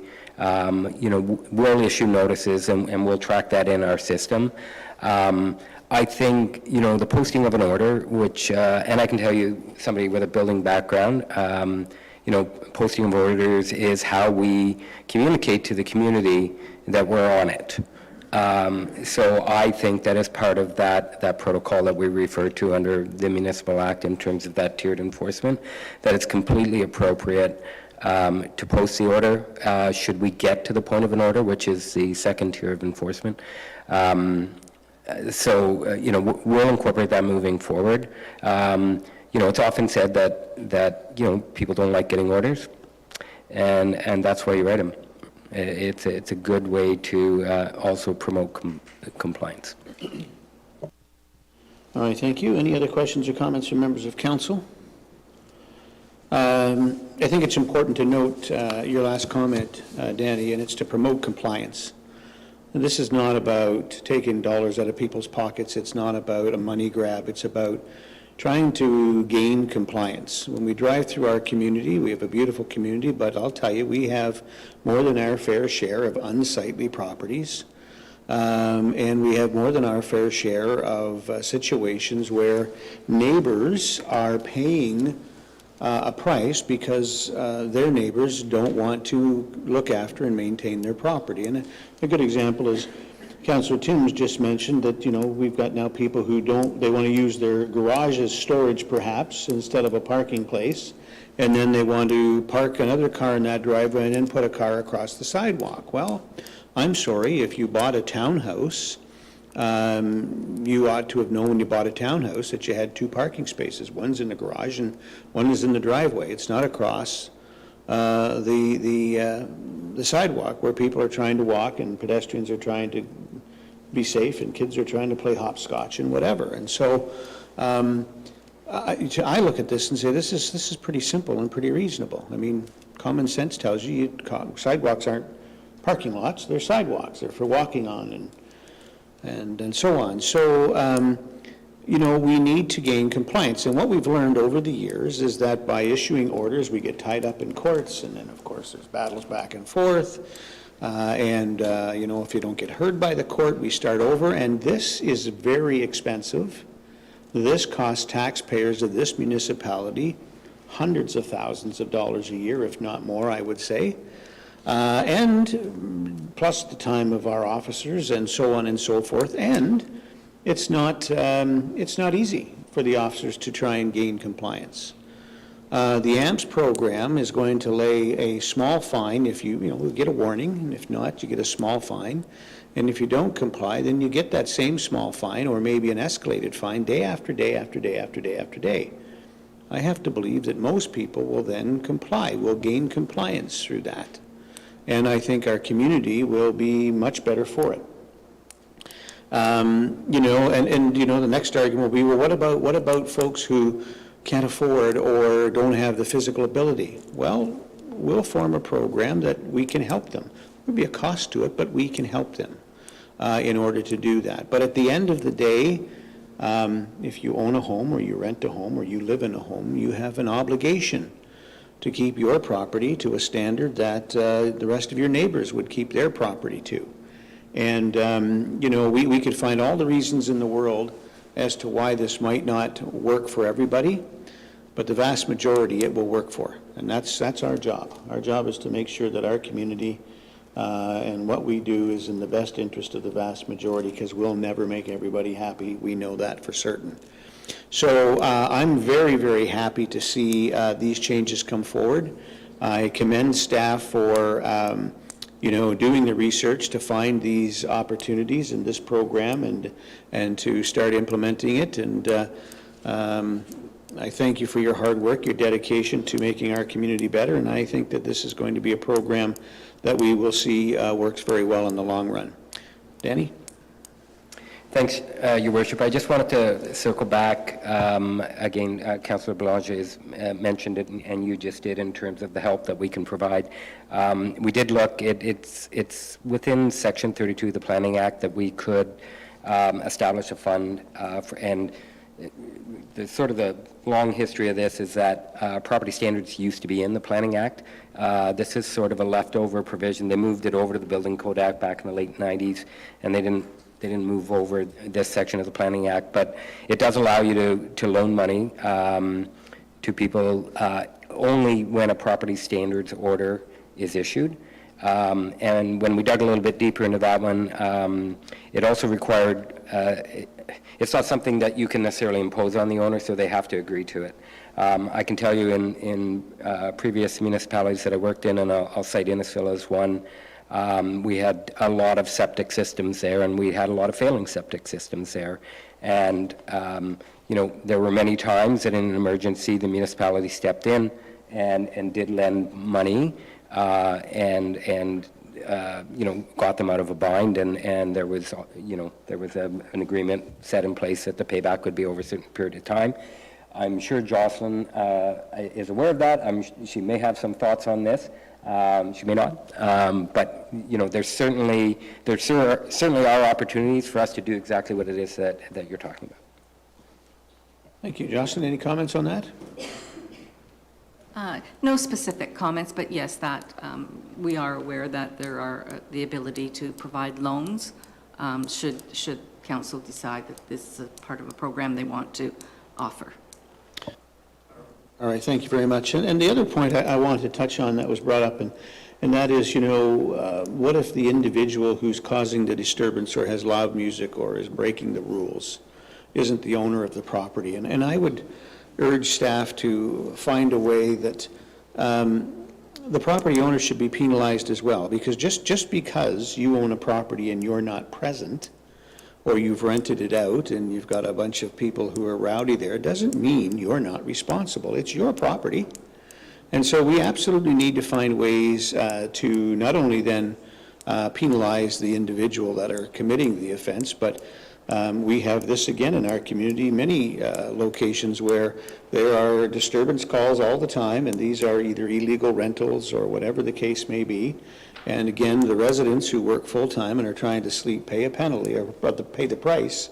And that doesn't alleviate, in my opinion, the property owners, the landlords, or whomever's responsibility. So I hope that you look to that, and that we'll find a solution to that, so that we can make sure that, we fix the problem and we work to gain compliance, and if not, then there's a price to be paid. All right, any other questions or comments? If not, I'll go back to Councillor DeLeo. You wanted to put a motion forward? I believe Barbara. I thank your worship. I believe Councillor DeLeo was looking to bring a motion forward under the... Sorry, Barbara, I'm going to ask you to bring your mic closer. Okay, sorry about that. I believe Councillor DeLeo was looking at bringing a motion forward under council requested staff reports. So if Councillor DeLeo would like, I can give council the preface with regards to what the proposed motion is going to be. Okay. It's related to the item.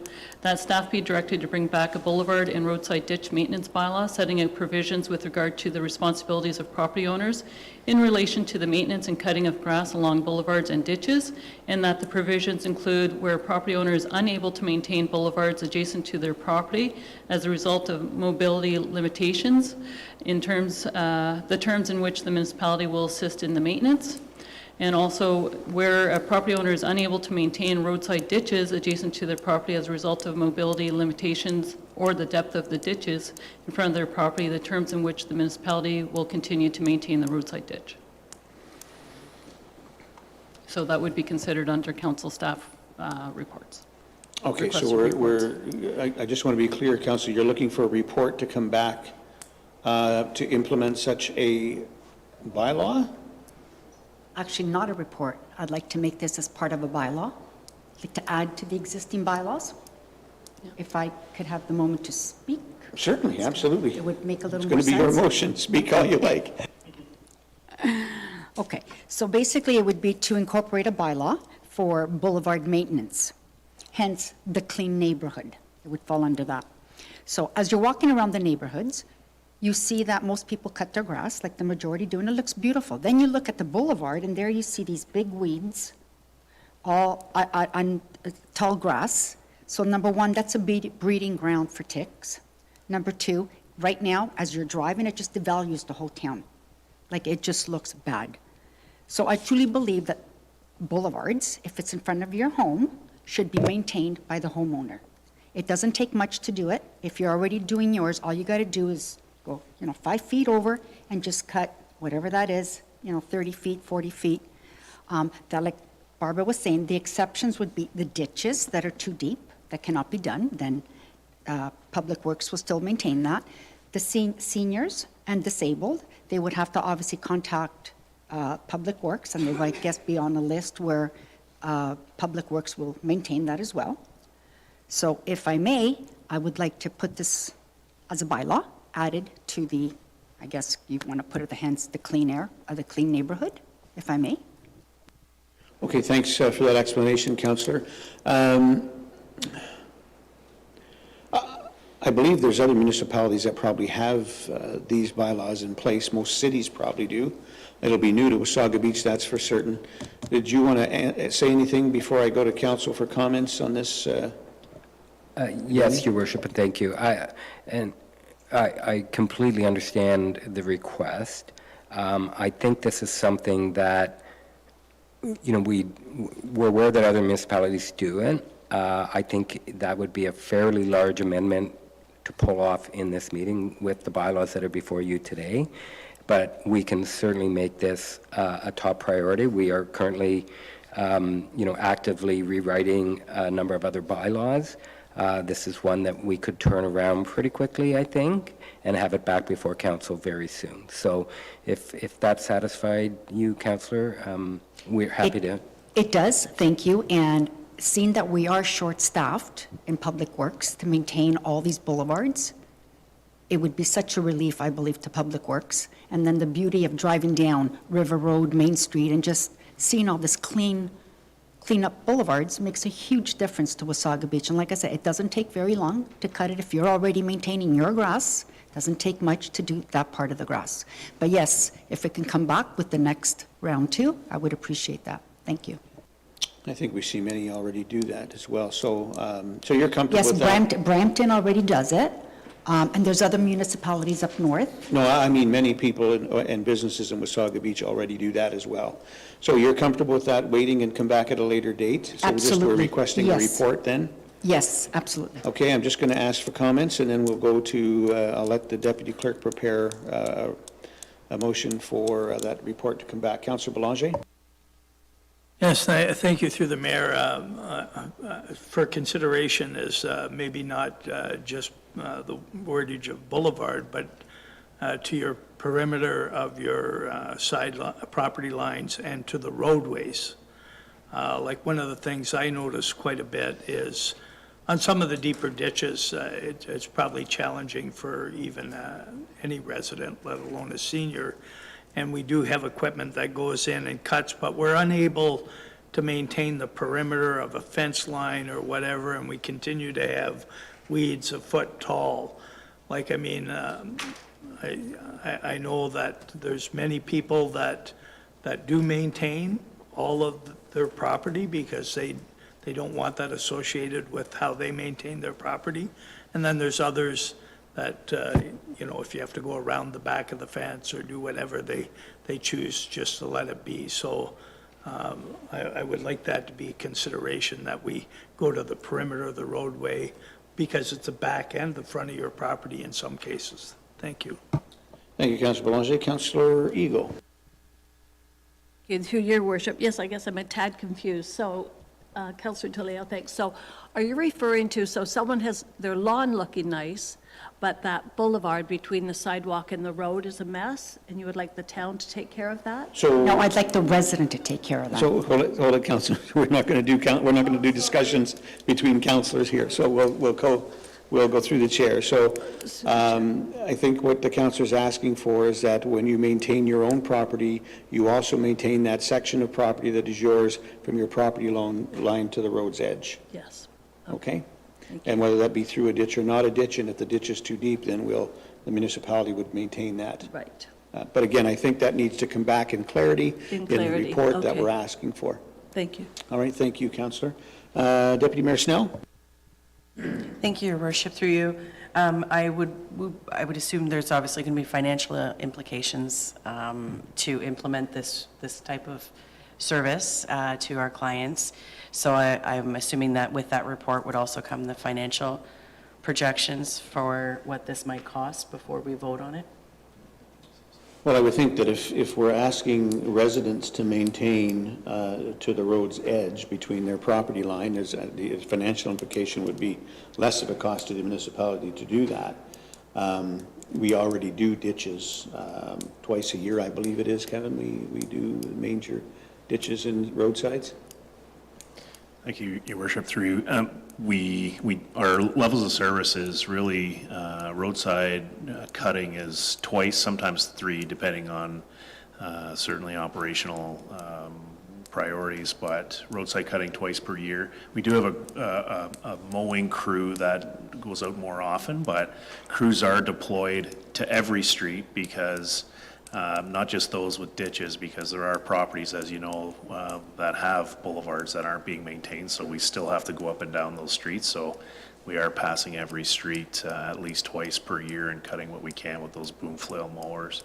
And then if there's opportunity to get back out in the fall, if the weather conditions still favorable for growth, then we'll try and get a third cut in, but typically two to three cuts per season. Thank you. Deputy Mayor?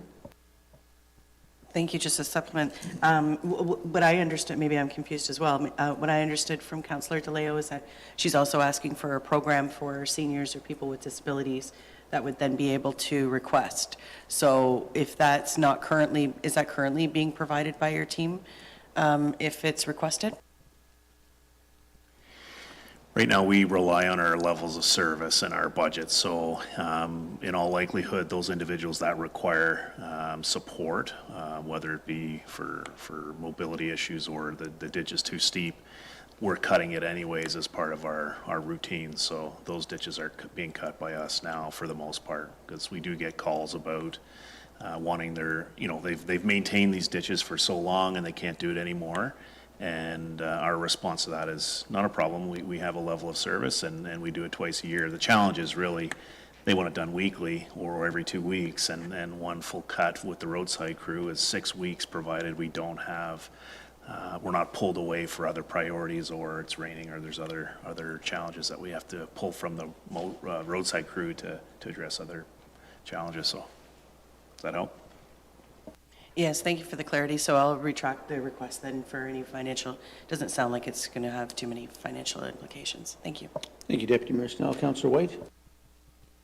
Thank you, Your Worship. I completely understand what you're saying. I do struggle with one of the concepts, though, in that it's around access. If you live on Dyer Drive and your house backs onto River Road West, there's a setback there, and it's considerable, and there's some grading issues there where the Dyer Drive is considerably higher than River Road West.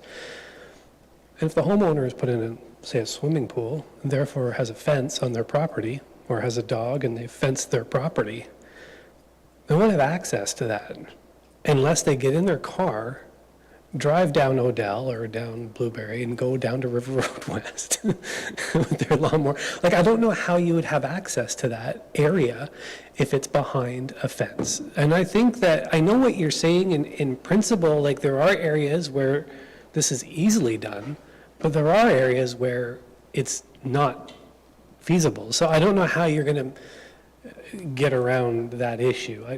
So I put this out to you and try to understand that it's more complex than just, maybe one street. So I would say to that, there's obviously got to be common sense and exceptions made to the rule. I think we're looking to here with respect to compliance is, hey, you've got to keep your lot in good order to your lot lines, and if we're talking about then having residents maintain to the road's edge from their lot line, I would assume we're really looking to that only on a side yard if you're a corner and your frontage. In cases like, and you use a great example, Councillor, with Dyer Drive, I think it would be unreasonable for us to expect for them to maintain anything other than their side yards and front yards, and the town would maintain its standard of care along River Road.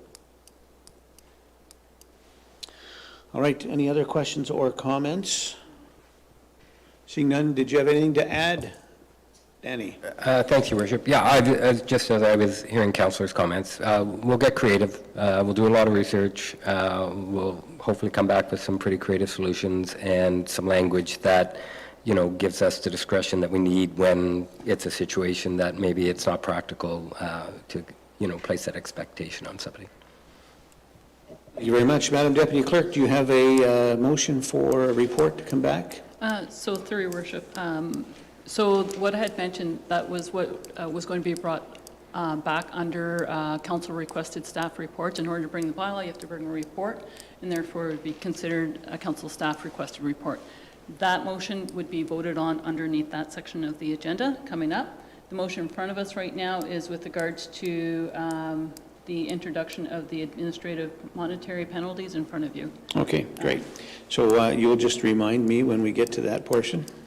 Thank you very much. So we do have a recommended motion that the report titled Introduction of Administrative Monetary Penalties Bylaw and first round of designated monetary or bylaws be received for information, and that council adopt the following attached bylaws administrative monetary penalty system, building maintenance, clean neighborhoods, fence maintenance, noise control, nuisance screening and hearing officers, shopping carts, special events, car rally, and parking, and that council repeal Property Standards Bylaw 99-35, Clean Yards Bylaw 2019-14, Noise and Nuisance Bylaw 2019-15, Special Events Bylaw 2018-99, and Car Rally Bylaw 2023-74, and Parking Bylaw 2005-17.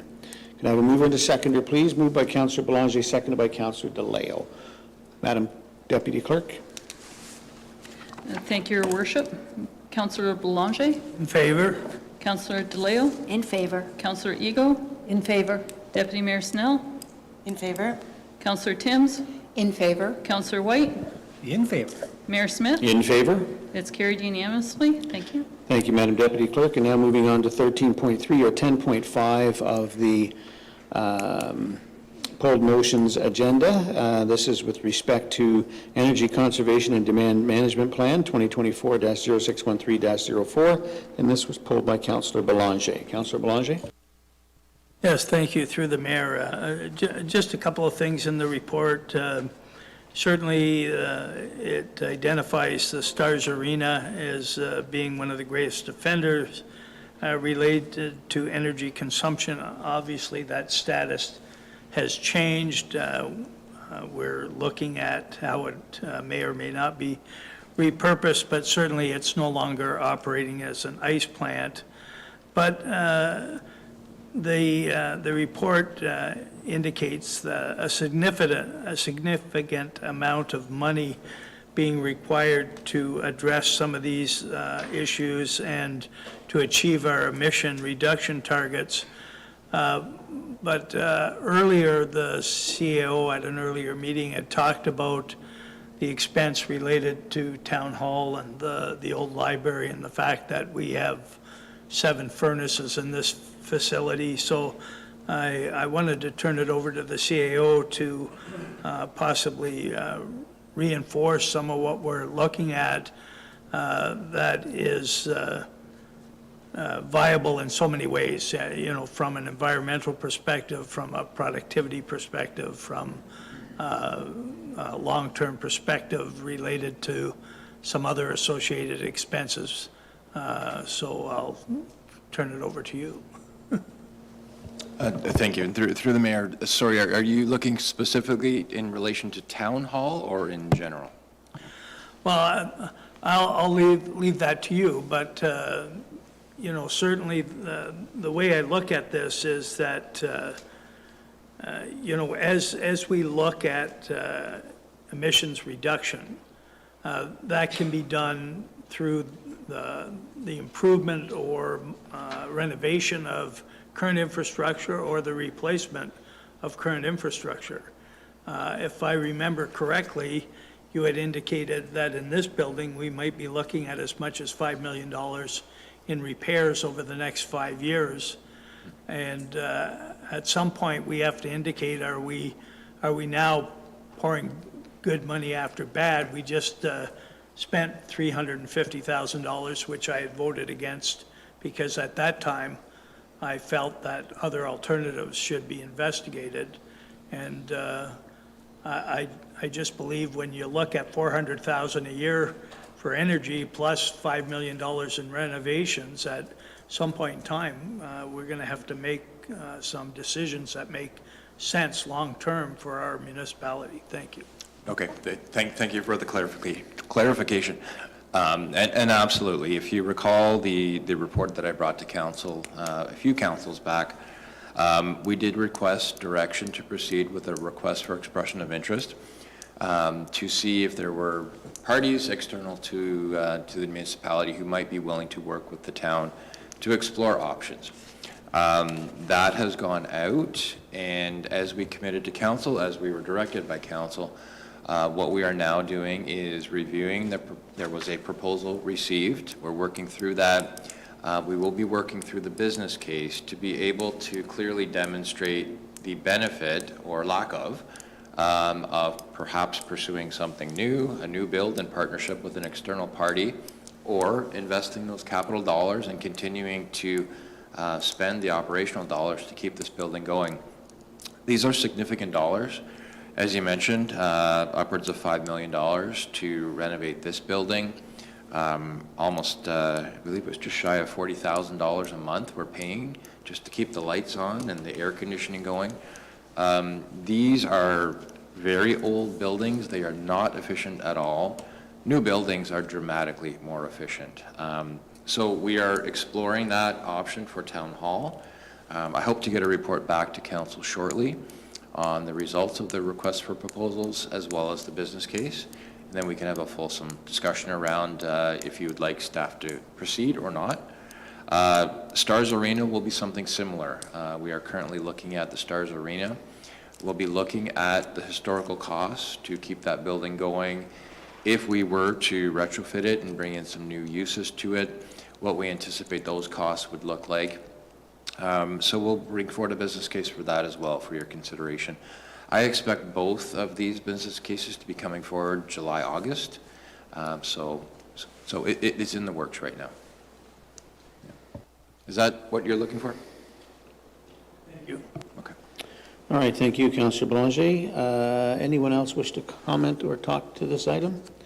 All right, none. We have a motion then that the report titled Energy Conservation and Demand Management Plan to the Council meeting of June 13th, 2024 be received and that Council approve the 2024-2023 Energy Conservation and Demand Management Plan as required in the Ontario Regulations 25/23 attached as Appendix A. We're going to move in a seconder, please.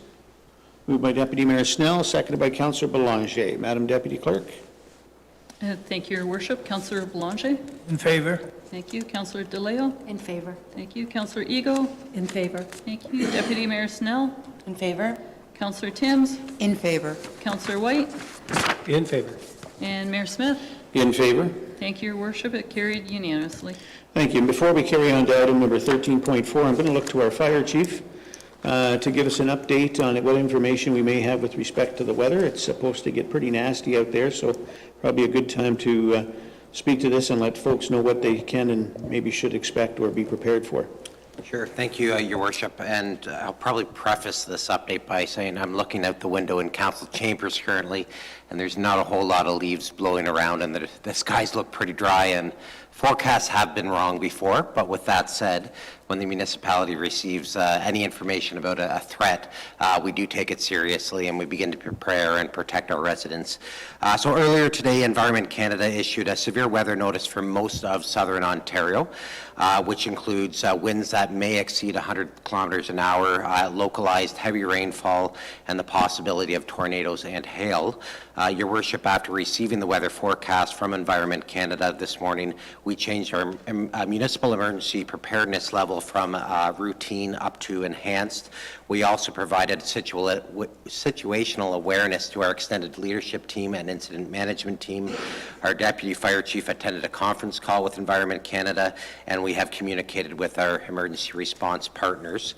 And just because there is a tornado risk currently from Environment Canada, I would like to remind our residents that if a tornado warning is to be announced this afternoon, the best practice would be to immediately head indoors and preferably to an interior room at the lowest level of your residence, such as a basement, a bathroom, a stairwell, or an interior closet. Leave trailers, vehicles, tents, and other temporary or freestanding structures if possible, and move to sturdy buildings, and obviously municipal facilities would be a great option. If you are caught off guard while outdoors, your best option is to find a low-lying area and protect your head from flying objects. And also remember that lightning poses a very real danger, as multiple people in Ontario are killed every year by lightning. So my recommendation is do not treat severe weather as a spectator sport, and hopefully this weather does miss us all together, but if it doesn't, we will be prepared. Thank you, Your Worship. Excellent. Thank you, Chief. And as always, you and your department are there to look after us, and we appreciate that, so thank you. Please tell me, Councillor, you don't have a comment on that. Through the mayor, I'm just looking at radar, and it would appear that the severe weather has missed us to the north, and currently it's Not that this is an absolute, but it's looking fairly clear now for Wasaga Beach. Excellent. Thank you, Bob.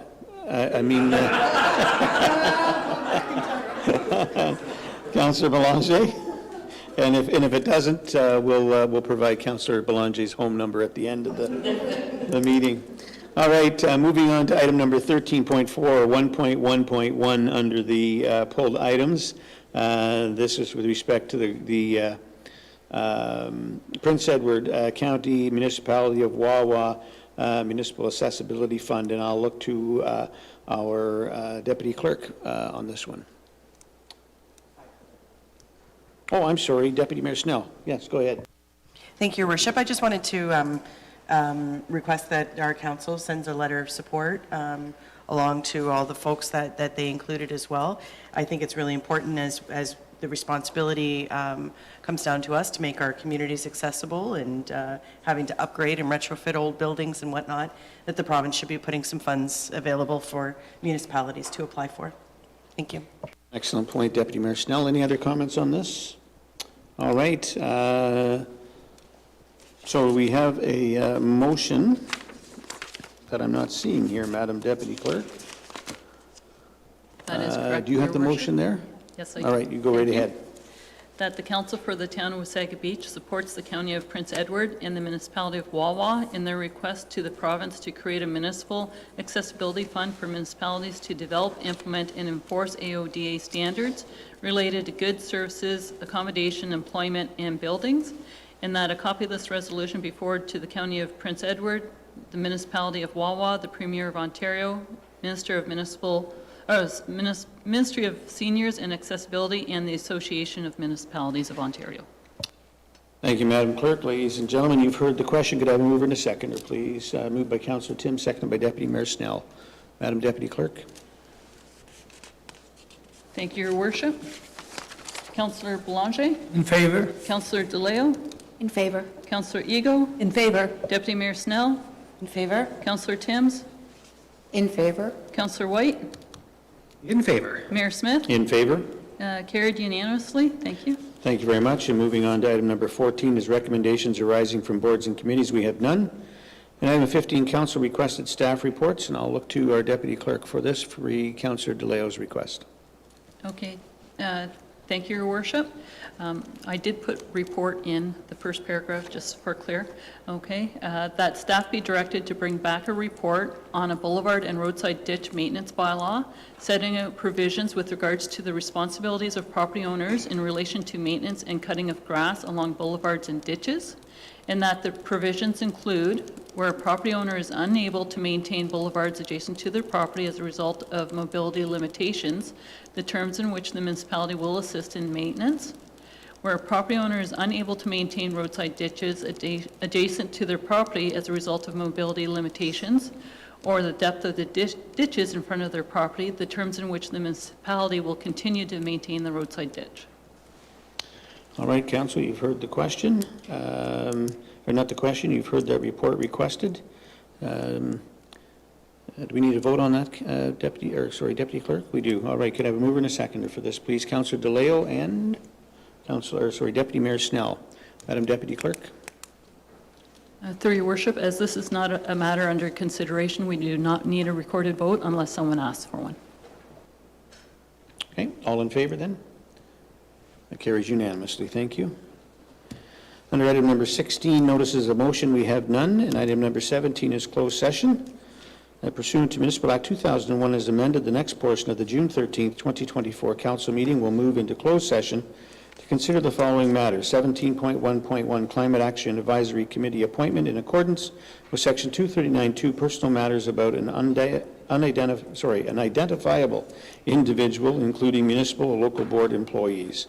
Could I have a mover and a seconder for this, please? Councillor White and Deputy Mayor Snell, all in favor? That carries unanimously. We'll now go in camera.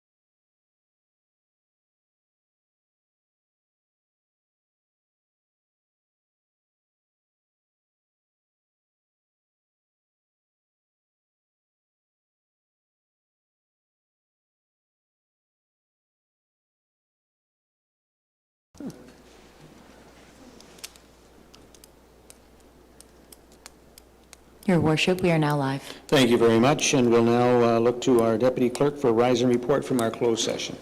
Thank you, Your Worship. Council met in closed session on June 13th, 2024 at 2:44 p.m. to discuss the following matter. 17.1.1 Climate Action Advisory Committee appointment in accordance with Section 239(2), personal matters about an identifiable individual, including municipal or local board employees.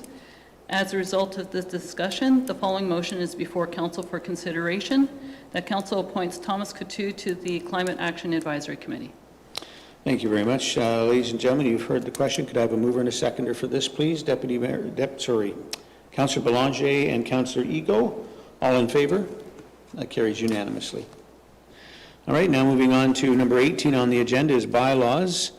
And we have a motion that the bylaws 2024-38, 2024-39, 2024-40, 2024-41, 2024-42, 2024-43, 2024-44, 2024-45, 2024-46, 2024-47, 2024-48, and 2024-49, 2024-50, and 2024-51 be received and to be deemed and read a first, second, and third time, passed and numbered. Can I have a mover and a seconder for this, please? Moved by Councillor Timms and seconded by Deputy Mayor Snell. All in favor? That motion carries unanimously, and this meeting is adjourned.